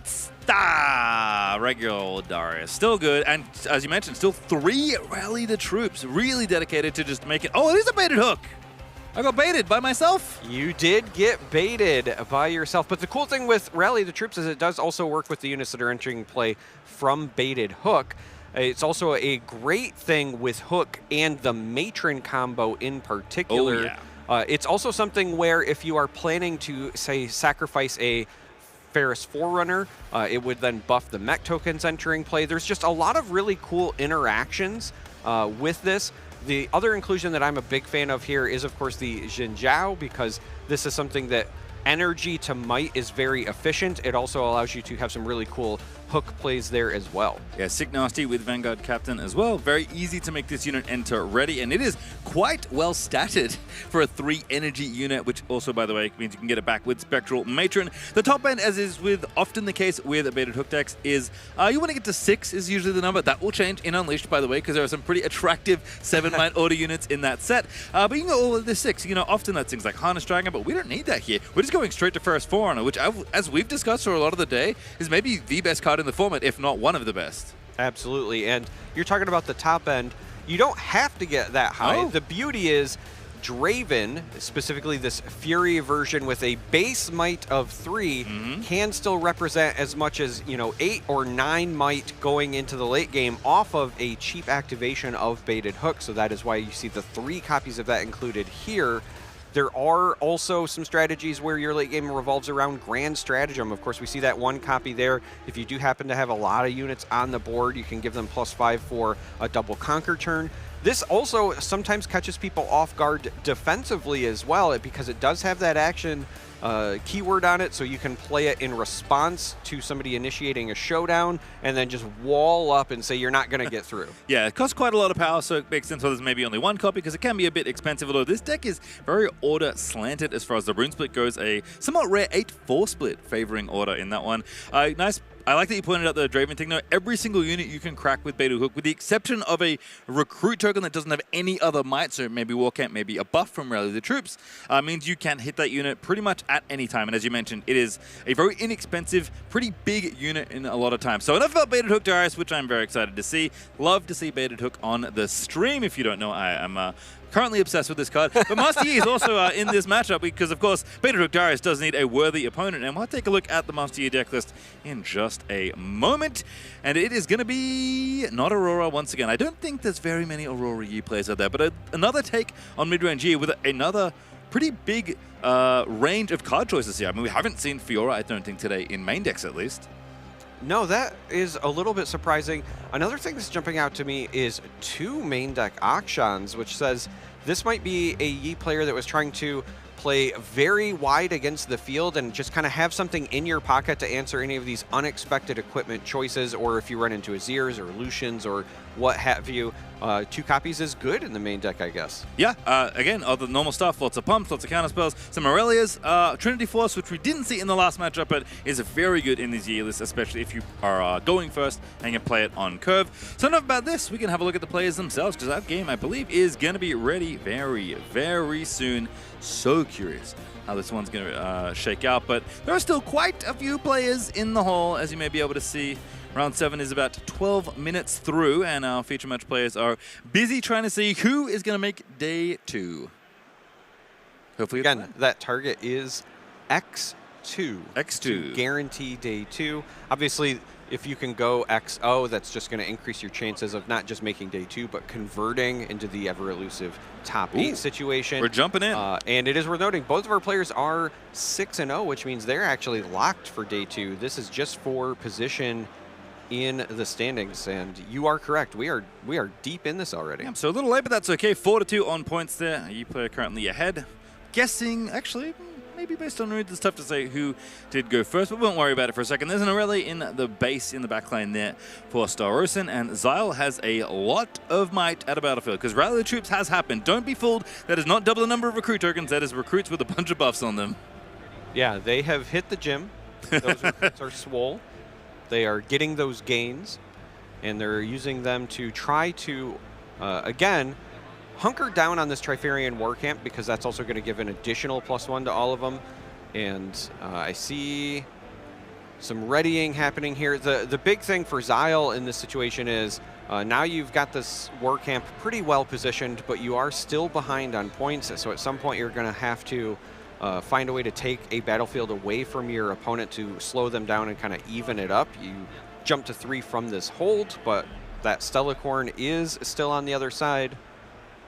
Yeah, Darius, of course, could get it done, but right now is actually going to trade with the Stellacorn, holding Forge of the Fluff in the bottom part of this game. So it does need to get buffed up by playing 2 cards. Not exactly Legion, although pretty close to the keyword that Darius basically is known for. And of course, Darius the Legend can make some energy if you have played another card this turn. So we're going to start by just going in for it. He's going to pump, and Xyle says, yep, you're good.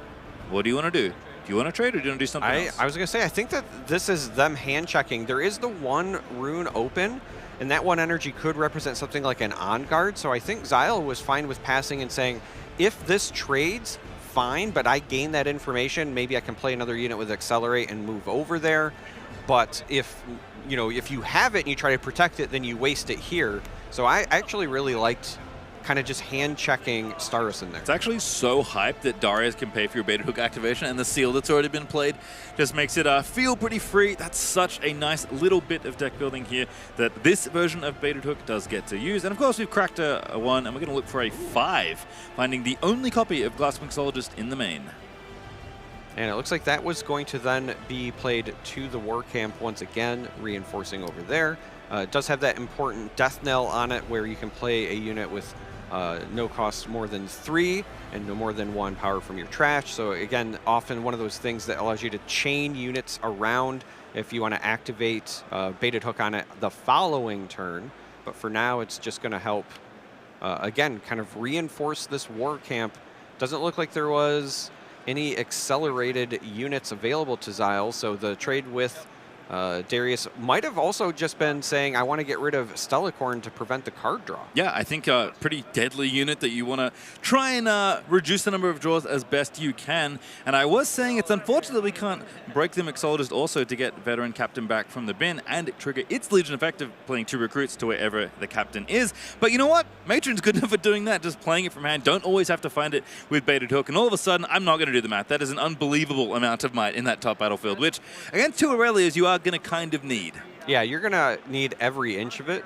Again, the War Camp doing a lot of work here because it is so wide. And this is also, again, why Rally the Troops is such an integral part of these new Darius lists, whether they're baited hook or not, because with the Vanguard Captain, with the Matron, with the Mixologist, when you have all of these units where you're going to have other units enter play, those are just even more buffs. We have a bunch of buff recruit tokens already on the board. If you could have had a Rally the Troops on that other play, then you would have had 4 more buffs spread across and drawn a card. Turns out that's pretty good value, but for now, Star Ocean's just going to send that Lonely Poro onto the other side to continue getting those points. Very lonely, but still good for points, and still ahead on points as well.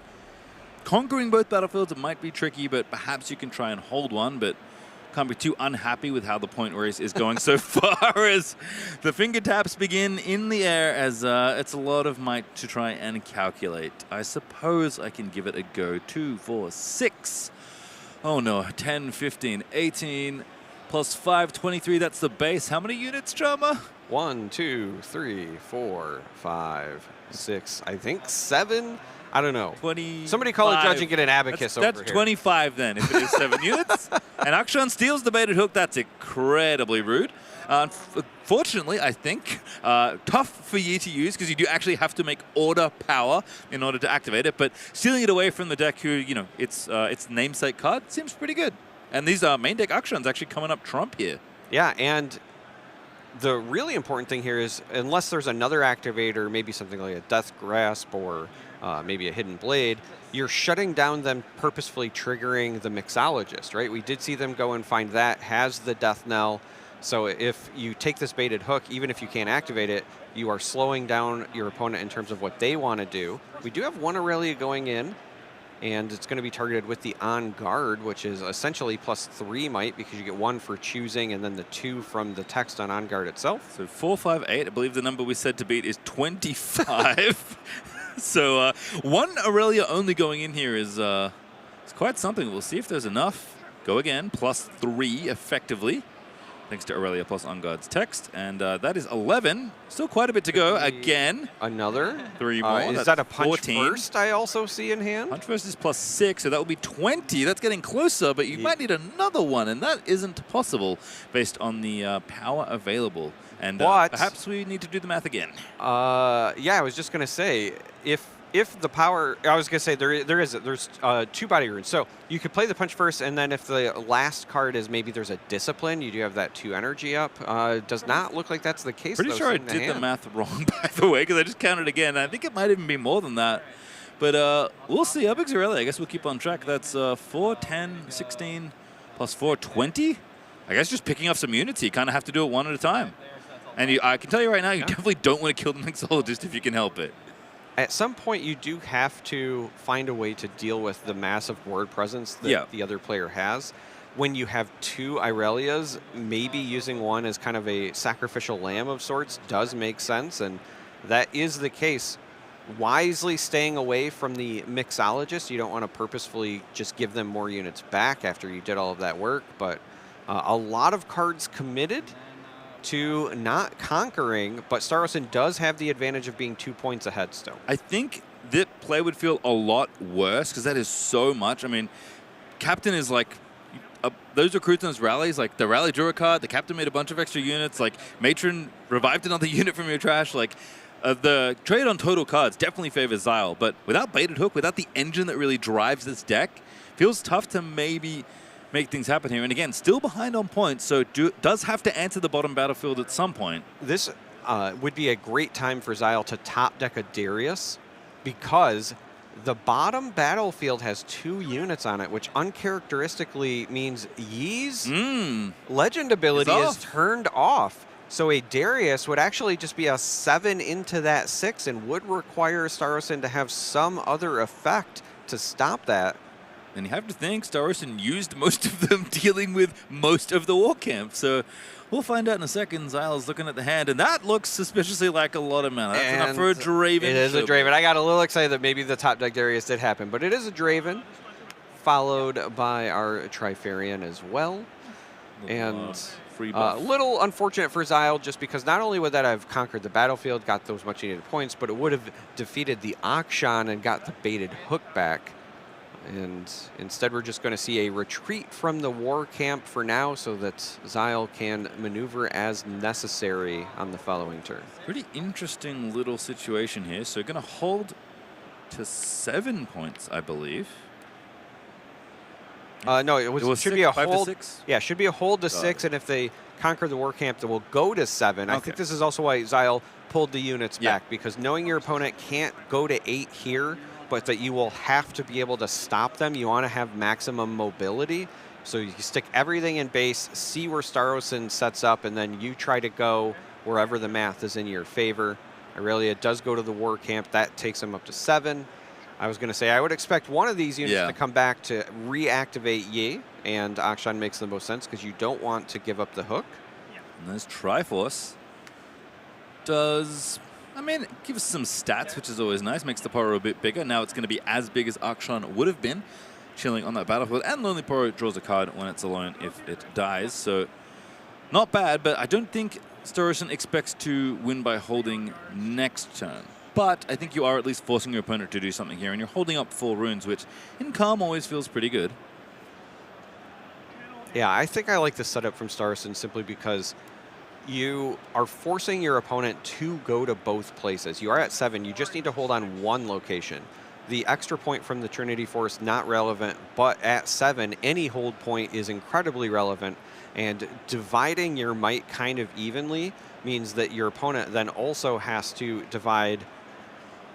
But when you leave the runes up, they have to then factor that in. And so the puzzle then becomes for Xyle, how much is the minimum might I can send to play around what I think they have? And we see the repeated thwonk, and that's going to shut down the biggest units on the side of Xyle that are coming in. That's even worse. It's shutting off the Mixologist as well, which was kind of a quote-unquote free unit to run in because you at least get a unit back.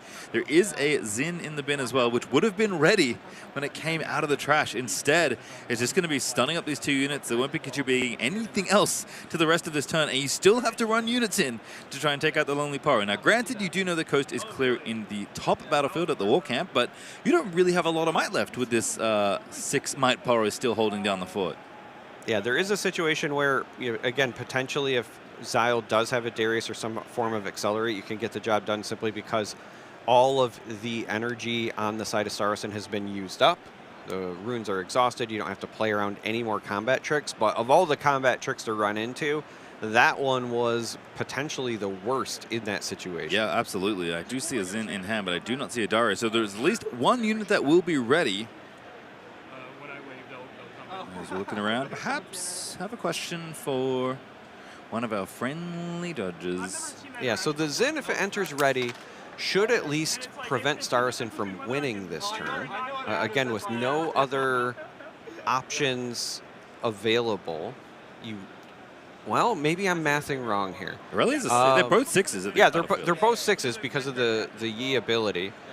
We've got 3 and 4, so the remaining might can deal with 1. The Xin still needs a +2 to get there, and I thought I saw it in the hand of Xyle when he was kind of briefly maneuvering, but now I'm second-guessing myself. I think that was not the buff that I thought. Yeah, I mean, just what we do know, right? 4 for the Matron, 3 total, 2 plus the buff for the Glory Seeker. That is 7.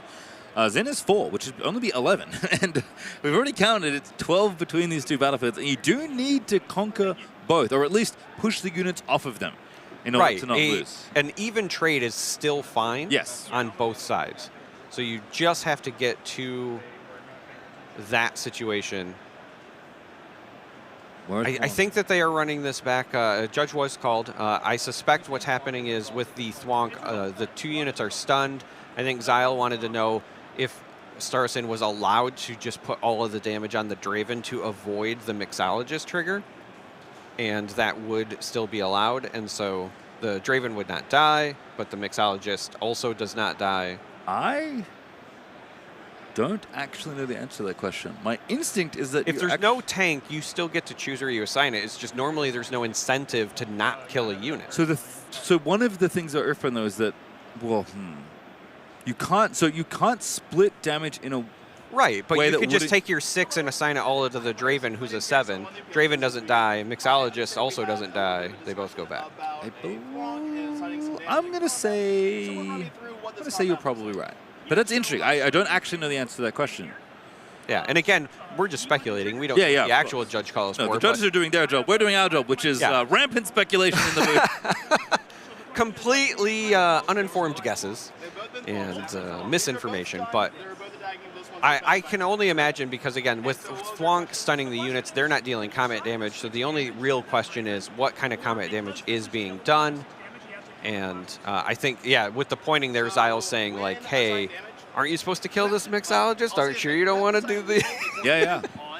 And that's really interesting. I mean, I'm very curious to see what shakes out here. Also, just genuinely curious to maybe chat with some of our judges after the day is done and get an understanding of this ruling, because it's a fascinating one. It's a big difference, right, whether or not the mixologist is allowed to perish or not. Yeah, because if the mixologist goes away, as you pointed out, there is the Xin Zhao in the bin, and that with the one from hand would be enough to get over their threshold, but I think they arrived at the same conclusion that I did, which is the damage can just go to the Draven, you don't have to kill the mixologist, and then Zyle has no additional buff to get over the hump. So Starosin is going to go ahead and take game one, and that Akshan might have come in clutch there. It's taken away that baited hook. Yeah, taking away the hook, again, takes away the entire engine. Production did confirm for me. You were right about what the call was for. It was an appeal to the floor judge about assigning damage, and as we kind of seen after the judge call, yes, you are allowed to do that. You did assign your damage properly, and unfortunately, Draven, too big for you to take out. So, sorry, nothing I can do. Mixologist just goes back home. Nothing else to do. No way to correct those battlefields. You already did the might math for what we could see in Zyle's hand, and unfortunately, the 12 might presented was not able to be traded or toppled. So we are going to go to game number 2. A fascinating first game here. Very excited to see what everyone has cooked up here for game number 2. Because this Darius list looks sweet. Yeah, and if I'm being entirely honest, I think that the Darius player was doing what needed to be done and had a great line. You just kind of don't expect to run into main deck Akshans, let alone, again, we know there's 2 there. Yeah. But when you consider what you might have expected coming into this field post-Allele with the Azirs running around, again, Akshan could steal something in Aurelia matchups like a Guardian Angel. That could be incredibly relevant in those scenarios. There's so many kind of cool things for the Akshan, and at the end of the day, worst case scenario, you can just pay 4 for 4 might. You don't have to do the trigger. So the versatility here, I think, is paying off, and in a big way. Yeah, it's the nice thing about Akshan is that that power cost you pay is only an additional cost if you want to try and steal a gear. And obviously if you steal a piece of equipment, you get to hook it onto the Akshan, which is kind of fun. So it is just kind of at base a unit that doesn't cost any power, that has a pretty decent rate on might, which is kind of the thing for a lot of body cards. They tend to be pretty well statted, as it turns out. And I guess if you ever run into the Yi matchup and they happen to be on Aurora, well, you have a lot of fun with your main deck action too. Absolutely. And another thing we're highlighting here, why I think it's a good inclusion specifically in the Yi list, is that 4 for 4, decent stats, but not necessarily above rate. However, because Yi is offsetting that as well, and the fact that if you are playing it without paying for the power, you're not de-ramping. You're not going behind on your runes, so you can save those for the calms, for the counter spells. It really just plays into the inherent synergy and bonus that Yi has by just giving you free stats. So kind of generic units like that start to shine. Yep, delighted that both these players are already made day 2, because these decks look pretty sweet. But I have to say the one thing I really want is the game 3. I do want to see more between these 2 players. So we'll see if Darius can make it happen here in game 2, or if it's going to be a clean sweep, as I can spy the battlefields with my literal eyes on the playmat. It is Vile Mausoleum and Seat of Power here for game 2. Yeah, and this actually kind of works in favor of the Darius player. The Vile Mausoleum, when you're playing baited hook, is kind of irrelevant. You can go there, you can sacrifice the units to trigger your hook. In fact, a lot of hook lists also just choose to run Vile Mausoleum. Whereas on the other side, Seat of Power, for a list that is often looking to double conquer, that means more card draws potentially for Zyle than Starosin. Not to say that this is a list that's incapable of double conquers. In fact, we saw them in game 1, but overall, when you're just kind of spamming units and flooding the board, you're more likely to have presence at both. I like the idea of, like, you don't think I can leave Vile Mausoleum? I can leave anytime I want. Hook. Just get it out of there. As Zyle is going to be going first, finds a seal, finds a captain. It's the Dream Opener. Seal into Captain, which triggers the Legion. Because of Darius, I was like, where did the third energy come from? I was losing it. So you play the Seal, which triggers Legion. That allows you to activate Darius, which you said is the third energy, which allows you to play the Captain, which then turns into 5 might on turn 1 when you're going first. Now, the downside is, as you can see, you go down a rune, but you're also setting up for the future with that Seal. So this is a great start, and we see the Fiora that we called out on the other side. Also kind of like a Seat of Power big W here, because Captain made so many units that you're going to get to draw a card here as well. So if you're going to be the play, a pretty sweet one if I'm honest. When I attack or defend one-on-one, double my might this combat. So pretty fun, you know, in the when I'm alone I get bigger thing. But unfortunately, I don't think Zyle's units are going to be alone very often. Yeah, Zyle's deck is very well positioned to kind of turn off the Fiora value because you can choose to just send in a recruit with something bigger. Again, the Yi passive will still likely trigger. Fiora is going to be alone most of the time, but Zyle has a lot of options to turn that off. It's kind of cool to see the different options because, again, kind of like Akshan in the main, like taking for free things. Fiora in the main kind of feels like, you know what, I'm kind of scared of the mirror because that feels like a really good card in the mirror. Feels like a good card in the mirror. It can also be a really good card for making the hump harder to go over for Aurelia after they've established, right? A lot of times Aurelia, for that first attempt at a conquer, they can reasonably get to, you know, 6, 7, maybe 8, but the Fiora just sitting there by itself with no additional buffs can jump up to 8 easily because it's going to double its own and then get the passive from Yi. Is it 10? Or it could actually be 10. I don't know the answer to that question, but if I'm going to think it gets about the job done. It certainly does get the job done. 2 points already for Darius here. Zyle is off to the races in a hurry. I think Darius is the only deck that can play Captain with the Legion effect on turn 1. I love doing it when going second. It was even better when Obelisk of Power was still around, Sag. But that's real nice, as that recruit is holding something down here. And Fiora, I feel like smells something fishy. It's like, I see 2 recruits. They are alone. That's typically very good for me, but I'm terrified. And we'll go here instead. I think that the interesting decision here is that the recruit with the hidden card on the Vile Mausoleer might be trying to get the Fiora to strand themselves there. You could go in and it could be a hidden blade on your own recruit, but then the Fiora is just stuck at Vile's Mausoleer, and I think that Starson rightfully sniffed that out and decided to go someplace where Fiora can still be relevant if needed. You don't want to go into a position where you're just giving your opponent free value. Now, the downside, though, is that Zyle does get the hold point here, but in the future, Starson can send that Lonely Poro to the other side, which is far more expendable. That's the kind of unit you want to be on Vile Mausoleer. So you're telling me that it's there's more than one bit of bait in the baited hook deck? Yeah. Yeah, feels good. Fiora up to 4 in the top side.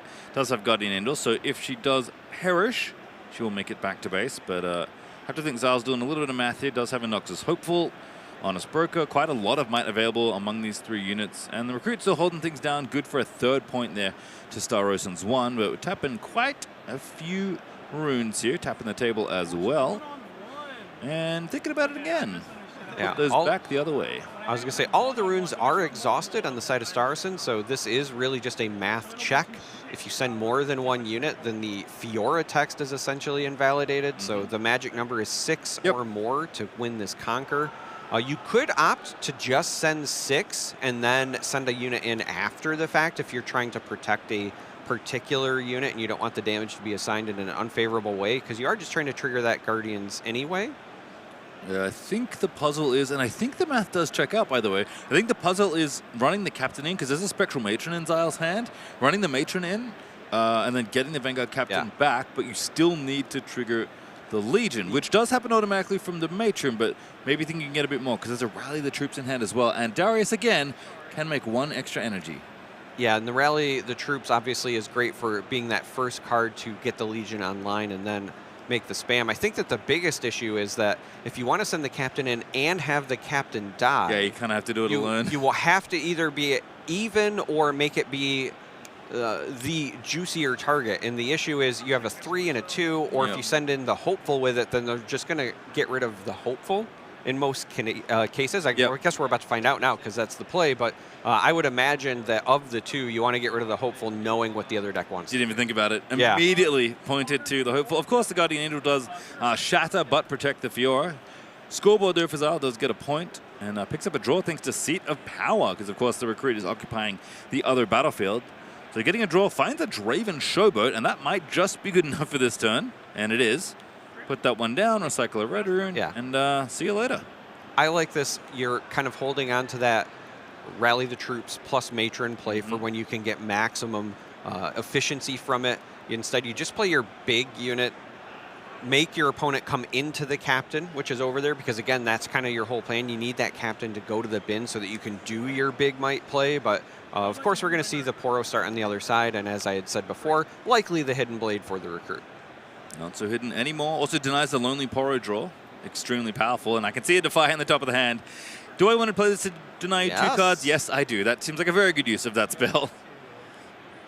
Well, not only that, in this particular matchup, what are the other things that you're really saving Defy for? Is it Rally the Troops? It's Rally the Troops, right? There's not a lot of options. So when the options are presented, you kind of want to just play whack-a-mole anyway. You know what's funny? I think both players are actually very happy with what just transpired. And I think we'll find out in a few turns which player is happiest with how this is going. Because Staros is still playing catch-up as far as points go, all the way up to 3 now as Fiora does take out the captain in the Seat of Power. But we know there's a pretty big turn brewing on the Darius side. Yeah, the captain is now officially in the bin. Right where you want it. Yeah, right where you want it. So we could see that Rally the Troops into a Matron, into a captain for just the explosion of might on the side of Zyle. And again, super relevant because of the Fiora on the board. That means that you can turn off her passive by just sending in multiple units, and we see the development of the Stellacorn Herder and then the pass from Starosin. Yeah, so Starosin putting the shields down a little bit here. You know, had a Discipline in hand, maybe some other interactive spells, deciding that I need to kind of advance my game, need to get myself a few more cards flowing, and has recycled a few runes, so going to be traded back now as first little recycle is happening. Gazile is going to play Darius from the Chosen Champ Zone, and that one we know gets ready in a hurry. Legion already active, Noxus hopeful, trigger the Darius, gets ready, gets bigger, and feeling pretty good as Showboat is going to go ahead and smack the Lonely Paro in the face. Does draw a card at least. Yeah, I like this game plan as opposed to just playing the big might explosion simply because you needed 2 units to turn off the Fiora attacks. There wasn't a lot of options here, so by going with this particular path, the Darius can come in with help, get the job done, and stick around. Also, we should be seeing, I believe, the draw from the Seat of Power as well. Unless he already did it. He might have already done it and I missed it. But I think that already happened. But yes, you do get a draw. I think Zyle's actually drawn from Seat of Power every single turn of this game. Thanks to that turn 1 Vanguard. Okay, sorry, I guess not turn 1, fine. But every turn since the Vanguard captain got played, which was on turn 1 on the play, I believe Zyle has triggered Seat of Power every single time, and Stellacorn Herder going to get a draw here, try and dig Starosin out of this pretty tricky situation. A charm off the top of the deck is pretty nice, but this Stellacorn is maybe in a little one-way trip. It is currently 5 might to 3. See if we can't make that a little bit more even for that Shepherd, and Discipline is going to get the job done here if committed, and will be put on the chain. Pumping that one up, drawing a card, and now it's 6 versus 5. Darius looking a little silly now at 5 might. Yeah, and again, this is just a simple math equation because Zyle has all of the runes exhausted, so no energy available, no way to get anything else going because there's no buffs on the board. Sometimes with these decks, you worry about cards like Call to Glory out of you know, the free 0 cost zone, if you will, but with no buffs present.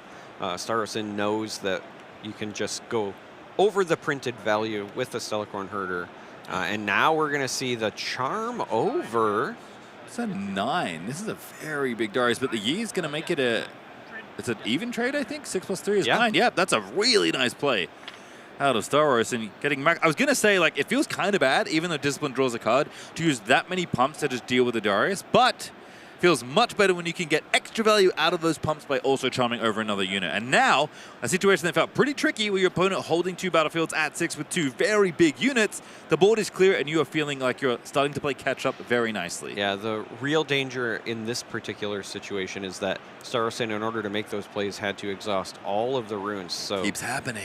If Xyle has a way to get a readied unit into play, this turn's going to be sick. A double conquer would seal it. So we see the Rally the Troops possibly digging for like a Jin Zhao or something of that effect. There's a hook in hand. This turn's going to be sick no matter what happens. I don't know if it's going to win, but it is going to be cool. That much I can promise you all. Yeah, we could also see a situation where you find something with the hook that enters ready. We're going to see the Darius activated with Legion because, again, Rally the Troops was played. Matron. That one get buffed. This one gets buffed. Just trying to make as much might as possible, it seems like. No hook necessary, which makes me personally quite sad. But I think Xyle taking the line that maximizes his chances to conquer both battlefields, because that is all he has left to do to win this game. Correct, and could just conquer one with the hopeful if they want to, but also I think the play pattern here, because you're trying to double conquer to win anyway, it might be, I was going to say, that might be a consideration where you stay at 6 and go for the double conquer next turn, but by doing this and forcing them to have some sort of accelerate, I do think that is the right call. Xyle wins game 2, and we're going to see game 3. My favorite thing. I get my wish. We get game 3 here. I'm trying to remember. I think it was 4 runes at the end of the last turn. I guess there's 5 on the board. So could have, I suppose, gone to 7, played the Yi, and then taken out the unit. But you're just going to lose to all the 2 recruits at that point. So not a lot left there in that game. Very nicely navigated by Xyle. An incredibly explosive opener with that Vanguard captain, thanks to Darius's legend ability. And we're going to play yet another. Who do you like in this matchup from what we've seen so far? It's kind of tough to say. I think that game 2 really went Xyle's way with the opener because it's an explosive start, but also, if I'm being entirely honest, I think it favored Xyle because of the battlefields. Like I said, Vilema is very often something that you see Darius players play just in general with their hook builds, and so the fact that they had that and then they were able to fully take advantage of that seed of power, I think really pushed things into Xyle's favor. But now that we're going to game 3, Grove of the Godwillow, I would say, more so favors Starosin, and Monastery is going to be kind of hit or miss. It's going to be dependent on whether you can find those buff generators. So this is one where I'm less confident that Xyle has the battlefield advantage and also will be going second.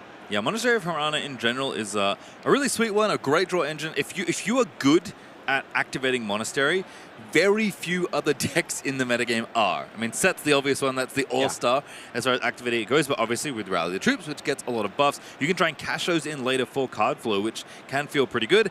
I have played this in Leona. I will just say it right now. It's much tougher to get buffs in that deck. Darius, again, doesn't have access to that many effects, but probably just enough to get a few cards. And you don't need that many cards in this kind of deck, because you're just often trying to push a little bit further to close out the game. Because this, at the end of the day, it's playing a lot of sweet different things. It has all these cool interactions. It's just playing a lot of mine, trying to win relatively quickly. Well, if you're also just trying to be patient with your card draws, right? Something like Rally the Troops into a captain does generate 3 buffs. Yep. And so if you just send, a recruit one turn, you cash in that one, or recruit the next turn, you cash in that one, right? You have the opportunities to kind of space it out. Doesn't have to be all in one go, but you have to find it, right? So that's the step 1 of the Harana equation. I only caught the cards in Xyle's hand, but I'm not going to get the rest. Ooh, unfortunately. I was trying to see if Noxus Hopeful was going to be playable on turn turn 1. For 2 energy, but I think Seal is the only way to do that because there's no 1. No, you need a 2-drop because Xyle's going second. Oh, of course, Darius. The extra room, so you drew a 2-drop, and you drew the 2-drop, and that then allows the Legion to trigger on the Darius Legend. One day I'll remember what Darius Legend's ability is.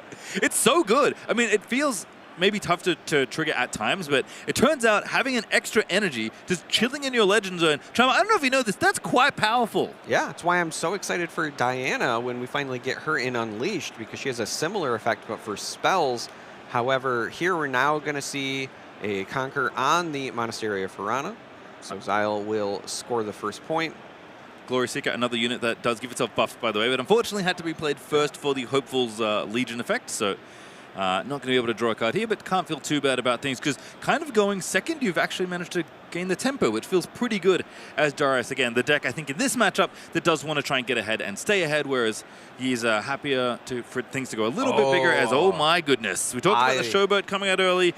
We're just doing it naturally, playing for 5. Yeah, I love this, and I think that was also the Hidden Blade going down as well, saying, listen, I know you want this Grove of the God Willow. There's no way you're getting here anytime soon. I'll give you the other location. You can send Akshan over there if you want, but you are not drawing cards off this Grove. Yeah, we talk about how good card draw battlefields are, and there certainly are things that players have been looking for, especially with the banning of Dreaming Tree. Turns out sometimes the best card draw battlefield is your opponent's card draw battlefield. They just bring it for you. Absolutely, and looking at the Hand of Stars in there, I'm not seeing many answers. There is one charm, so you could conquer on the one side and then charm one of the units over, but the Draven is still... Actually, no, you could get rid of the Draven if you wanted to get rid of the bigger one, but the biggest issue is you can't get rid of both, right? So there's still going to be presence over there. Considering the Hidden Blade that's kind of face up, even though it's face down. Don't know how many hidden cards are in Zyle's deck, but can't be too many. And yeah, just again taking the draw. Defy, no, none available or none used, and it doesn't look like there is one from a glance at Staroson's hand. So 2 cards going over, Grand Stratagem drawn, which is always an exciting one. And I think Zyle rightfully thinking, there is no way you can stop me from holding, so I'm going to take the point, and I'm going to take the card draw that you very nicely donated me.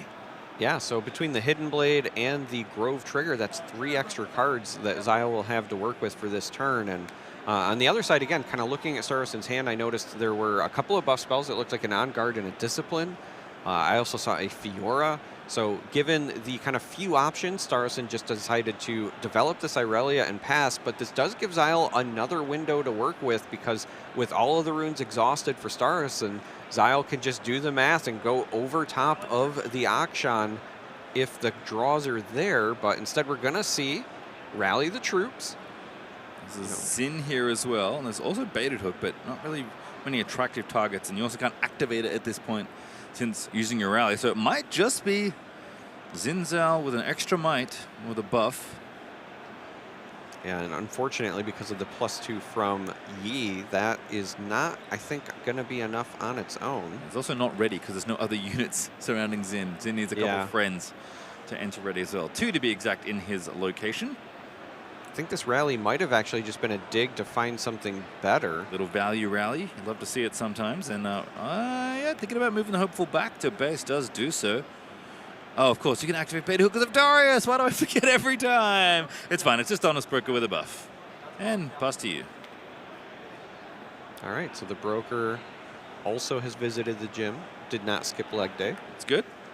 Don't know how they have the time with all that brokering happening, but good to see them prioritizing their themselves, getting that fitness, that physical health, that well-being all taken care of. One of the things I love about Riftbound is they didn't even play around with the naming. They were like, this is just a buff. Yeah. Right? We're not going to mince words here. Like, it's just a buff token. Though I will say for future sets, if you're listening, Riot, I think put the +1 might on the bottom so that when I put it with my equipment, I can just do the math that way. Having the buff stick out the top and the equipment out of the bottom, messing with my brain. You can flip it over. Yeah, but then it's on the other side. Then I'm driving in England on the wrong side of the road. All right, so back to the game here. We have the Aurelia going to the Grove, getting that conquer and evening things up for Staroson. So up to 3 points apiece, and the Trinity Force coming down on Akshan. Yep, that's 8 might, including the Yi Legend ability on defense, and an extra point if you manage to hold there. So all of a sudden, this race is looking quite a bit closer. That is one of the things that Trinity Force is quite good at, and of course, we talk about it. I like the distribution as well. Aurelia kind of the more attractive target, not only because she's quite a powerful unit, but because she's hanging out at the Grove. So instead, Akshan going to go ahead and say, you know what, I'm going to try and make myself more valuable because I think I want the card draw quite a bit in that bottom battlefield. So I'm going to have to make quite a few decisions here. It does have enough might to win one of these combats. Actually, that's not true with the +2 on Akshan and at the Monastery right now, and can technically win a fight with Aurelia, although, as we do often see, Aurelia is a lot bigger than she appears. Yeah. There are runes open on the other side. 3 energy available on the side of Staroson, and again, we were able to see bits of the hand earlier. There should still be an On Guard as well as a Discipline there. So on that Aurelia could represent as much as +6 additional. These are the choices also buffing her. Looking at Captain, this gives you the gives the option of hitting Matron and getting it back. And does give you access to most of your deck. There's the Matron. There it is. So happy to put one Captain in the bin and likely get her right back. Again, building up a pretty nice board of might, but to me this line says I'm not looking to contest your battlefield this turn, and indeed does pass it back. I was just about to say, normally you're okay with making this particular play just because you're only giving up 2 points, but you're getting a lot of might on the board in return. However, because of the Trinity Force, it's 3 points, and that also means that Starosin goes to the all-important 6, which means a single Trinity Force hold wins the game. That is problematic. Xyle is going to be forced into that side of the board as early as next turn. Would not surprise me if we actually see Starosin maybe play another unit into base and then just pass. I see the buffs in hand, but also sometimes you just want to feign having more than what you have, especially as a calm player. Yeah, it feels like the best spot to put yourself in is to leave up your interaction, leave up your buffs, leave up your counters, whatever you have. Play 2 units if you can. Doesn't really matter what size they are. As long as you can play 2 units to threaten the double conquer on the backswing, then you have every threat you want, right? If Trinity Force goes away, you're still threatening a double hold for the win. If Trinity Force stays, you're threatening a single hold for the win. And if all the battlefields get cleared, right? And you know, in the worst case scenario, you can maybe just win by moving your other units in, assuming that Darius has to use most of his resources to clear all that stuff. So the other reason that I was suggesting maybe even just 1 unit is we do also still have the Yi in the champion zone. So if you can just play something and leave a bunch of energy up, say, okay, come at me, bro, right? What do you got? Make them agonize over what you could possibly have. That could be good enough. Certainly could be. So down comes Fiora. All right, so the Fiora does enter play. Seems like a pretty good backup unit to have, good reinforcement. It's quite forward in the base. It's kind of between 2 realms in the battlefields, but you know, it's fine. We know what's going on there. Maybe just deciding where it's going. Yeah, this is going to be interesting if it does actually reinforce and not go to the base. It was placed in a kind of central location, so I thought maybe that was going to be the case. Instead, it reinforces to Grove of the Godwillow, then Irelia moves back to the base. So again, still 1 unit in each spot, and we are going to see the Lonely Poro developed as well. So, and then I'm wrong. Wow. We're also going to see the Sea Monkey, so only going to leave 1 energy up. That is a lot of confidence in just the base might on the board. And not only does that make the options much more limited, that's basically justify or on guard, right? That's the read you get. We know that there's another buff in Starosin's hand, so there were more options he could have left open here, but instead deciding that playing more threats, because you already know you're forcing your opponent to come into the battlefield, trying to play for the reconquer with your chosen champion as well, which does enter ready and have ganking. Both great qualities when you're trying to close out a game as Yi from 6 points. So what this signals to Xyle is that Starosin is, of course, playing for the Reconquer, saying, listen, I know that even if I leave my energy up, I don't have enough to actually defend if you shove everything. Xyle is going to be forced into a shove everything situation because at a minimum, you have to make sure the Akshan is taken care of. You can't let the Trinity Force hold trigger. But if they're already going to do that, they might as well also take a shot at the Fiora. So Starosin says, okay, spread yourself thin, and then I will come back on the following turn. Yeah, it's 18 might for Xyle right now on in his base. I also do like, in general, just moving Aurelia back and putting Fiora there. I think Fiora is a much better defensive unit, and Aurelia is an incredible offensive unit, so that trade back definitely makes sense for me. Curious to see this line, but I think Starosin just saying, you know what, this feels good enough, and it may be true that leaving up 2 more runes or exhausting them here to play another unit, feels like both paths might have just been enough, but we'll find out because Xyle's got quite the puzzle to solve here. Yeah, one of the things that is worth noting is if you know you're going to commit so many units to the board, then the Fiora swap makes a ton of sense because you're also not going to get the multiple triggers from playing multiple buffs like you would have on the Aurelia. So here we have a couple of units coming in, so the Fiora text is turned off, but does still get the +2 from the Master Yi Legend ability. So it's going to be 5, and then of course we have the Hopeful representing 4 might and an additional 3 from the Honest Broker. The On Guard does come down. Yeah, good math. That's actually just a trade. Really nicely calculated there by Zal. Knows that 7 is the number to beat there. Because again, pretty face up with only run 1 rune open. Now we're going to move back to the other side. It is 6 for Akshan, as we've counted quite a few times. It is 8, though, because of the Yi I ability. Can't count again. And I don't think Zal can either. The same mistake appears to have been made from Zyle based on the expression we just saw on the camera. Oh, no. Not the moment you want to have. So much thought, so much counting, and you just forget that that Master Yi Legend ability is always there. Shaking the head. Yeah, and this is the critical one, too, because of the 2, this was more important to make sure you took care of. The Trinity Force would still be enough to win the game with this hold. That might just be it. Yeah, Zyle shaking his head. Not likely to have, you know, like a cleave or something else in hand. We haven't seen them in the list. Of course, we don't know what the sideboard is, so on the off chance maybe they came in, but it's not a traditional sideboard card, so it's not what you would expect. But if anything, I would say that the expression, right? This is the story. This is one of the great things about all sports, card games included. Sometimes glorious things happen, and sometimes tragedy strikes, and agony is all you have left on the table. One little recruit is all that was needed to tip the scales there. That's funny, because I did the math a few times, and I came to the same conclusion. And I can see significantly more cards than Zyle can. And it's round 7, folks. I have to remind you, it is late in the day. Players have been playing since 10 a.m. It is 8:30 p.m. right now in Atlanta. Yes. TCG tournaments are grueling. Yeah, they are very much a marathon.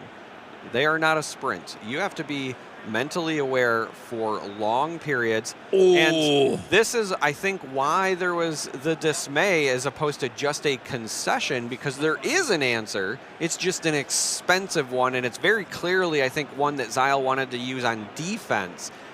Seeing the recruits still in the base, I think the plan was you make the trades, and then you send the recruits to the locations, and then you defend with stratagem. Yeah.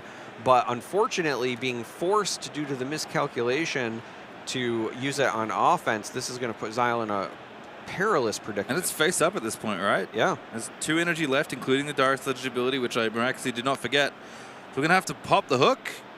Darius going to get exhausted. Hook is going to go sideways. Not yet. Again, I think when things like this happen, the most important thing is to just think through your plays. You made a mistake. Yes. How can you recover and get out of it? Because there's almost always a way to do something. And a recruit's going to get hooked here. Remember, it's massive, thanks to Grand Stratagem. So it's going to find anything in the deck. But what's left to hit here? Whoa, that's a good one.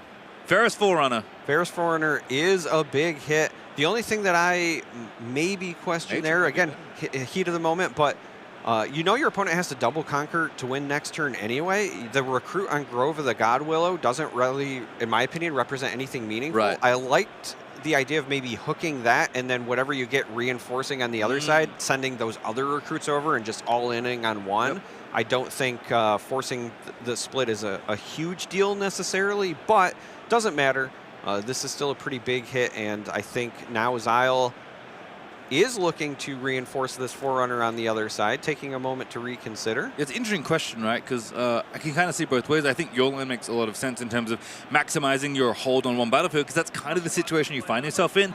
But just pure value-wise, a 1 might recruit is going to force at least 2 might worth of unit from Sarusan's side. So, you know, on balance, it does feel like it's slightly better to leave the recruit there.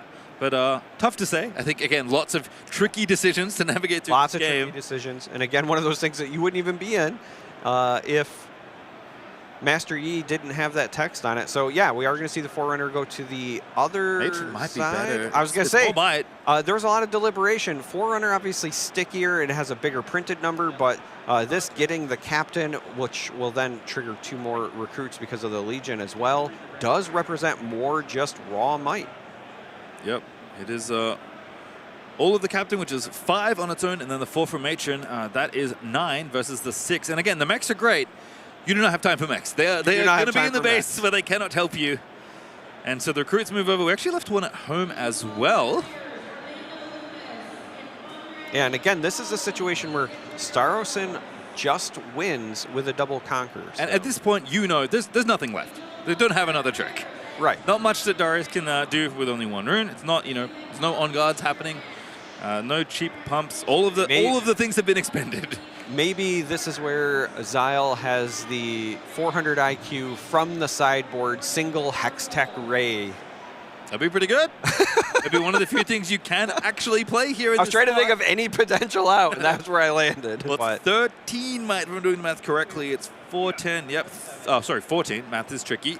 And indeed, the Sea Monkey is going to do the first thing, which is get a card draw, kick the recruit out of the battlefield, and get Conquer #1. But to score the winning point in Riftbound, you must score both battlefields, whether by hold or by Conquer in the same turn. Yeah, and now we're going to see Starosin take that Lonely Poro, chipping away, turn him sideways, make some trades so that we can cascade this Trinity Force onto different units. That's a draw too. I actually love that play. Drew Discipline, by the way, as the card off the top, so it feels pretty good. There's still all the runes left available.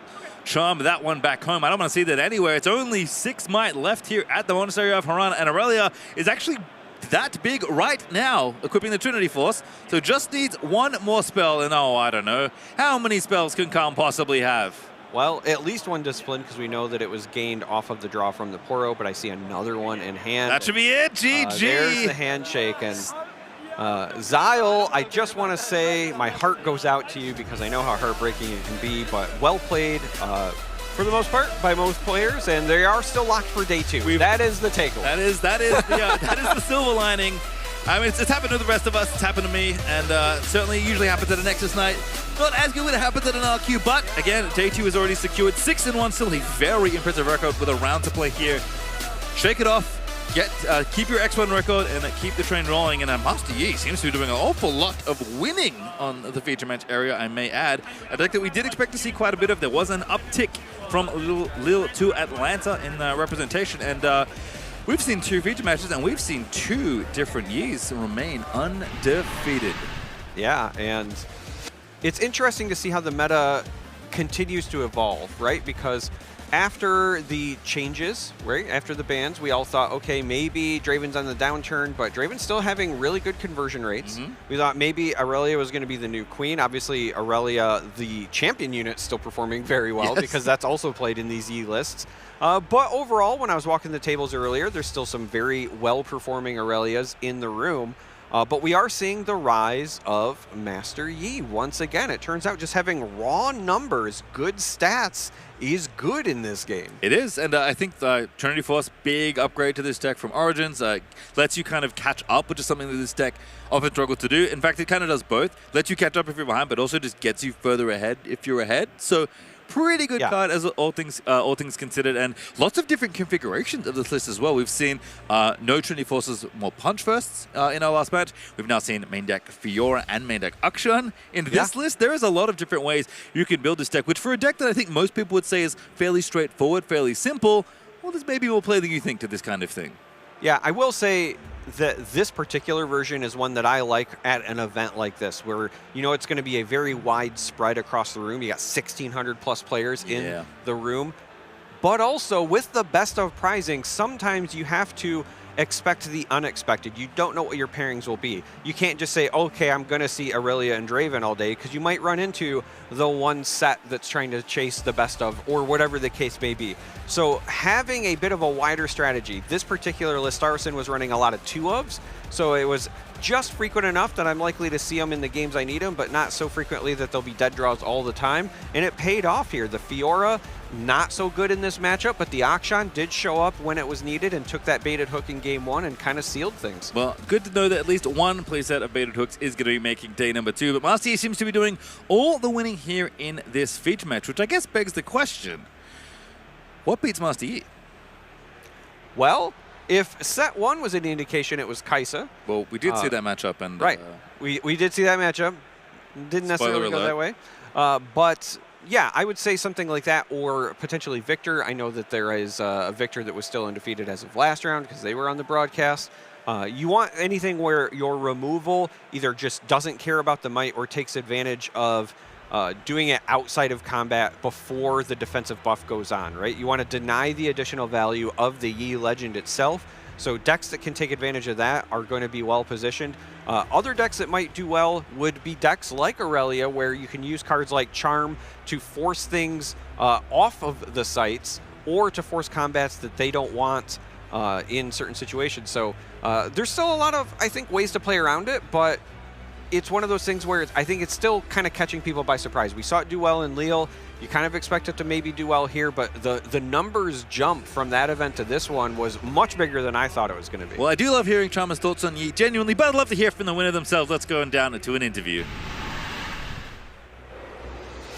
Thank you very much, Pastry. I have Starasan, aka Cody, here. Congratulations on your win. Now 7-0. How you feeling? Is the energy still with you? Yeah, feeling good. Feeling good. 1 round left. I'm gonna go eat after this, but yeah. Oh, after this interview? Oh, after this last round. After this last round. Okay, yeah, I was gonna say you gotta stay hungry for the last round. You can go undefeated on day 1. Was this how you were expecting day 1 to go? That's how I was hoping it to go. 1 round at a time. I come from a lot of Magic tournaments and stuff, so I've had some deep runs in the past in Magic, but it's nice to get it in Riftbound, get it going. Have you been to any of the other regionals for Riftbound? I haven't been able to yet. I wasn't able to get tickets or wasn't able to travel, so yeah. Okay, well, happy to have you. Welcome to the community. Yeah. I'm sure already people are going to be turning heads, or you're turning heads. I want to talk about the deck that you chose to bring, because Master Yi, it's not one of the most popular, but it's on people's radars. What made you gravitate towards it, and how do you feel like your matchups are against the field right now? Yeah, so this was kind of a last-minute pivot. I was going to play Kaisa up until last week. I like Kaisa. Oh, come on.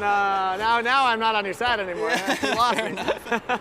Yeah, so I really feel like the strategy of the deck kind of meets my play style. I like to play it as like a tempo deck where you're getting that 2 might every defense from Master Yi. If you think about like Discipline is 2 energy for 2 might, so you're getting like free energy every turn that you use that. And then I found an interaction, someone posted it on Twitter with Fiora Peerless and Master Yi, and I'm like, all right, I can't pass this up. Yeah, I noticed that. You had a couple of cool options, but you were also talking about the defensive style, getting the +2. There was that one moment in Game 3, your opponent swings in. We couldn't quite hear what was going on the table. What was being said there? Yeah, that's rough. Like I feel bad winning like that, but it happens. It's a long day. Stamina's important, right? Yeah, 100%. I mean, obviously he had the might on board to be able to take that battlefield. And then hold up Grand Stratagem next turn, so I'd have to do the math and see if I could have worked through that. But yeah, just unfortunate. Forgot the Master Yi trigger is. It's real. I mean, it's a long day. Yeah. I mean, you've been to Magic tournaments, you said, so you probably know what that's like. But 100%. Your brain just turns to mush, and mine's already turned into mush. I'm not even playing today, so I can only imagine what it's like for you. But I want to talk about the deck even deeper, because Game 1, you had some cool options in there. Akshan in the main deck. We've seen the Gear Hate in the main deck is very pivotal. Yeah. How much work has that done for you so far today? It's been really good. That was also kind of a last-minute addition. The 4 might and then 6 might breakpoints I found are just like really important. Having an extra turn 2 play that just comes down for 4, and like a lot of times, especially with a pump spell, can go in and conquer and then just hold and sit there for like at 6. Yeah, you did that Game 3, right? You just played him on the ramp. Yeah, honestly, I found like a lot of the time in Game 1, I'm just playing him, for fun.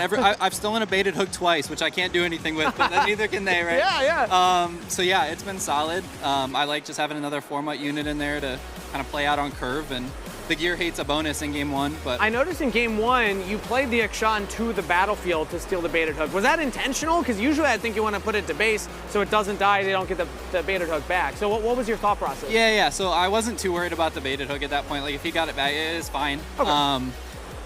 I guess it's still exhausted if he gets it back. Yeah, at that point, that may have been a misplay. I'll have to go back and watch and think about it some more. Well, I'm going to analyze it after this, so I won't go too hard on it. we can both go back. At that point, I wanted two units on there. I didn't have any tricks to hold up, and so just trying to get some extra might on the battlefield. I mean, it worked. Yeah, It worked, right? It worked. Like, you were able to get the baited hook, you held it, and you won that game 1. You won the series, so congratulations. Yeah, I like thank to you. give interviewers or interviewees chance to give me shout-outs. Do you have anybody back home that might be watching, or anybody here in the venue you want to shout out? Yeah, absolutely. Shout out to whoever I saw on Twitter that posted about the Fiora interaction.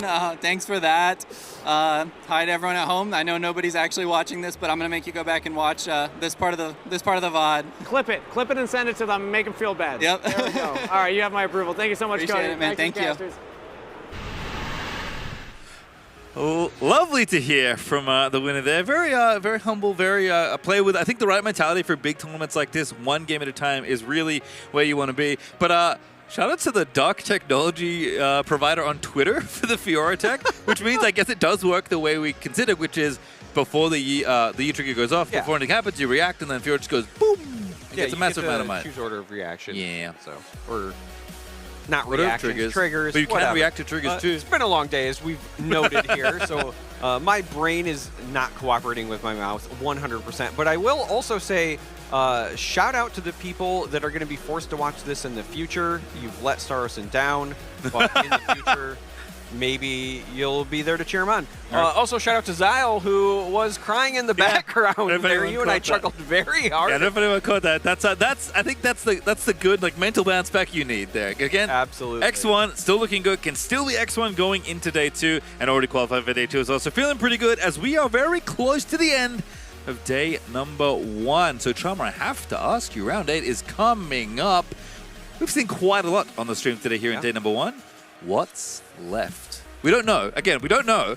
We're just speculating. What's left? What do we want? What are we looking for? Before I run back my RA versus Volibear prediction, as if there was some world where they're both undefeated and playing each other. I will say the tradition generally is to find 2 Exos and then find a fun matchup and see who's going to be undefeated going to day 2. So if RA and Volibear are undefeated, that's going to be pretty nice. We are going to go back down to the desk for a recap.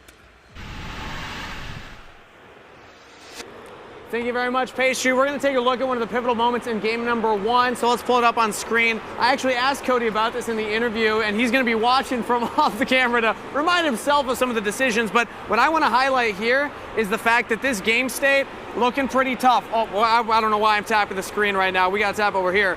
There's a lot of units on this battlefield, and there's also the baited hook on this side right here, which is no good for the Master Yi player. You want to deal with that, and there's actually something really cool that a lot of people have been talking about. I was talking to some other folks who are saying any main deck gear hate has been putting in work at this event this week, and whether it's salvage and yellow decks like Sean and orange, or even things like I've heard about Adaptatrons and Aurelia's main deck, crazy stuff, because as we play the clip, let's take a look at what Cody decides to do. It's game 1, keep in mind, right here, game 1, no one scored any points yet, and we play an Akshan.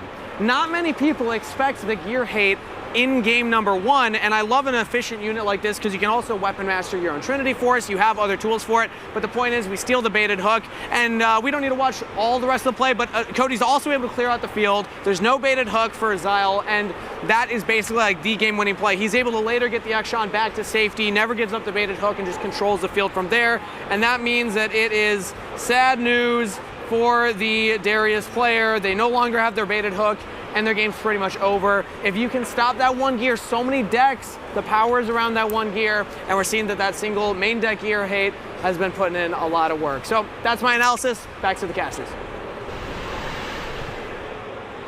Thank you. Kangas loved that. I have to say, if you are thinking about playing main deck gear hate as a baited hook enjoyer, don't do it. Take it out right now. You don't want it. It's no good for you. You don't need it. Ignore the fact that I'm playing a main deck disarming rake in my current Leona list. Just don't do it. You don't need it.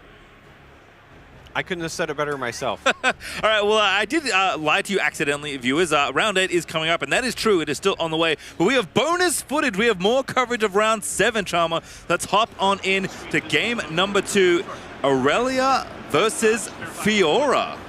Two legends we have seen this day already, but not a matchup we get to see all that often. And this is going to be an interesting one, in my opinion, because we have battlefields that I think both of these players will be able to take advantage of, but maybe more so the Fiora. We have Trifarian War Camp on one side, Sunken Temple on the other. Temple, of course, letting you draw cards when your units are mighty, War Camp just giving that bonus, but Fiora does care often about becoming mighty. So you're either already going to be there and then drawing cards off the temple, or you're just going to use the War Camp to get you over the hump. I don't want to promise anyone anything, but one of the other reasons you might have War Camp is for a different reason. Which is, a card I may have shown a fondness for already, but is Fiora on the trot here going first. Sea Monkey, very nice little versatile 2 or 3 drop, depending on what you need. And it is open Zhonya's here for Harukaze Aurelia player. Currently up a game here in this match. We'll see if Fiora can even it up and give us yet another one. Is Sea Monkey going to dance on in, get a point, and get Fiora going? And this is kind of a curious matter, because in some ways, both these decks do want to do the same thing. Make a big unit and take battlefields with it. And we're going to see a reinforcement of the War Camp with the Fiora from the champ zone. Has shield, has deflect, has ganking, is mighty. Gets all those keywords thanks to being that, and that War Camp, as you mentioned, Chalma, does automatically grant that status. So it feels pretty good to be aggressive here. And again, this is better than the 1 whole point you're going to get, because you know you can gank on over to the Sunken Temple. Ironically, you're actually going to lose mighty status and be trapped for a little bit, but that might be all right. Sea Monkey, unfortunately, does not get conferred the same bonuses, so we'll see what Attendee wants to get done here. But off to an early lead, which has to feel pretty good against Aurelia, although I will say one of the things that Aurelia is very good at is kind of grinding out comebacks, because this is kind of an interesting aggro tempo combo deck. It's kind of, there's lots of there's a range. There's a range of Aurelia things that can happen as Fiora Victorious does dance on over with ganking for to make it point number 3 now. But again, Aurelia doesn't mind having to hold back a little bit. In fact, if we think about Vegas, the best of list that top 8'd that event was actually quite a bit slower than the other Aurelia decks, wanting to play even more of a control game even. So not too bad to be behind, although, you never like to start that way. Certainly not a moment to despair for the Aurelia, shall we say. Yeah, the Aurelia deck is one where I think tempo might be a good way to describe it, though you're not capitalizing on early tempo. It's more like you meet a minimum threshold to activate and come online, and then you continue to outvalue after the fact. But here we're going to see the Stellarcorn Herder go into the camp. And yeah, that's going to be good. It's actually quite a few options that Austin has had. I saw a Death Grip. I believe I also saw a Challenge. But going to let this one go for now and just have the Aurelia be played. And again, very common. Again, biding time. Aurelia is the unit with the Zhonya's behind that's pretty threatening. I guess that Zhonya's also meant that trading with this, or trying to take out the Stellarcorn, kind of felt not as good. So Austin just going to draw back up to 4 points now. Can't gank over right now, as I did note before, but only 1 more might needed for Fiora to be mighty once again. So we're going to see what Austin does, whether this is just continue to develop more units in base, or if this is going to be some sort of might buff. Instead, we're just going to see a salvage. We were just talking about the main deck options to deal with gear and how they're putting in work. Salvage will get rid of that Hourglass and draw a card. Yeah, pretty nice. Gets a lot of value there, as Fiora is just going to have to go back to move the old-fashioned way. No ganking, no fun. I spy a first mate. Aye, aye. There is one in hand. Austin actually drew it off of the salvage, if you can believe. And lines up perfectly. I would like to ready this unit. Harukaze says, I may like to react. Yeah, there is a reaction window here to the first mate trigger, and I think there was a consideration of Defiant Dance. So it's interesting, because now Fiora is a 5. Yeah, so I think the consideration was if you Defiant Dance the Fiora as a reaction to the first mate, then what you could have done was make it so she can't become mighty. Yep. But Harukaze probably identified that then Austin would just not send the Fiora. Instead, here, you wait for them to come in, you try to ride the wind over to the other side, which would have drawn cards for the Stellarcorn, as well as get an additional point on their turn, but that gets blown out by the Riposte. That is one of the reasons to play this deck. This card is filthy. 2 energy reaction does cost 2 power. Choose a friendly unit and a spell, counter that spell, and give that unit plus might equal to that spell's energy cost this turn. So a little combined counter plus pump. Pretty nice little trick there. And Fiora going to stay mighty on the War Camp. 5 points now for Attendee. This game is looking tough for Aurelia. Yeah, and this is a spell that I think sometimes catches folks off guard because they oftentimes misjudge it and think it has to be something targeting the unit, but it does counter any spell. So it was a great shutdown of the Ride the Wind there. And now we have the Aurelia going into the Fiora, and it's backed up by a Discipline so far. Yeah, Fiora is a 6 at base with the shield and as a mighty unit at the war camp. So Aurelia did need to get a little bit bigger and does do so now. More than big enough to deal with the problem, and Harukaze going to retake some control of this game. Charmer unit in, always good, I feel like, to end a turn as Aurelia with, if Aurelia's not going to be safe in your base, at least make sure your opponent's base is clear. Absolutely, and I'll be honest, I'm never going to get tired of seeing Charm get played. I am biased. It's a very good card. I recognize that, but I am a Charmer, and you should be too. Well, honestly, given how Karma's been performing in this last week or so between Lille and this event, I would say that having this card in your deck is a very good idea.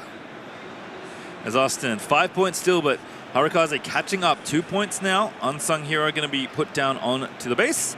And just a setup turn here, Fiora going to be deployed as well and pass it on back. Feeling pretty good about the points lead, although again, can never get too comfy with Aurelia. Yeah, again, Aurelia capable of closing the gap coming from behind. Harukaze did just get that hold point, so actually goes up to 3 here to Austin's 5. If there is, I was going to say, another charm here, this could be disastrous if there's not an answer, but with the cards being recycled, that signals a riposte, but that is answered with a hard bargain. That is filthy. Austin thought it was safe with the riposte, but there is a counter on the other side. And again, can you even not so fast a riposte? It doesn't target your unit. It's just, yeah, it has to target a unit or gear, right? Well, it's unit or gear on your side. So the Not So Fast could not have been played on the riposte there because it's countering the spell. Exactly. And targeting Austin's unit. But the hard bargain does shut it down, which is, again, why we're seeing these decks, even when they have access to Calm for those counter spells, they're still rocking usually 1 to 2 numbers of the hard bargain because of its versatility. Well, what I was going to say is Defy also doesn't work in that spot because Riposte does cost 2 power, which is a pretty steep cost for a very powerful spell. So that may have been the only answer in that spot that Harukaze, but does find it at a timely moment. Adaptatron gets deployed on the other side, and it is now just an unsung hero trying to do the work here. And I think perhaps we're going to wander to the Sunken Temple instead. Pit Rookie going to buff. Unsung Hero going to get a little bit bigger. And Fiora does care about making things mighty, and Unsung Hero is getting up there, but not quite there just yet. So I guess the decision is, do we contest Aurelia with 2 runes open on the other side, or do we try and sneak away a couple more points before we set up to win from 6? Death Grip is going to be the play, which means we are playing to take out this Aurelia. Maybe. This also could just be the dig to see if there's anything else that answers it a little bit better. Again, the drawing of the card is very relevant here, but there could be a world where if you don't find the right thing, you go to the other location and you just try to draw again off of the temple. However, Austin seems to have found something that they like, and they are going to go into the Aurelia here. To be fair, if this does go wrong, you do get to draw 2 cards. Oh, no, you don't! You're no longer mighty because of Defiant Dance, a massive pump. This is effectively +5 Are we about to see riposte number 3? All 3 in one game, just like that. Yes, we are. Do we have a second Defiant Dance though for Harukaze? That would be backbreaking in this spot. Says okay. Says okay again. And Aurelia going to lose this fight right now, although, yeah, back up we go. Riposte again, also giving that pump, buffing up the unit by 2 more might. And now Defiant Dance at least means the card draw still happens. That would have been a blowout of the century, but Austin has found Riposte at pretty critical times. There's a consideration that for an On Guard, that's the card that's in hand. So On Guard is a +3. 3, 4, 5, 6 only. 7 at the war camp, but Aurelia 5 base up to 4 more. That's going to still win the fight here. On Guard is enough, but what else is left? 2 more used. There's Challenge, punching the Adaptatron. Saying, okay, I'm going to get rid of at least the other unit, but unable to go through this wall of an Aurelia sitting on the Triferian war camp. Aurelia apparently says, I don't need help. I am the entire war camp myself. And that's kind of her whole thing. Getting very unnecessarily big with some pretty efficient spells. So Harukaze kind of taking control of this game. Again, still down on points, but Aurelia goes back to safety. Fiora doesn't have any units left, and Fiora does kind of need to draw a mix of units and spells. And There's just a first mate by the looks of things. Not sure if there's any other units in hand. I do see an Akshan, so I know there's one more, but somehow Aurelia does not have a gear you want to seal, and usually she does. Yeah, this is a situation where you might still have to play it anyway because at some point you need to get to the ever-important 6 if you're going to try to win with a double conquer. Austin has been kind of stuck on this 5 and not able to even get into a position to threaten the double conquer. Meanwhile, Hirokaze has really climbed back into this all the way up to 4 and in a position with this Irelia on the next turn to, at a minimum, jump up to 5.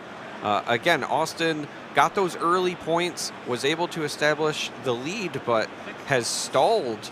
And we do finally, with the first mate, get in for the 6th point to at least set up a future double conquer attempt, but still not a lot of might on the board. I like this a lot. Passing back.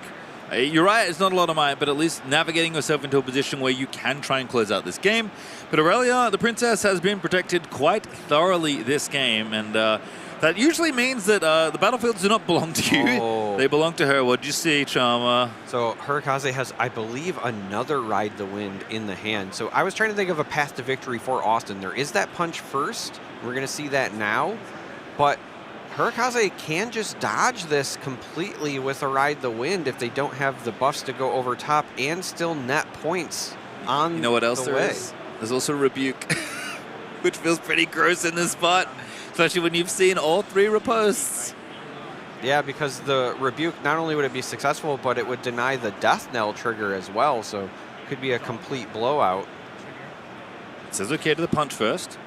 No, actually, I was mistaken. The other card that I thought was a Ride the Wind, I think, is another Defiant Dance.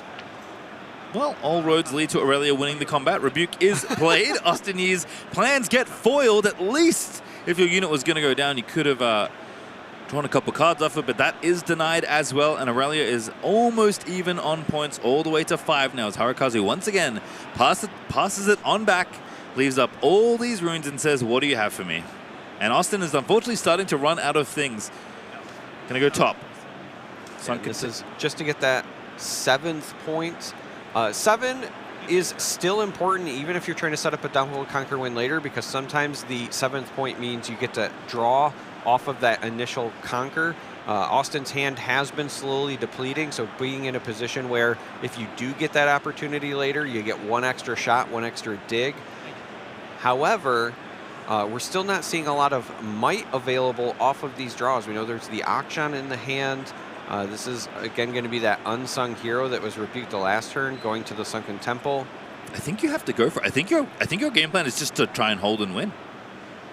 Do you have a better spot than this? No, pass Akshan back. I was going to say, Akshan's going to go there. I still feel like having the patience of trying to get the double conquer makes sense. I don't think there's any scenario where against an Irelia who's going to have all of these available and you have no more riposte left, I don't think there's a world where you hold on that battlefield. All right, well that seems true because Tide Turner is basically giving you a little bonus retreat and Akshan's going to be used for the Death Grip and Defy is going to say no to that and Aurelia is going to crash through the Sunken Temple, fell all of the denizens within it, draw a card as well if he wants to pay an extra energy. Does indeed want to. Aurelia does keep the cards going, and that Defiant Dance you mentioned is still there, and all of a sudden, Hirokaze is the one that's threatening to hold 1 battlefield and win. Find your center, says thanks, that's pretty cheap. Boots of Swiftness, because why not? Make one of your units bigger, pick your favorite. I don't think it really matters so much at this point, because I don't know what Austin E has left. This feels like a checkmate scenario. I was just about to say, of the 2, I like the Tide Turner just because that makes the Akshan not even go over the top of it. So if you send the Akshan there just trying to not lose the game, you're only going to trade and not establish your ability to try to force a hold win on your own side. But ultimately, no additional sources of Accelerate, no additional first mate triggers, no way for Austin to get into both locations, and the win goes to Hirokaze. And I feel like the power of Aurelia really showcased there in that game. Very far behind on points, but once Aurelia was out on the field, she never left, and typically that's a problem. One of the, I think, really interesting things to highlight about that game is that the Fiora player played all 3 ripostes and still could not get the job done. They got the early lead, they had the potential counter spells, but Aurelia was able to just push through it, had the card draw between Stellacorn and the disciplines and everything else, so ultimately just ran him out of resources. Well, I have great news for everyone. It is actually time for round 8. We just kind of rolled on in, so we're going to kick things off. And I just got told what our matchup is, and we have something fun. We have 2 very notable players. We're going to have a look at the deck list first, and we'll reveal the player as we show it, because we have Set back on stream. Colin is back. Yes, okay. And I have to think again, like I said, typically here you want to try and find 2 undefeated players, and I'm going to have to guess that Colin is still X and O on his old favorite. Yeah, this is a list that we saw Colin playing earlier today. I know that it was at least one of the backup matches. I don't know if it made it to the broadcast, but when I was watching it, it did win in the early rounds. It looked very impressive in doing so. Excited to see what this brings to the table, and just some spicy fun. I mean, it's stuff that you expect in set, but anytime you can feature cards that most players are not accustomed to seeing, like the Fey Dragon, you get those scenarios where sometimes you play something and your opponent picks it up to read it, and you just kind of feel good. So if you don't know who Colin is, by the way, Colin made top 4 in the last original qualifier in North America in Vegas, playing Miracle Draven. Pretty good deck, or so I've heard. And but before that, Colin was known as a Set player. He was in Origins, a player that showed that Set could be a valuable pick, could actually do some damage, was known for his prowess on this champion. Now, do you happen to remember who won that regional qualifier, Charmer? We'll remind you quickly, because we're going to have a look at our next deck list. Actually, I don't know what's on the menu, but I do know who the player is. It is Sam D. Sherman back with Lucian. Our champion from regional qualifier Las Vegas is playing an opponent in his top 4. Yeah, so Sam D. Sherman on Lucian. I knew that Sam was on this list because I was talking with Cass earlier, and he was obviously trying to pay attention to the other Lucian players because there is the competition for the best ofs. And I had heard that he was undefeated going into round 7, so this is a good indication that that is still the case. And I am very excited to see these 2 duke it out, because both of these lists are about going big and getting into combat. Turns out good players still good. As 2 top 4 competitors from Las Vegas are now going to play each other here in Atlanta to determine who gets to stay undefeated going into day number 2. What a treat we have. 2 decks I'd say 1 deck we maybe expected, but maybe not to be undefeated. 1 deck we definitely didn't expect, and 1 great game to close things out here in day 1 of Atlanta. We're ready for the game, folks. Let's go down to the feature match area. Oh, goodness, this is going to be fun. Yeah, I'm excited to see a lot of just combat, right? We had a meta recently where with the Dravens, everyone was trying to avoid combat. Everything was about how do I get in and conquer and then get out safely. These are 2 heavyweights. We're going to have units with equipment. We're going to have units with buffs. Both these players are going to be starting with battlefields that favor them. Forge of the Fluft on the side of Sam, and then Colin, of course, with the Monastery to draw cards off of the buffs. Yeah, I did say Monastery is one of those things where even though battlefields in this game are symmetrical, not always the case, it feels like sometimes. And for Set, it definitely feels like Monastery really favors one player over the other. As Colin is going first, feels pretty good here in this spot to kick off your match to stay undefeated. As you can see, 7-0 for both these players. And Sea Monkey going to make yet another appearance in the feature match area. And Sam's going to channel these 3 runes. Again, both these players playing to finish this day with an unblemished record. And it is such a treat to have 2 very skilled players piloting a very fun matchup as Lucian going to come out of the Chosen Champs zone and onto the table. And Colin now readying up, going to 4 runes, and we have that Sea Monkey on the side, so, you know, Monkey, Sea Monkey, Conquer, I would expect that to go in somewhere here soon, but it looks like we're going to have a card played ahead of time, and that's going to be a Fiora and a pass. Okay, so instead opting to preserve the might, doesn't want to throw something away, right? Being patient. I think a lot of players would have put something on a battlefield there to get the point, but again, we've talked about in the past in Riftbound, the even numbers of points are more important. 2 is better than 1, 4 is better than 3, etc. And so getting that 1 point for kind of no reason and then losing the unit, Colin says, hey, I don't want to do that and give you free value. Yeah, now Lucian, a little bit different because Lucian, when Conquers, does ready, so it can always move back as there's Skyfall being played as well. Going to be equipped thanks to Weapon Master. My brain is remembering. No, it's actually going to be the Forge here. So the way that you're dodging the costs is you conquer the Forge, and then you are able to turn your leader sideways, turn that legend into the exhausted position and attach an equipment. And actually, that's even better because Skyfall has a little bonus equip cost. Most of the equip costs are a single power. This one is an energy and a power, so a big discount thanks to Forge of the Fluff as Sam D. Sherman first on the board with the first point. But I love Colin's patience and just want to pull up Set's Legend real quick because we won't have to give this one a read because I think our viewers might be familiar with Lucian. I'm not sure we're as familiar with Set, and I believe this is Set's first time in the feature match area. So Set, really interesting legend. Yeah, this is one that tries to preserve your units, right? You're trying to save them over the course of a game, and if the Forge of the Fluff is also something that maybe Colin wanted to use at some point, the thing is Forge does require you to exhaust your legend. Lucian just has a passive. You do not have to exhaust it when it's used. Set does exhaust, so again, if there is equipment and Colin wanted to take advantage of it, unable to, but again, Set's legend ability, I know that the Chinese card is down there and you can't read it, but it is one where you can preserve a unit at the cost of a buff. I'll translate for you, Chalmer. When a buffed unit you control would die, you may pay a power and exhaust me to spend its buff and recall it exhausted instead when you conquer ready me. So really annoying for your opponents to deal with. Your units kind of feel like they never get felled. I mean, if you remember Reaver's Row being very annoying to try and pick off units from, Set kind of does some of that, but he does it on both sides of the equation, offense and defense, so long as you have a buff, which the Sea Monkey and the Fiora now have. And this is also showing why the Sea Monkey did not get thrown away, because with 2 units on the board, the Kinku Monk gets maximum value. You get 2 buffs and the 4 might, so this is essentially 4 energy and 1 power for 6 additional might, but also makes that Fiora mighty, so very relevant. Also, on the Sea Monkey now is an expendable buff, so if you come out and then go back in terms of conquering the monastery, it's a way to draw cards if necessary. Again, just a very versatile opener here from Colin. I also just realized that that is not the set people typically play.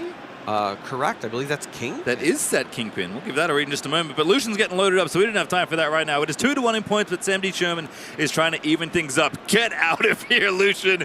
Just a good old-fashioned classic Hidden Blade. Going to make Lucian hit the bin. Sam will take the cards, but Colin at least wins the day in the battlefield. Yeah, and this is actually a pretty big deal because the Lucian is denied getting the points. Sam also only on 1, whereas Colin's on 2 and currently has both locations. Not likely to be denied holding either of these. I mean, I guess there's a scenario where if Sam really wants to, there could be a situation where you attach all this equipment to the Poro and go in on one side, but then you're going to be deramped a lot of runes to do that. I see Relentless Pursuit in hand as well, which will save you one of those potential equip costs, but also might mean the Poro can do some dancing between the battlefields. This is one of the ways that Lucian can both score a lot of points and clear out a lot of battlefields. So could get spicy. I'll say that very much. I'm not gonna do the math right now, but I'm telling you that Sam D. Sherman is. Well, and this is also the best place to use something like Relentless Pursuit when it comes to equipping, because as you pointed out, Skyfall has 1 energy and 1 power. Pursuit allows you to attach something essentially for free, so you are dodging the additional cost there. But again, it's a powerful card. It's typically one that you want to save for either a combo turn or where you're going to guarantee your value. This is just a simple math game. Colin has exhausted all of the runes, so you'd have to be confident that the D-ramp and all of this is worth it if you want to pull it off. The other thing you do have to consider is Set is not exhausted, the legend. So one of these buffed units can be saved. Correct. So which unit are you trying to go after first? And I guess Colin does get to choose. So if he does just want to save Fiora, he will have the option. And we're going for it here, but we are not equipping. So we're not going for Relentless Pursuit. Yeah, and I think that this is correct in this situation because if... Oh, no, I was wrong. We are going to Relentless Pursuit. I take it all back. Let's pause. Let's come back to what I was just about to say because we paid all of the costs, but then equipped the Doran's Blade instead of the Skyfall there. I think a minor misstep, we can say, but still going to work all the same here. It is 8 might on the Pouty Poro and is only 7 between the Sea Monkey, its buff, and the King Ku Monk. So Sea Monkey is going to go by. Colin already knows what's happening because the other part of Relentless Pursuit, there's quite a lot of text on this card. The last bit is when I conquer, which has just happened. Sam D. Sherman now up to 2 points. You may move me back to base. And Pouty Poro says, yes, please. I am hungry for more blood. Fiora is going to be taken out here in the top side. Now, Colin, I think, is saying, you know what? This buff is not worth it. I'd rather keep my Fiora. It does cost a power as well, but it seems like a worthy bit of expenditure in order to save your pretty nice unit. So Sam, of course, had to recycle a number of runes there, but with the set leader activation, you also have the situation where Colin is only going to come into this turn with 5, but as you had pointed out, it is set Kingpin that is in the champion zone, so we could see that at some point here. This is a unit that is very might positive. You're spending 4 energy and 1 power for a base 5 might. It does also have tank, and then it gets bigger as well if you have other buffed units present. So it can represent a lot of additional might for low investment. In the current situation, though, it would just be the raw might because there are no other buffed units. They were cleaned up by Sam the previous turn. Looking at the hand, we could also see something like a sabotage, just trying to pick apart what Sam has left.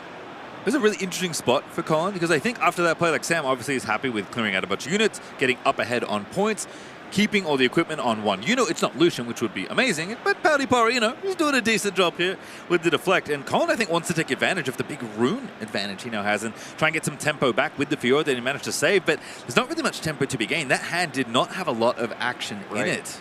And so the set is the play here. Just, again, getting that big raw might on the board for now. I think the consideration is whether or not this is going to be either a sabotage. I don't think Showstopper is worth it. You want to usually use that to capitalize on units that are on battlefields and catch them off guard. So again, I think the consideration is whether or not the sabotage is worth it, or perhaps just saying, hey, Sam just spent a lot of the runes in the recycling format, so only going to have 4 energy available next turn. Maybe I'm not worried about what's coming, and I was wrong. We are going to see a showstopper here. I mean, the thing is, this is the only way for Colin to actually put a buff on his units, which is pretty key to how set wants to function, especially with this Fiora that can get mighty with just a single buff. So we're going to get moved over to the battlefield and then retreat. That is an option here because, of course, Fiora stayed ready thanks to the Showstopper move. Showstopper notably also set signature spell. Not an action, is a regular spell, regular speed spell. So does have to be played with nothing else really going on. No trickiness like Relentless Pursuit or Ride the Wind where you're moving around battlefields in action windows. So Fiora does take the retreat. The points get evened up, and Colin passes back the turn. This game already getting quite tense between these two. This is very interesting. So this tells me that Colin just really prioritized getting that might on the Fiora, activates all of the keywords on it because she becomes mighty, also becomes savable once again with the set legend. But the thing that stands out to me is that the 1 point gained is still just on the odd number, right? We were just talking about how even numbers are traditionally where you want to be in Riftbound. Sam, with this likely incoming Poro Conquer, will jump to 4, but the Poro, unlike the Lucian Legend, does not ready on Conquer, so might have a situation where the Poro is left out to dry. We're going to see what Sam can develop with the 4 runes available. If I get a peek at this hand, it looks like Punch, First Relentless Pursuit, Challenge, Skyfall, and I can't quite figure out. The last card is a Trinity Force. I think you might be right. So some decent options here, but no other units really to speak of. That Lucian that the decks not rely on, I would say, but often lean on to be kind of the linchpin of their strategy, especially in the earlier turns. Not available, at least from No, I was wrong. The last one is a challenge. That is a 2, not a 4. It's a little bit blurry on the side, but puzzling out what there's a. I don't know if people can quite see it, but if you look at the edge of the screen, as Sam shuffles his cards around, there's a 3 energy card. I'm trying to figure out what it is. But you know what? Perhaps that's a question for later, as Pouty Poro is going to move in, get to 4 points, so we're back to even keel. But Pouty Poro has no way to leave the premises. No way, but because this was a challenge, I was correct here. This will be a great way to take out one of these units. The question is, do you want to just get rid of the buff that was on the Fiora and force the expenditure of power to save it with the set legend ability? It's called a glory. Is it a call to glory? So again, we've talked about how this is so important because you can play it for free just by spending the buff. That means that the Poro dies from the challenge. What a blowout. Yeah, that was nice. Call to Glory, really nice. And one of the few free spells available in Riftbound. And again, with Set having all this access to buffs, I guess Lee Sin does as well. But unfortunately, you don't see that one too often in the feature match area. Certainly not at X and O at the end of day 1. Able to buff that up and force a trade, which does mean that Paladin Poro and that equipment had nowhere else to go. But Sam did have another unit, Legion Rearguard. As Sabotage going to reveal the hand, it is Skyfall, Punch First, and Relentless Pursuit. So we had everything right for this Legion Rearguard. It was just chilling, ready to pick up the equipment. I think the problem is, yes, all this equipment is here for this Rearguard, but you're not going to have very many runes at this rate. Yeah, this is an interesting matchup because both players are showing that this is a power-hungry match between the two. Yes, you can play all of these very powerful cards, but they all cost power to either play or to equip, and so we're routinely seeing these players at 5 runes or less. Not a lot of big bombs coming down from the late game in this matchup, and a second showstopper is going to be played on this Fiora, so the buff coming back once again. Do it again, buffing the Fiora, setting up protection for her with the set if needed, moving her in for a point, getting back to even here now as 4, and then retreating once again. So, actually going for the second point here, ganking over now that she's mighty. And being able to draw the card because the other site is the Monastery.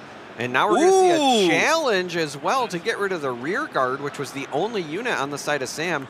I think this is a huge play because you clean it up before the equipment can be attached. You're just removing the choice altogether. And now Sam is kind of in a pickle. I love this play pattern because I think one of the things that Lucians often, aren't too happy about is when they draw, don't draw an even split of both halves of the deck. You need units and equipment. If you have nothing to attach your equipment to, it doesn't feel so good. If you only have units and nothing to attach to them, that also feels kind of bad. And Colin, I think, is just taking the line of, I'm just going to keep taking out your units. So these equipment, you can keep them. If you have nothing to put them on, I do not care. Unfortunately, that's another unit in Sam D. Sherman's hand. And now the question is, do you want to equip to try and make the might a little bit bigger? Because you just got challenged. You don't really want that to happen again. Well, so I think the real opportunity here is if you play this Relentless Pursuit and you attach an equipment and go in, you can get rid of the Fiora before it can get another buff on it. Unfortunately, Relentless Pursuit got taken by Sabotage the previous turn. Oh, that is correct.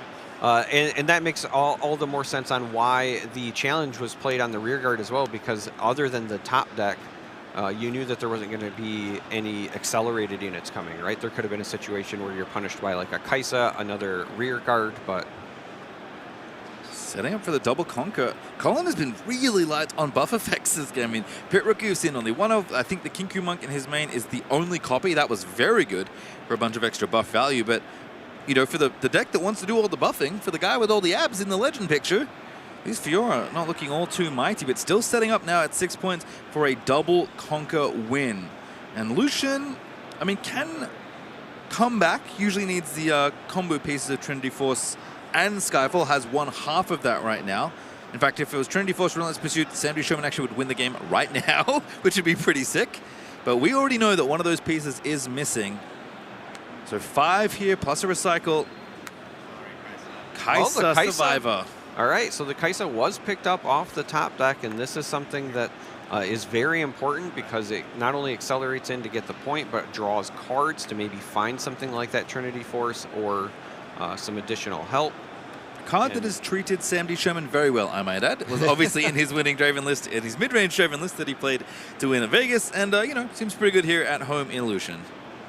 I was just about to say, these equipment pieces, I think, have to go on the units because you don't want a double conquer to occur. Now, normally you might say, not that worried about it, it's just 2 Fioras. However, you've already seen at least one Kinku Monk played this turn, which allows you to buff 2 units, and that would activate both of them. There's, of course, other cards that are just as impactful as well. So playing around the double conquer here is important. 1 card in the hand on the side of Colin, and then a top deck is what Sam is worried about. So is indeed going to recycle yet another rune and leave up 1. And often, I'll say these domains, not a lot of tricks to worry about. Well, there is one that springs to mind that I do know happens to be in Sam D. Sherman's hand, and that is punching first. For a lot of extra might, as Fioras are going to have to rumble in, try and take out the Kaisa. No buff to speak of, no other way to buff these units, so it's currently 8-6. A punch first says, no, I don't think so. And that's going to be game number one. That's one. going to be it, because there was no additional answer. The hand was the Fey Dragon and the Lucian, and Sam able to squeak into victory. I felt like Colin had a really good opener there at one point, taking out the units, continuing to pressure Sam, but the good news for the Lucian player is that when those units die, the might from the equipment stays on the board, right? So while the set player is trying to preserve the units by spending the buffs, keeping the units alive, the Lucian player is just kind of always keeping the might that was developed in the form of equipment on the board. That was the one that won, but this was close, and I think it was a lot of fun. I'm excited to see what players bring for game 2. Yeah, already, actually, I think it's kind of exciting. It is Grover the Godwiller here for Colin, wanting more draw from his battlefield. Monastery, obviously, best in class for Set, but Grove's pretty good. Set does do a decent amount of holding, and Charmer is, you can't see, shaking his hands violently at the television, because we see a battlefield that we do not see very often. Sam D. Sherman, I love this little tech choice. Wind-swept Hillock. Yasuo's home, now here for Lucian. Yeah, this is, of course, a battlefield that provides a ganking, and yesterday you and I were saying that we were windswept Hillock truthers. We kept saying, hey, that'll be good someday. Well, it turns out that day was today, because we're seeing it used by a player that is undefeated going into our last round of Swiss on day 1, and is up a game. So again, Sam finding success with the Hillock, and it makes sense, right? From a standpoint of, yes, the Lucian has a lot of mobility, but as we saw in that first game, sometimes your Lucian dies. Giving ganking to something like those Poros or the rear guards that have a bunch of equipment on them gives them the additional utility.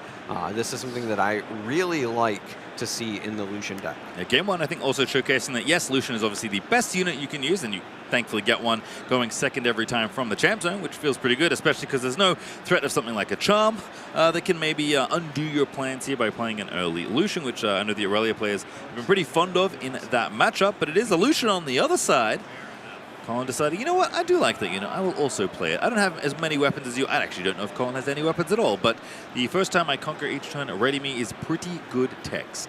Well, even if Colin does not have any weapons, if they have an Akshan or 2 in the list, they could take the weapons and then attach it to the Lucian, which is just very, very cheeky. But nonetheless, it's also just a good unit for getting in, getting points, and getting out, as we're likely to see from Sam here. So goes to the Hillock and readies. How are we feeling? Are we feeling greedy? Do we want 2 points? We have another Lucian. Instead, we're just going to go ahead, play the Doran, play the second Lucian, attach thanks to Weapon Master for no additional cost, and retreat the other Lucian. So the ganking would have meant you could have get 2 points there, but deciding that the safety in the base is more worthwhile. Yeah, I like the patience. And do my eyes deceive me? I don't know, do they? Do I see 6 runes on the side of Colin?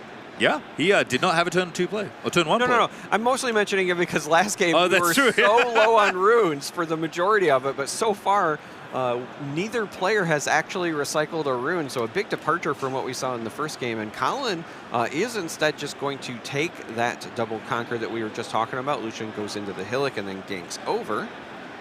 Love me some Arena Bar. Lucian going to chill at the Godwillow and perhaps have a little sip. Ooh, first mate to bring it back. Buff from the bar as well.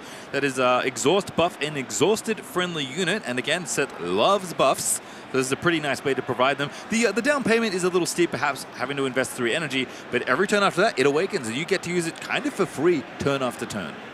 Yeah, and Colin is playing quite a bit of units. I mean, you expect that in any deck that's going to be body-oriented. We have a Sabotage coming from Sam, though. Didn't get to see what it was because there's only one option to take. Can't take units with Sabotage.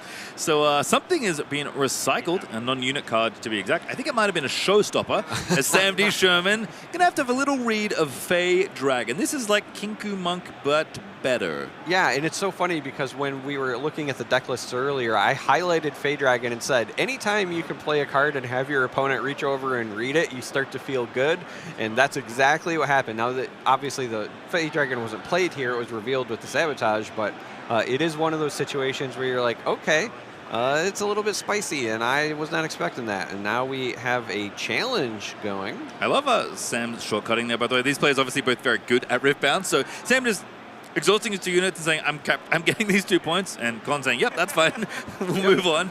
Don't need to move the Lucians to the base. Don't need to do the The Ceremony can just go ahead and take the points. Challenge does remove the buff, and Kai'Sa is going to be the follow-up here. So interesting just to want to make that Lucian a little bit smaller, because as we know with the Arena Bar, easy to rebuff again, but I guess just testing a little rune there.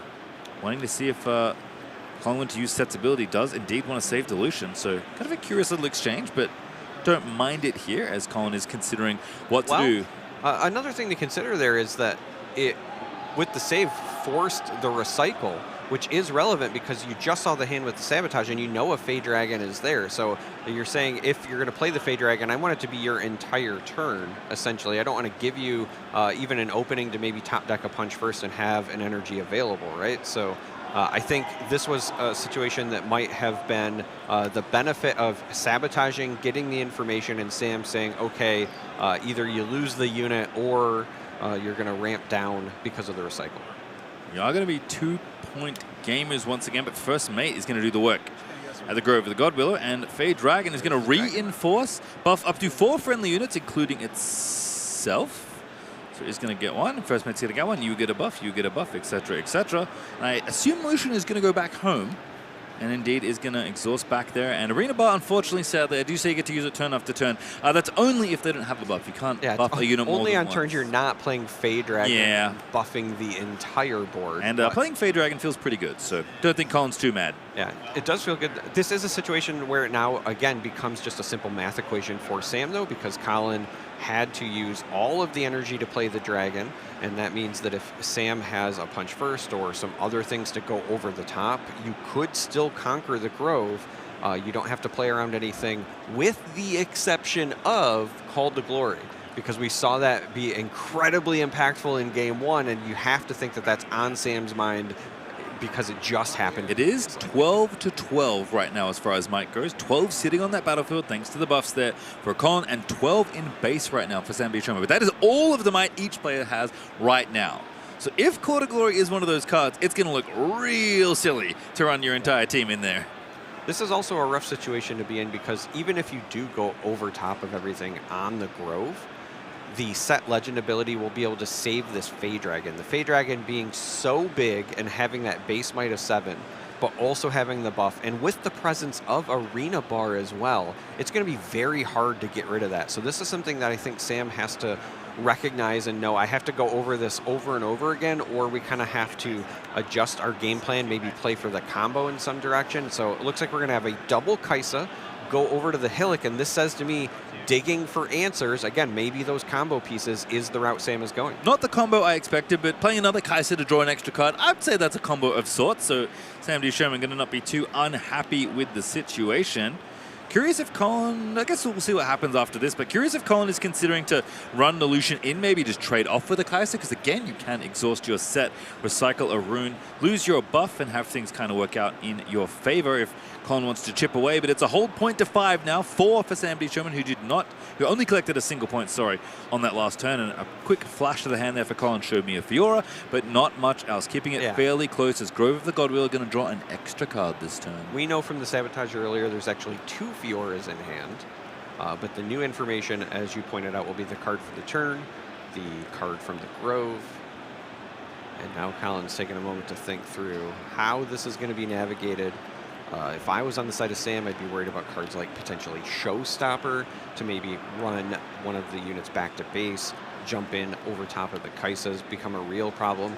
Right now, sitting on the Grove is obviously beneficial. You want to draw those cards from the Grove hold, but also, as scary as it seems, you could get that Fey Dragon on the Hillock and then just threaten the other side anytime they go there. So there's a lot of versatility in the way that Colin can attack the board state. Yeah, it feels like Colin's position is pretty good. I don't think you ever feel comfortable fully against Lucian. I do see an Akshan, I do see a Facebreaker, and I do see Fiora First Mate.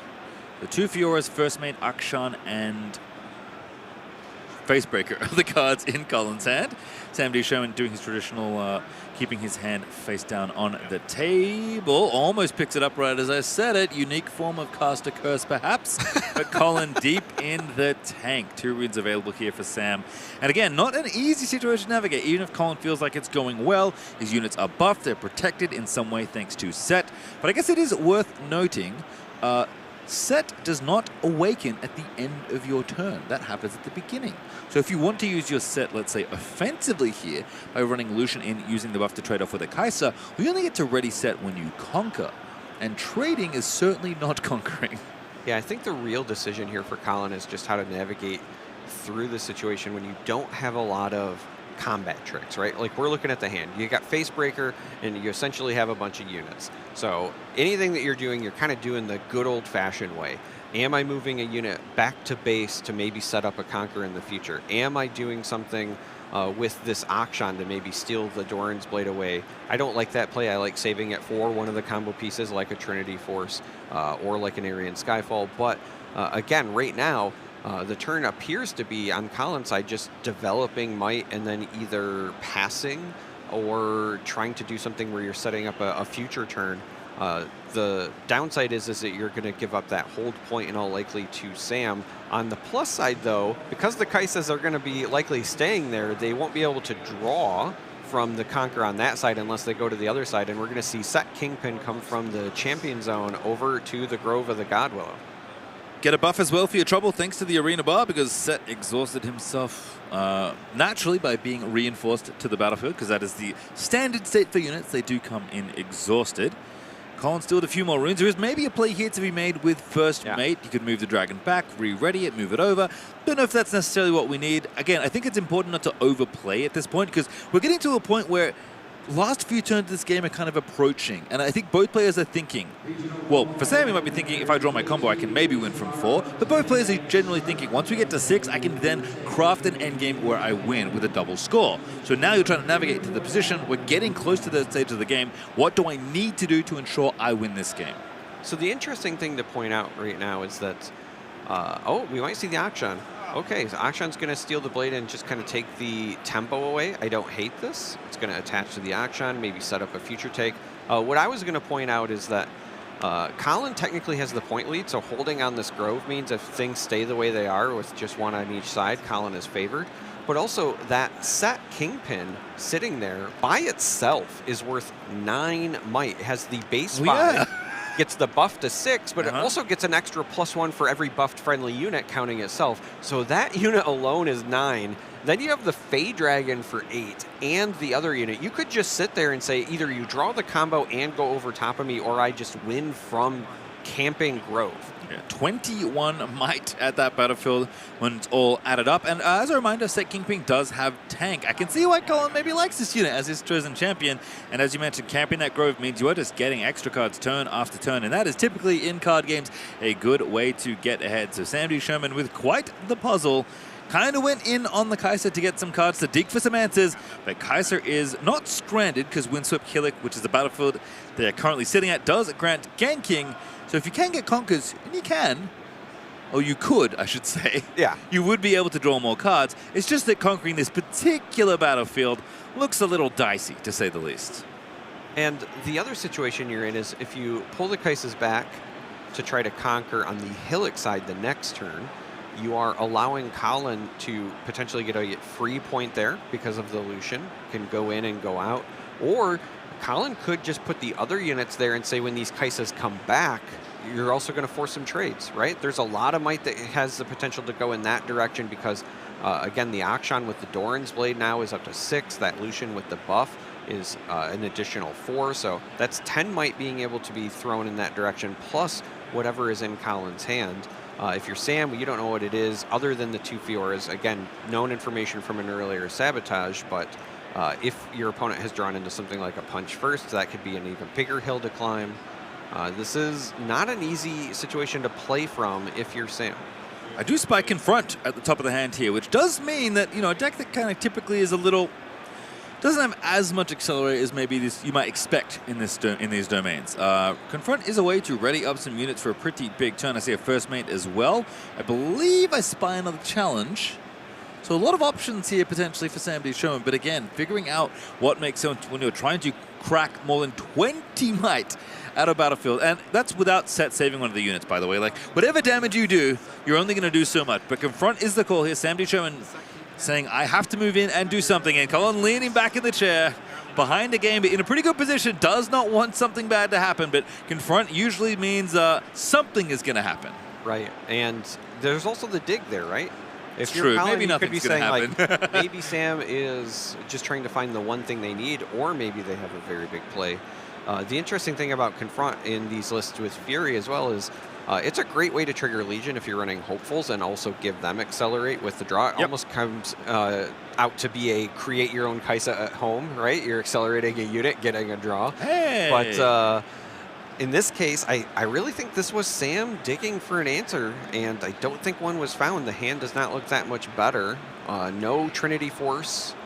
There is the Skyfall, but if we're trying to get the combo online, doesn't look like that is the option. Instead, we're going to make the full house on the Hillock. That's right, it is 3 Lucians and 2 Kaisas.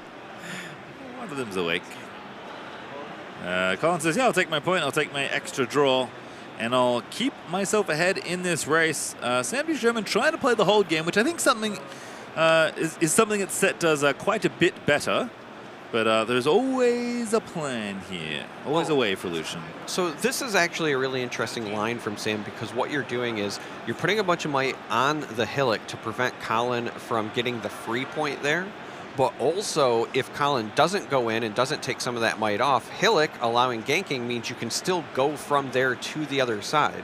So you're not really losing anything by stacking everything on Hillock. That's hype. It's like the best base you could ask for.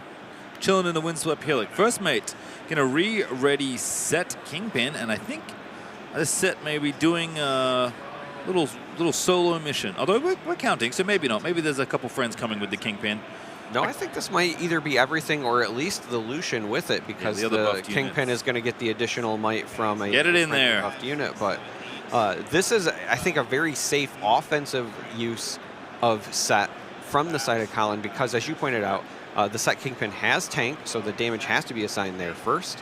And then also, because of the buff, the Set Legend can recall it and make use of that as well. And it does look like that's going to be the case here. So you get rid of a bunch of might off of the Hillock, and you're getting to preserve units, and you still have a mountain on the Grove. And it's fast approaching a situation where we're going to game 3. Yeah, you get all the might. In fact, you get the buff back as well, thanks to Arena Bar. If you want to put it back on Set Kingpin, you certainly do in this deck. Lucian also available to be moved back to base if that's a safer place. As first mate going to re-ready Set Kingpin and go back. Move the fort back over. Can go to the other side and said, I'm at 7. Good luck cracking this battlefield. And Sam Sherman says, I don't know if I can, but I'm going to give it my best go. I can't imagine what Lucian can have here to do anything. I think we're going to game 3. So, well, theoretically, all right, hear me out. Theoretically, if you had a hand that was Trinity Force, Rear Guard. Yes. And you had one more rune, because that's all you need, right? Then maybe you could get there, but unfortunately that's not the case. The Skyfall was already on the board, so Trinity Force is kind of what you're looking for there if you were trying to go up 2 points, but you need at least a 3rd activation as well. And we are, in fact, going to game 3. This is everything I hoped it would be. Like I said, heavyweights slugging it out. It's just might on might, not a lot of fancy stuff. Who can get there and get the job done? And for this last one, an interesting set of battlefields once again. On the one side, Sunken Temple makes a lot of sense when you have these big beefy units. On the other side, though, Candlelit Sanctum. I believe this is a situation where Sam is potentially hoping to find the combo pieces. Again, that's Aryan Skyfall and Trinity Force.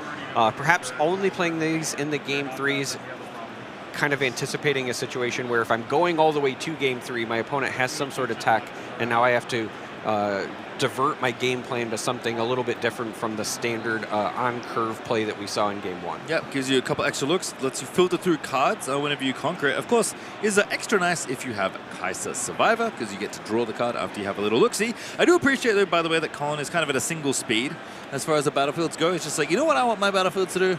I want them all to draw me cards. Yeah, we've seen a lot of variations of that across the Legends of the Day. We've seen... obviously, Zon Warren's still incredibly popular. We have seen the Conservatory show up big for the decks that are running a lot of spells. So I think folks are still trying to figure out what is the best way for me to get the value into my hand from the battlefields, but also ones that are easy for me to accomplish and hopefully less easy for my opponent to take advantage of. Yeah, I like it. I think Set is one of the decks that can actually afford to play these 3 battlefields and do well on all of them as far as drawing cards go, which is kind of a tough thing to find nowadays. With Dreaming Tree being rightfully banned, I will say, despite being a, I'll say, enjoyer of that battlefield myself. I've used it a few times in my time while it was around in Spirit Forge. But game number 3, as you said, Charmer, everything we hope this series would be. If you're newer to Riftbound, or you maybe looking for one set to tune in today from this one, you should just watch this one. These are 2 of the best Riftbound players we have in the room, I have to think, given that the median finish is something like 2nd from the last RQ. So I just want to say how proud of you I am. Really? I said I was going to make a real dad of you this weekend. You are a father, I didn't do that of on course, purpose. but you made the pun. You said if you had to watch one set, this would be it. Yeah. And of course, Colin is piloting set, so I just want to say I'm proud of you. I didn't even do it on purpose, and of course, that's the thing that Charmer picks up as we're off to the races. Sam D. Sherman on the board early on the play. Legion rearguard on the table, and Colin answers with Lucian. Not bad there. Not playing Lucian, but has Lucians. As we noted, pretty good card still.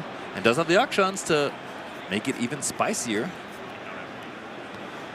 Now the question is the rearguard going to go into something like Candlelit, get the look first and then decide what to do? Or is it just going to be a development and pass with some patience? I do see the Trinity Force in hand on the side of Sam. And I think there's also a Skyfall there. So there might already be both pieces in play. Ready to go in just a moment. And there is indeed Skyfall and Trinity Force. A couple extra cards there as well as Sam D. Sherman. As always, very deliberate, very thoughtful player. We saw this when he was piloting mid-range Draven to his victory in Vegas not too long ago. Yeah, so one of the, I think, really important things about this matchup is Sam knows Colin has access to Akshan, so you don't want to play the pieces and have him get stolen. But Sam also knows that Sabotage exists in the other list, so you don't want to keep them in your hand and have them get taken away. So it's kind of a pick your poison situation. I like the go ahead of let's put it on the table because maybe at a minimum I get to make use of the might. It's also something where if I play the Lucian for my Champion Zone next turn, I get the free equip because of Weapon Master. So I think this was the way to go, but it is worth noting it's not an easy decision when you know your opponent has answers in the form of Akshan if it's on the table or Sabotage if it's in the hand. And of course, we see the Akshan in the hand of Colin. I was going to say, I got a little glance, and Colin does indeed have a few units in the hand, and one of them is Akshan. Maybe thinking, is now the time to steal this Triforce? Punch first, another option available. Candlelit Sanctum being considered. That's where the hand is getting glanced at a few times here. I'm going to go ahead and put this one back on top because we've already put one on the bottom. Colin just making sure that's the decision he does want to go with. And does indeed finish his filtering. Akshan. And yeah, I was going to say this is... Ooh, it's the wrong tap for Akshan. So it's probably not that. It is Fiora instead. Lucian goes back and say, your turn. What do you got? I was about to say this is likely an Akshan, but instead we're going to see the Fiora not tipping the answer is available early on. Maybe saying, okay, show me that you also have the Skyfall.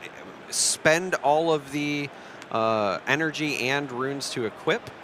All right, so this is interesting because, just hear me out, we have seen in the past where Sam has not used the Relentless Pursuit to attach the Skyfall. Here, though, I think properly recognizing that you want to use the Weapon Master on the Trinity Force because that part will be free, and then use Relentless Pursuit potentially later to do this. But again, you're now showing that you have the combo. You're just saying, look, I have the pieces, I'm going to pass. What do you got? Again, we know Colin has the Akshan. Is now the turn where it gets played, or do you continue to try to bait this out? Sam does have 0 points. It is worth noting. I think the other thing to consider, I think maybe this is what Colin's thinking about. It's not do I play Akshan or not. We're going to send Lucian in. That feels like the obvious thing. Get the filtering from the Sanctum. Lucian re-ready. So this point is in essence free, especially when Sam D. Sherman doesn't have any runes available. I think it's which one do I take? Because the order your opponent sequences their combo pieces in might tell you something. We don't know. But if Sam has a backup piece in hand, you have to kind of think pretty hard. which piece would they play first if they were going to expose one? Because now you have to think, which one do I take? Because you need to break it up, and if you guess wrong and they have an extra in hand, then well, your action didn't do all that much. So the answer that I would give you is almost always I would defer to the Trinity Force for 2 reasons.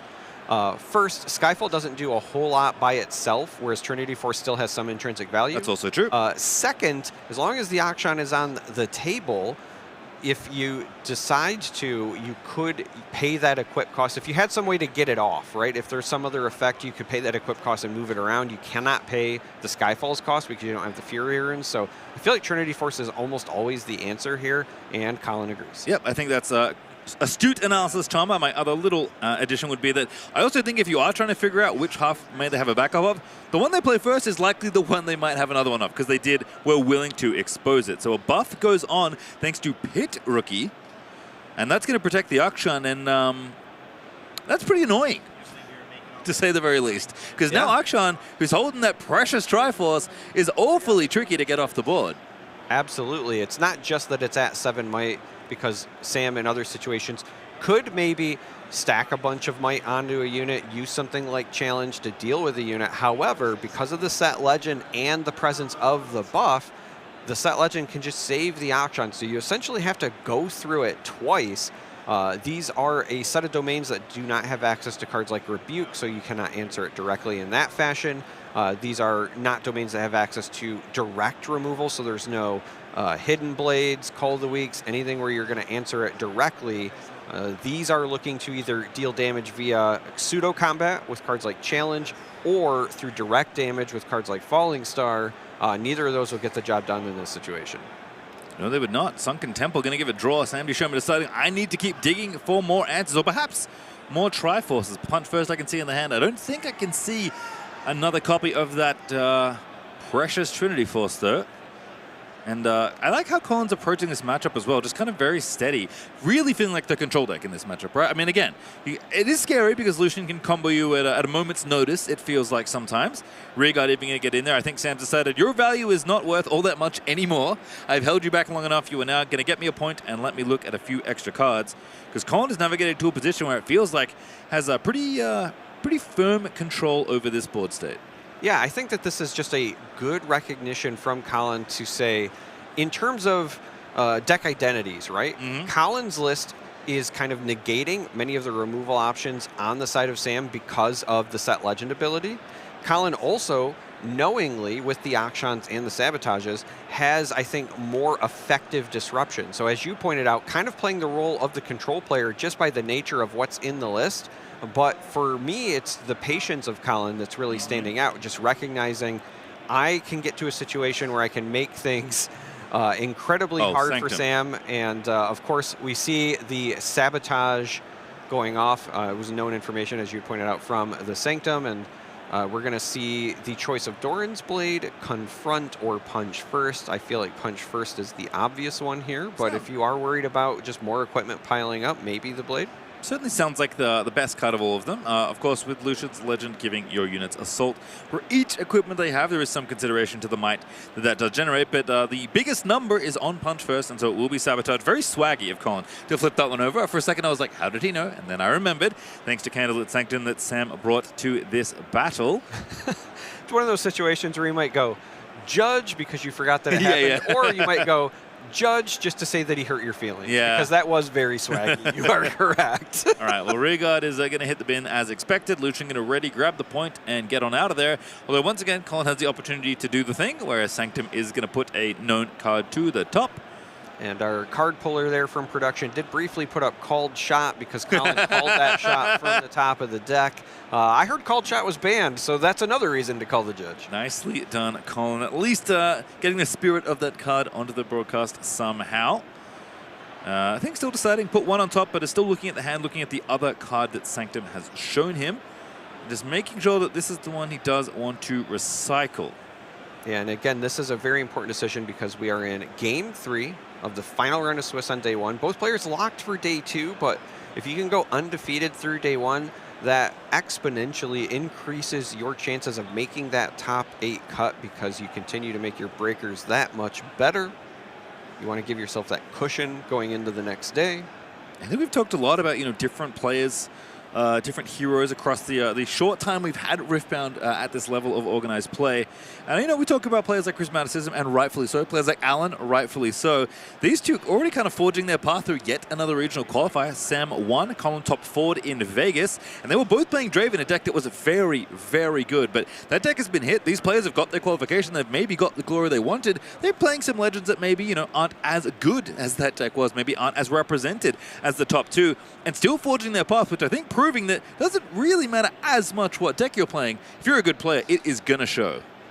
I also just love that Colin went back to set because for me, one of the real fun stories about Riftbound, because it is a game based on League of Legends, is you get those players that are specialists, right? You get the players that in League, they say, I main Ahri, and then they have a dumb gamer name like Charmer because they main Ahri.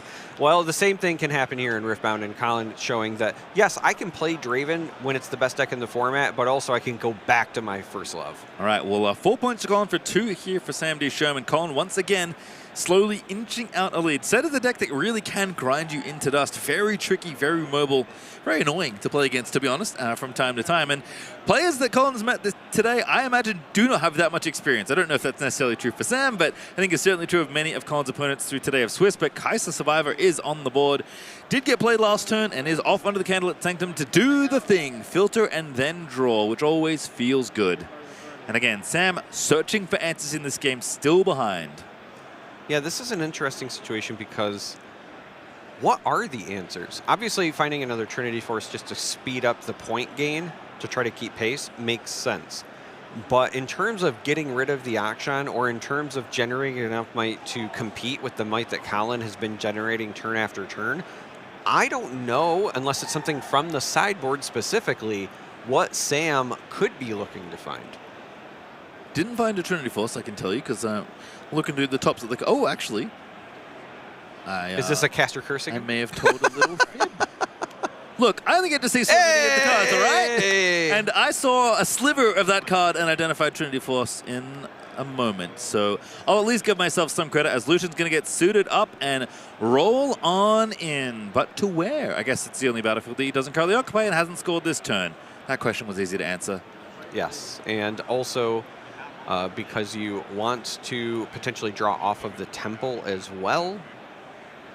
Does look like there's a Relentless Pursuit in the hand for a potential future use, unless I'm mistaken.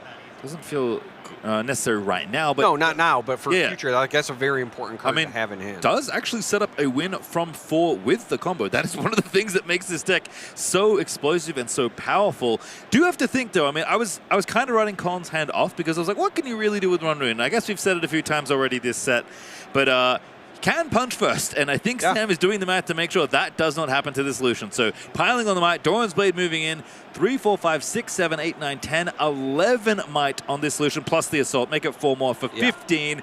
Punch first, not going to do any work there. So instead, I think the buff will be expended. That was the real math, is that the extra Doran's Blade was essentially +3 because of the Assault as well, and that is enough to get it over the hump. And again, rightfully, Sam recognizing what is the thing that I would potentially be punished by here. Let's take a moment, do the math, be patient. Again, game 3 of round 8. It's been a marathon. These players started at 10 a.m.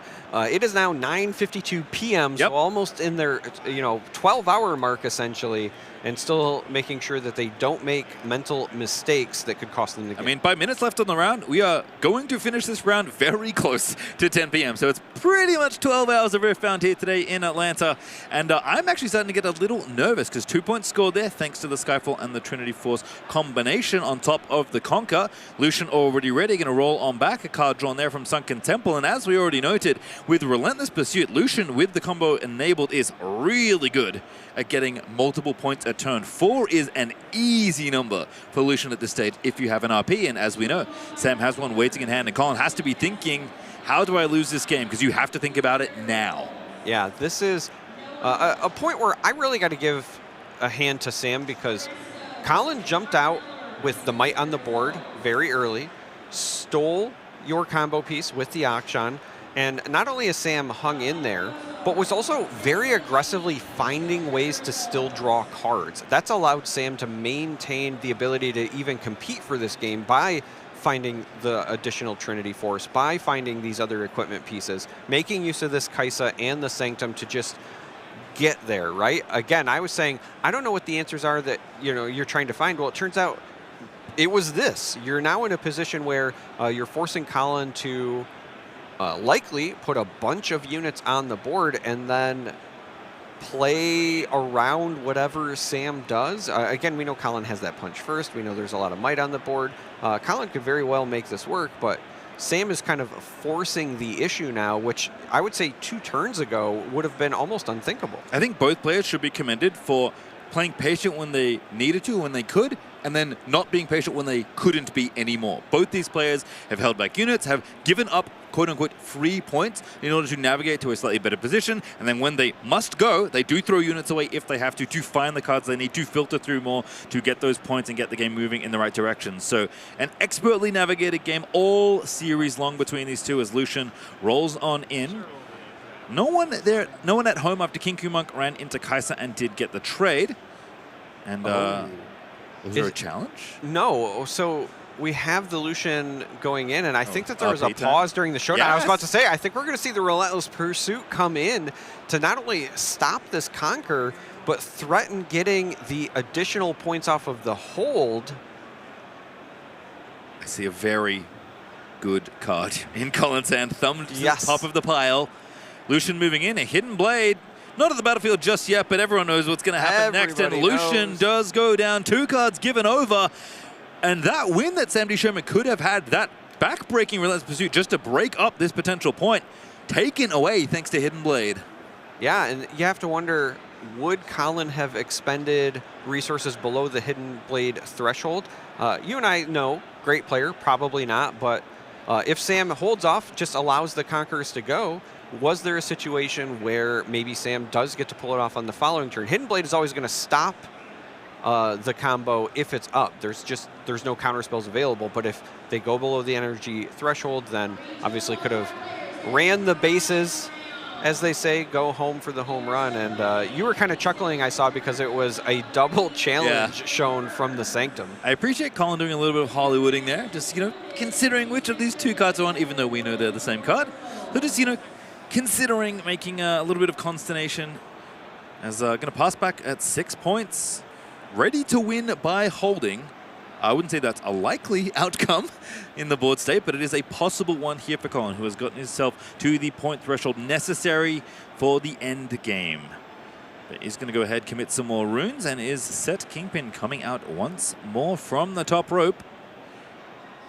Looks like it, but don't know just yet. Still. Yeah, it could also, I was going to say, be another Akshan. I thought I saw the other one picked up, and I was about to say, it could also be another Akshan, because if you can take the other Trinity Force, now you're forcing Sam to have the 3rd and have a unit. And Sam saying, I know you want this Doran's Blade. They got a chuckle out of Colin, too. You love to see that. It's just as much might as the Trinity Force, I will remind you. He's going to go on over and attach to that Lucian. Actually moves gets a Skyfall. Wants to combo himself, yeah, so perhaps. this is interesting. Akshan just has Weapon Master, so that moves over the Trinity Force from the one that stole it, and then you steal the Skyfall, so that actually is going to open up a potential combo from Colin, and now it's Sam who has to figure out how to stop it. Means you can win by conquering 1 battlefield. Also means you can win by 7 just by scoring a point, even if you only conquer 1 battlefield. Obviously, threatening to hold to 7 here feels pretty good, but a bunch of different ways for a set to combo, which not something I would have expected, but I guess enough Akshan can get the job done. Yeah, and again, we kind of highlighted it a little bit earlier in the broadcast, but the main deck gear answers have really shined in this event. And obviously going to the sideboard, even more access to it, but over and over again, we're seeing that the equipment from Spirit Forged has made a splash. And also that means that the answers for the equipment that were introduced in Spirit Forge are also just as impactful. Players thinking, looks like Sam is wondering, how do I get out of this sticky situation? Needs to start with a unit in play, I would imagine. But the combo has been broken up once again. In fact, given over, well, I guess not given, stolen by Colin. and those 2 Akshans. So Confront going to kick things off, gets a draw, gets some ready. That seems pretty good when you're trying to get yourself to some battlefields. But as we've pointed out a few times, that Trinity Force is only going to do its thing on hold right now, which is not the best in a deck that wants to combine a few pieces of equipment for something a little bit more ambitious. Yeah, and I like starting with this Confront because you get the additional information off the draw, but also you're not going to do anything unless you can play a unit and use it immediately. And now we're going to see Sam develop what I believe is a 2-drop. Question is going to be which one. It's going to be the Pouty Poro. Pouty Poro. Ready to go. Getting close to the end here in this one. Suit up the Poro. Off we go. And charge on in. Question is where? I guess the occupied battlefield. The Sunken Temple draw. Ooh, that challenge is really nice. So you go in, and then with the first action of the showdown as the active player, you get the first option. Going to challenge the Akshan in the back. Get the Skyfall that gives back. That Skyfall back. But again, the other Trinity Force, which was stolen from the other Akshan, but was moved over because of Weapon Master, will still hang out. Oh, Assault actually giving a bunch of extra. I was trying to figure out if the math checked out, but of course Sam D. Sherman has done it already. So yeah, that's specifically why the challenge was played after the showdown began. You didn't want to do it without the additional might from the Assault, so again, very heads-up play. You would expect that from a player of Sam's caliber, but also just very clear, put a lot of reps in on Lucian and understands the timing of something like that. Running out of runes as well, and I think that actually is a decision here, because it seems like why not take this on Contemple Draw? You're not going to hold up anything else, but the other consideration may be equipping the Skyfall, not really for the combo potential, just for the fact that this Poro needs to get a little bit bigger. That is actually a fair consideration. The Akshan on the other side is currently a 5 with the buff, and there's the Lucian. Depending on what the rune split is, though, if Colin's on an even split, for example, there's a world where not getting a body rune means that that Trinity Force cannot be equipped to either of the units. That's true. Also, we know there's a punch first that's hanging out in hand. There's one. There's two. That feels pretty good. Facebreaker off the top, and the might does that up. It's 11, I believe. So Lucian going to go ahead and ready up. Akshan going to roll on in, punch first, and that's the game. Colin is going to stay undefeated on set of all legends to kick off Regional Qualifier Atlanta, eyeing yet another top 8, but this time with a very different beast. Yeah, I think that was such a fun series to watch because, as I pointed out, it's just heavyweights. Yeah. It is all good stuff. Big, heavy punches thrown first. Very important. A little bit of thievery with the Akshans, but ultimately, if you're somebody at home who you're so sick of seeing the rebukes, you're so sick of the chaos cards, the calm cards, well, this is showing you that not only can you play heroes outside of those domains, but those champions can go undefeated through day one, or in Sam's case, 7-1, still incredibly respectful, kept that series very close. I would expect big things still from Sam in day 2 as well. But that was just a ton of fun and a great way to end day 1. I think it's one thing to look at 2 great players like that on these decks in particular and be like, oh, looking good in day 2. Live, absolutely, for the best of. Maybe just live to top 8? Like, absolutely. That's wild. No one had set in their top 8 for this event. I can guarantee that much. And again, that's not true. We have a number of... That's not true. Colin had it. That's true. In his top 8, because Colin very clearly came to play. Certainly did. You know, I like that. It's a kind of gumption I appreciate in both a commentator and a player. Again, not there yet. There are 8 rounds of Swiss done today. There are 5 more rounds of Swiss tomorrow. And then, of course, we have 3 more rounds after that. And a little something called the Top 8, where we will crown yet another regional qualifier champion. And it would be quite something to see a repeat North American champion. And Sam D. Sherman's still alive for that as well. Are we going to see it? I'm going to put you on the spot. Are we going to see it? I don't think so. But after seeing that set play, I really want Colin to win. Sorry, deck's really cool. Not much we can do about that. All right, well. We've had a good day. We've had a good day. It's been 12 hours, as you pointed out. It's been 12 hours. What are you looking forward to tomorrow? Okay, apart from more set, which we will pretty much get at this point, because it'd be usually put the players that are EXO on stream a little bit, and Colin's record looking pretty good. Expect to see actually both these players at some point tomorrow on stream. Haven't seen... I want to see some Azir. I want to know what the Azir is... What are the top Azirs in this event cooking up? Yeah, haven't seen a lot of that. Despite being well represented, because again, very popular legend. I don't believe we've seen Ahri yet. Haven't seen Ahri yet. Still time. Are we going to see more Victors proving me wrong because I'm a Viktor hater? We are Viktor haters. Sorry, Viktor players. You know what? I think I'm really curious to see actually what else. What is doing well on day 2? What surprising decks are doing well on day 2? So we kind of know the expected meta game, but Ahri certainly not something we'd expect to do really well. So is there an X1 or an XO Ahri floating around? That is something I'd love to see. But as we get through those Swiss rounds, I really want to know, what is the metagame looking like? Who's converted? Like we know kind of what we started the day with, but we're going to finish with a very different looking field. And is it what we expected? Is it not? Or anything surprising in terms of conversion rate? Who's in the running for the best of? There's a lot of fun things to uncover tomorrow. Yeah, there's also that conversation about everybody's favorite dark horse deck. Are they actually going to get it done? Because we have, like Rek'Sai is a great example. That's a deck that a lot of people say is potentially sneaky good, but we haven't really seen it in the results yet. So that's another one I think I'm looking forward to tomorrow. Well, I love hearing you yap. But you know what I like even more? Hearing from the boss himself. We're going to go down for a winner's interview over at the desk.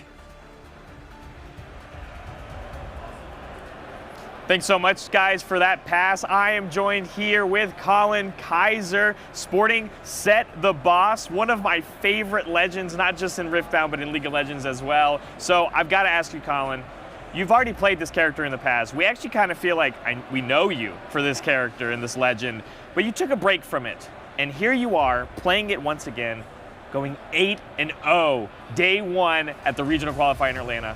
Why'd you go back to Set? Why now? Honestly, it was kind of like an old flame, just like you mentioned. I played him exclusively in Set 1, did very well in a lot of the third-party tournaments, such as Charlie's and the PPG. And yeah, I kind of missed it. I didn't do so well in Lille. I started out 7-1 and then kind of bombed day 2. So I was like, you know what? Let's bust out the old passion, the old love. And clearly it's worked out well for me so far. It's worked incredibly well. And I'm not going to sit here and talk about the debate about do you play Set Kingpin or, Set Brawler, because we all know that you do kind of favor this Kingpin variant. So many 4-drops, as you saw in some of those games earlier, both of you playing like tooth and nail with your runes, recycling as many. You've played Set that way every single time. Can you explain to me like how difficult and how much discipline it takes to play the deck on those kind of thin rune margins, exactly where you need, even right at the end, right? You're like, I need 2 more body runes, but because of the way we've been recycling our runes, you got 2 more coming off the top, punch first, ready to go. It's so incredibly hard to play a deck like that and have the right tools at the right time on the right turn. It definitely is, and it's something that I try to teach to people as much as I can, but it's all about like foresight and thinking 2 to 3 turns ahead. You get 2 runes a turn, so knowing each time, okay, well, if I spend my power to play my set, I'm going to be down 1, so then I have to factor, if you kill one of my units and I have to save it, then I'm down an additional 1, and factoring where they all are. I knew at that point I did have 4 order runes on that last turn, and but I played a Hidden Blade the turn before, so I was like, I played 5 order runes, 7 bodies, so I was like, well, I know what's coming off the top, so we'll be good on that front. So, yeah, it's just, honestly, it's just thinking turns ahead. That's what I always recommend to people. And yeah, I think that's really what you need to do for Kingpin. It's all about using the legend ability to the most of its ability. I want my opponent to be committing a ton of resources to killing my huge Kingpin. It comes back, and then it's coming back around. That's why I play like the arena bars to give it the buff back. And, after you spend all your resources to break me, I'm just right back there at square one, so. Speaking of using your own resources, how about taking some of your opponents? Akshan coming in huge again in this matchup. And I have Set built as well, it's no surprise. And I've got 2 of them in the sideboard. Based off of the gameplay I saw today, Colin, I gotta ask you, should I just be playing a 3rd one somewhere? It is so important, I feel like, in these equipment-based matchups, or just other decks with gears, of course. And they're stealing the Trinity Forces, denying the ability for that combo to come online for the Lucian deck, really went a long way. 3, maybe? Should I do it? I mean, 3 is what I'm on. It was actually kind of a last-second change. I had Kiana in my main deck yesterday when I played in the pre-RQ, and she didn't do so hot for me. She kind of felt a little bit too clunky. Spending the power, as we've already talked about, is really tough for a set deck. So I was like, you know what, I'll just swap this out for an Akshan. And I had 2 Akshans on the board already, so we just upped it to 3. And obviously, as you said, it kind of came in clutch. Notably, I don't have any weapons in my deck. So if my opponent doesn't have gears, he's just a 4/4 vanilla. But honestly, that's kind of good enough when you're playing buffs, you're keeping it around forever. And yeah, obviously, in some matchups, then he'll win the game on the spot, just like he did for me there. Well, Colin, you're 8-0. Congratulations. You're on your way to another top cut, hopefully here soon. So I'm excited to see you in day 2. You get some well-deserved rest. We're going to see you tomorrow, and we're going to send it back to the casters. Definitely. Thank you, everyone. Thanks, man. Appreciate it. Have a great night. Thank you so much. Always lovely to hear from Colin. Great player, really nice guy, and playing a pretty fun legend. Yeah, absolutely. And I loved the advice that Colin was giving there, not just about thinking turns ahead, but just playing through the margins. Barrett, of course, asked, how do you play a deck where you know that your rune margins are always going to be thin? We have actually seen in the past some players struggle with that. I think that's maybe what scares them away from set. But Colin said he tries to teach other players. It's very clear he has a handle on it. If you are an aspiring set player, it is something that can be done with reps. So just put in the work. Well, there's even more to look at, though. I know we have Kangas and Miss Chim Chim standing by with a bit more post-game analysis at the desk. Sorry. Not yet. I lied. Not yet. We will have it, though. We will have it. I think it's on us. It's on us. Let's go. There we go. Perfect way to close out the day. We're going to talk about one of the crazy moments in that last game. Because, Reagan, we were watching backstage, and we were freaking out at that game 3. That was nuts. It was super duper special. If you want to go ahead and get right into that what was do the we last have thing here? that we shot. A little preview for one of the videos that'll go out tomorrow. But this moment in the game, Reagan's going to handle the telestrator here for us. You might notice something. Reagan, what's that Akshan got equipped to him? Right now, he's got a Trinity Force equipped to him. And whose Trinity Force is it? It's my favorite person in the world. Well, Akshan's. No, it's actually Sam's Trinity Force. Oh, because Akshan stole it. Akshan's a bit of a thief, right? This is true. Now, it might surprise you, but it gets crazier than that, everybody. Because you might notice there's 4 runes tapped. If we play the clip, Reagan, what do you think is going to come down from these 4 runes? Well, I see 2 oranges. Oh, I think it's another Akshan. And what do you think this Akshan's going to take? I think we're going to target the Skyfall here because we've already got the Trinity Force. And then if we're not going to take the Doran's Blade? You're not going to take Sam's offer? No. He's trying to give it to us. No, Sam, I don't think we want that. We're going to put a question mark next to that because we actually want to go ahead and make this combo on set. And what is that combo? Weapon Master Akshan to take the other Akshan's stolen Trinity Force. Akshan ability to steal the Skyfall. We have successfully reassembled the Lucian combo in set. A crazy moment in Riftbound history. I've never seen anything like this, but it shows the strength of Akshan. And Reagan, you've been hot on Akshan all tournament. Absolutely. And as you can see here, I have drawn 3 heart-eyed poros because we love Akshan. I've been preaching the word of the Fiora decks, but specifically because of that Akshan unit in that deck. Akshan is able to take these gears and in a meta, in a format, in a set, weekend. Absolutely, where gears are so much used all over the place. Okay, let me clear out these poros. But gears are used all throughout Spirit Forge. Akshan loves those gears. He loves to take them from you, and he loves to make bigger and better, greater use of them. Now the problem is, we didn't actually get to see the Akshan score with this. But that's not the point. The point is it happened, and we got to assemble the Lucian combo in set. We wanted to show off how cool that was and just how impactful Akshan is. You said he's the best unit in the game. Are you standing by that? I'm standing by that, and honestly, I think that Akshan can go as far to be the best card in Spirit Forge. But you know, Okay, I'll just say, for right now, we'll leave him as the best unit. And this is why. Because Colin was behind at a certain point. He was trailing behind, but he got not one, but 2 auctions on the board, and he was able to turn this game around. And this one was in danger. I'm telling you, if you had given him another turn, another 2 turns, maybe we get all 2 Trinity Forces. But either way, that was a fun moment we wanted to highlight because you don't see that every day. That's it from us. Back to the casters.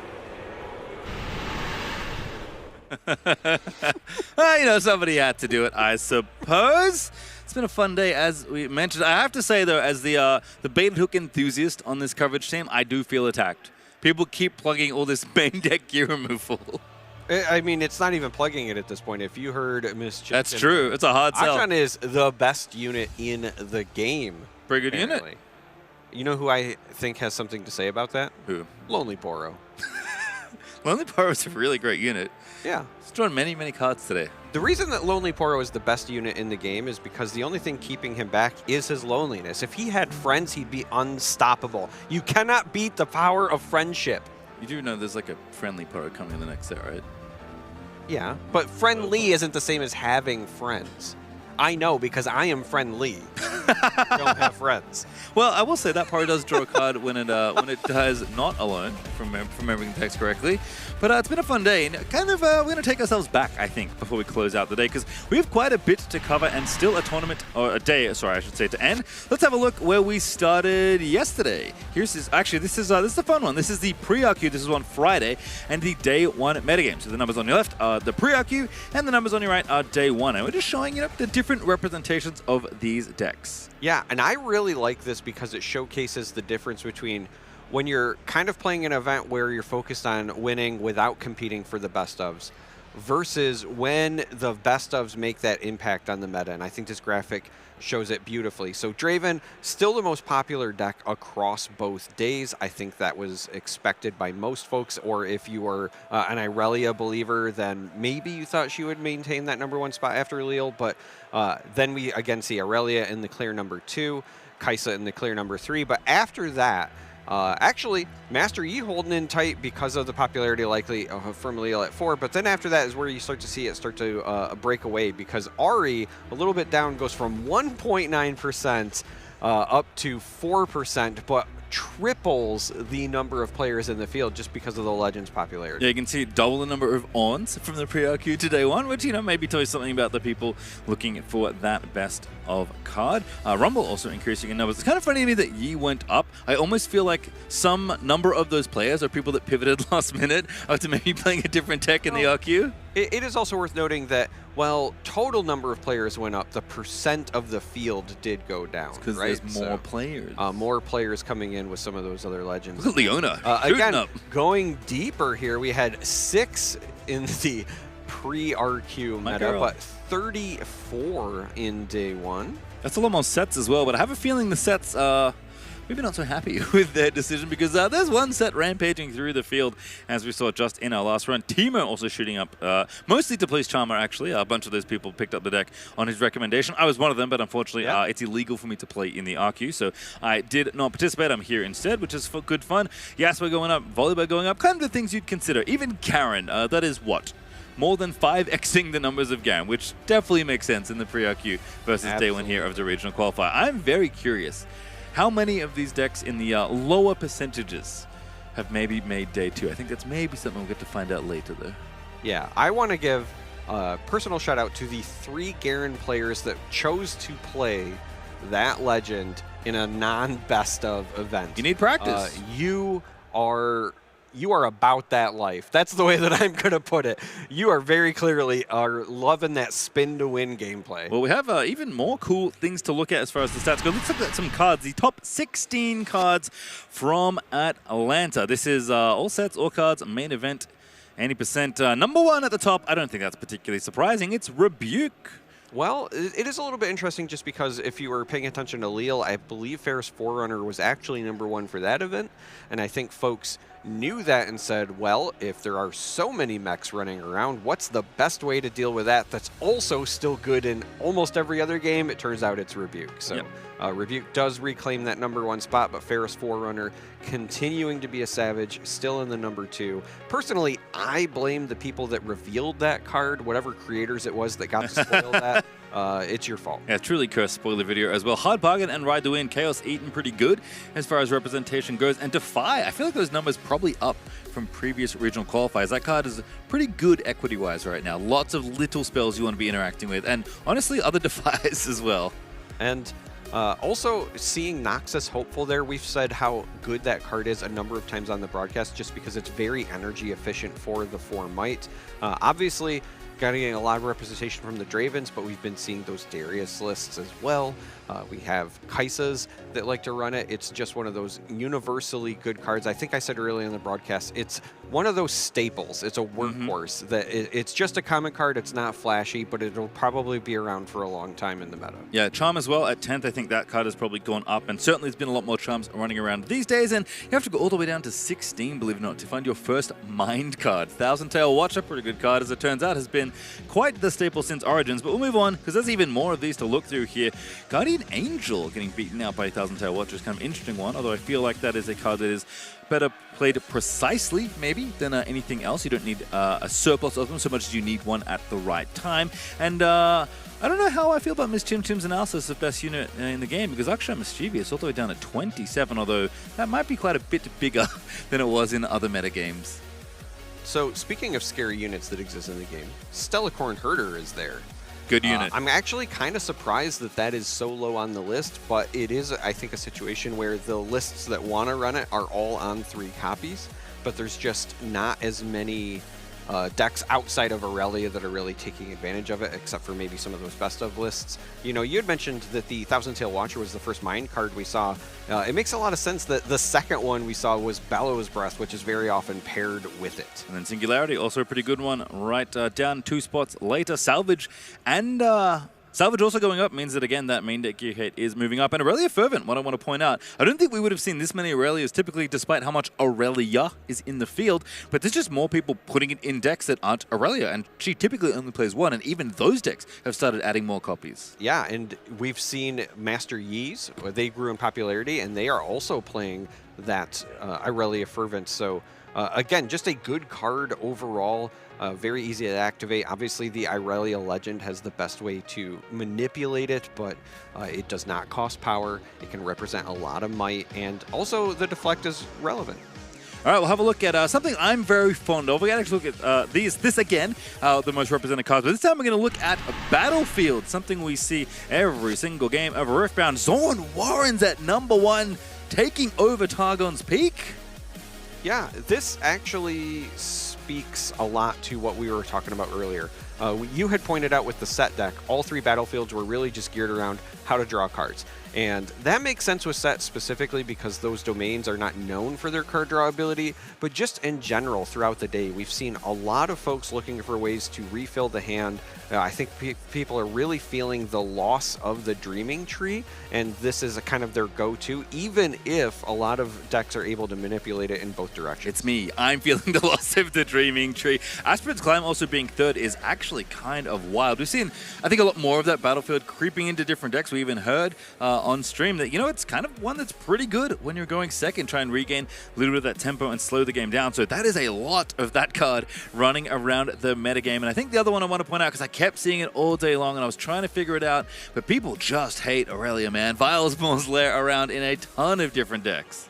Yeah, the last one that I want to mention is Arena's Greatest. Earlier on the broadcast, I said, if we see that Aspirant's Climb start to rise in popularity, we might see players playing Arena's Greatest. I do think that part of this is just the aggressive decks that are naturally running it, like the Annies. But I did actually get a chance to talk with a player that is on Draven. They were 6-0 at the time that I talked to them. That's pretty good. And they said specifically they are on both Climb and Arena's Greatest as Draven, specifically to play Arena's Greatest when they are going first, likely offsetting the Climb. So people are already ahead of even me. So the Aspirant Arena Gamer is in for day 2, is what you're telling me. Yes. No matter what happened in those last 2 rounds, they're running around looking to try and match up your battlefield Battlefield with theirs, as we are going to have a look at where we finished at the end of today. Because again, we played 8 rounds of Swiss. Have a look at the standings. Who is still left undefeated? My goodness, that's a bunch of good players. So right here at the top, Boulevard, if you are familiar with Legends of Runeterra and that competitive scene, was a caster there, also a very good competitive card game player at 8-0 in the #1 slot. And you know what? I'm just going to say it. That was the game I was talking about on the Arena's Greatest and Aspirants Fund. So that is very good to see. Of course, we see Prismaticism up there as well. Colin, that we just saw on the broadcast, still 8-0. But a lot of players also still in the running here with those 7-1s or 7 draws. I mean, Alan is undefeated, I will say, alongside Stardust and Coco Lopez. 7-0-1. A draw is not a loss, I will remind you, even though the record is not as good at 8-0. And a few players we saw on stream, Ominous Milk and Harukaze, still at X and well. And we are going to have a look through all the way through to top 64, because I may remind you, this is a regional qualifier. And while it doesn't matter right now, if the cutoff happened, these players would all qualify for the regional. You do have to finish within top 64 by the end of tomorrow. But if you're already top 64, that has to feel pretty good. Yeah, and here we see Aikado as well, again from Legends of Runeterra. Friend of the show. We see Ricky Casanova, which is not to be confused with Casanova, our caster friend, but still doing well. The person, I know I'm supposed to not be biased, but the person I'm rooting against currently is the I Hate Coffee. Yep. How dare you? You know what, at least maybe it's doing something for them, because even though I agree with you on principle, clearly X and 1 is feeling pretty good at the moment. Well, we also have Sam D. Sherman in this clump as well, because we just saw them on stream lose their first game. Diwali, winner of RQ Houston on Annie all that time ago at 36 at 7-1 as well. There are some real good players still at X and 1 moving in today too. Absolutely, and Starosin that we saw earlier on the broadcast played beautifully, and again going all the way down currently to 64. I believe production said 7-1s go into the 80s, 80th place specifically, but again, top 64 is where you want to be, because as you pointed out, regional qualifier, top 64 qualifies you for that regional event. And again, these are all players that are live, so even if you are in that 80th place, if you are DG star, you just got to win tomorrow. You can still qualify. Some players we've seen at a few different regionals. Sizachu there in 69th. Deluxe Vilchi has also played been on stream a few times at 72nd. Also noticed that Captain Jack was at the bottom of the last standings, and I sure hope that isn't a famous Korean League of Legends player from a very long time ago, but perhaps inspired by the man that invented a very fancy QSS for anyone that knows their very old League history like me. I am still farming for my runes that I need to play, trying to get to level 30 so that I can... hasn't updated the game in a while, perhaps. Yeah. Thankfully, has the latest Riftbound patch and has been astute all day long. Are you going to queue up and play Twisted Treeline with me? That's my preferred game mode, because you only need 3 players, and as I had pointed out, do not have friends. So I like the smaller game modes. Pretty sure I'm going to go back and maybe play some 2v2. That is it, though, for today. It has been an absolute blast bringing you the action here for day 1 of Atlanta. I'm Pastry, that's Charma, Kangas, and Miss Chin Chim. We're all going to be back tomorrow as we go ahead and close things out. It has been absolutely incredible to see, again, a regional qualifier stacked with names we are getting to know better and better. It's just been such a wonderful time. Charma, next round, what are we doing? Round 9, where are we going? We are going to go back to the hotel and play 2v2. Well, what's happening tomorrow? We'll find out tomorrow. Atlanta has been a wonderful host city. There has been an incredible number of people, whether they're in the main event or side events. It's just been spectacular. It's been wonderful here in Atlanta to see yet another Riftbound qualifier, crown a few new champions. We have quite a few players going to day 2, and we have 64 left to qualify, but we have even more than that. We are only going to get down to 8 plays by the end of tomorrow. Spells will be slung, hearts will be broken, and fun will be had across the board. Will a new legend take the mantle? Will an old favorite move through? Will Prismaticism honestly make yet another regional qualifier top 8? There are these questions and many, many, many more to answer. Perhaps a new hero will answer the call here in Atlanta, but it's hard to say, and the only way to find out for sure is to watch that thing on your screen right there. The main event is going to be coming back in just a few moments. Atlanta, you've been absolutely wonderful, but the best news we've had all day long is that we get to do it all again tomorrow.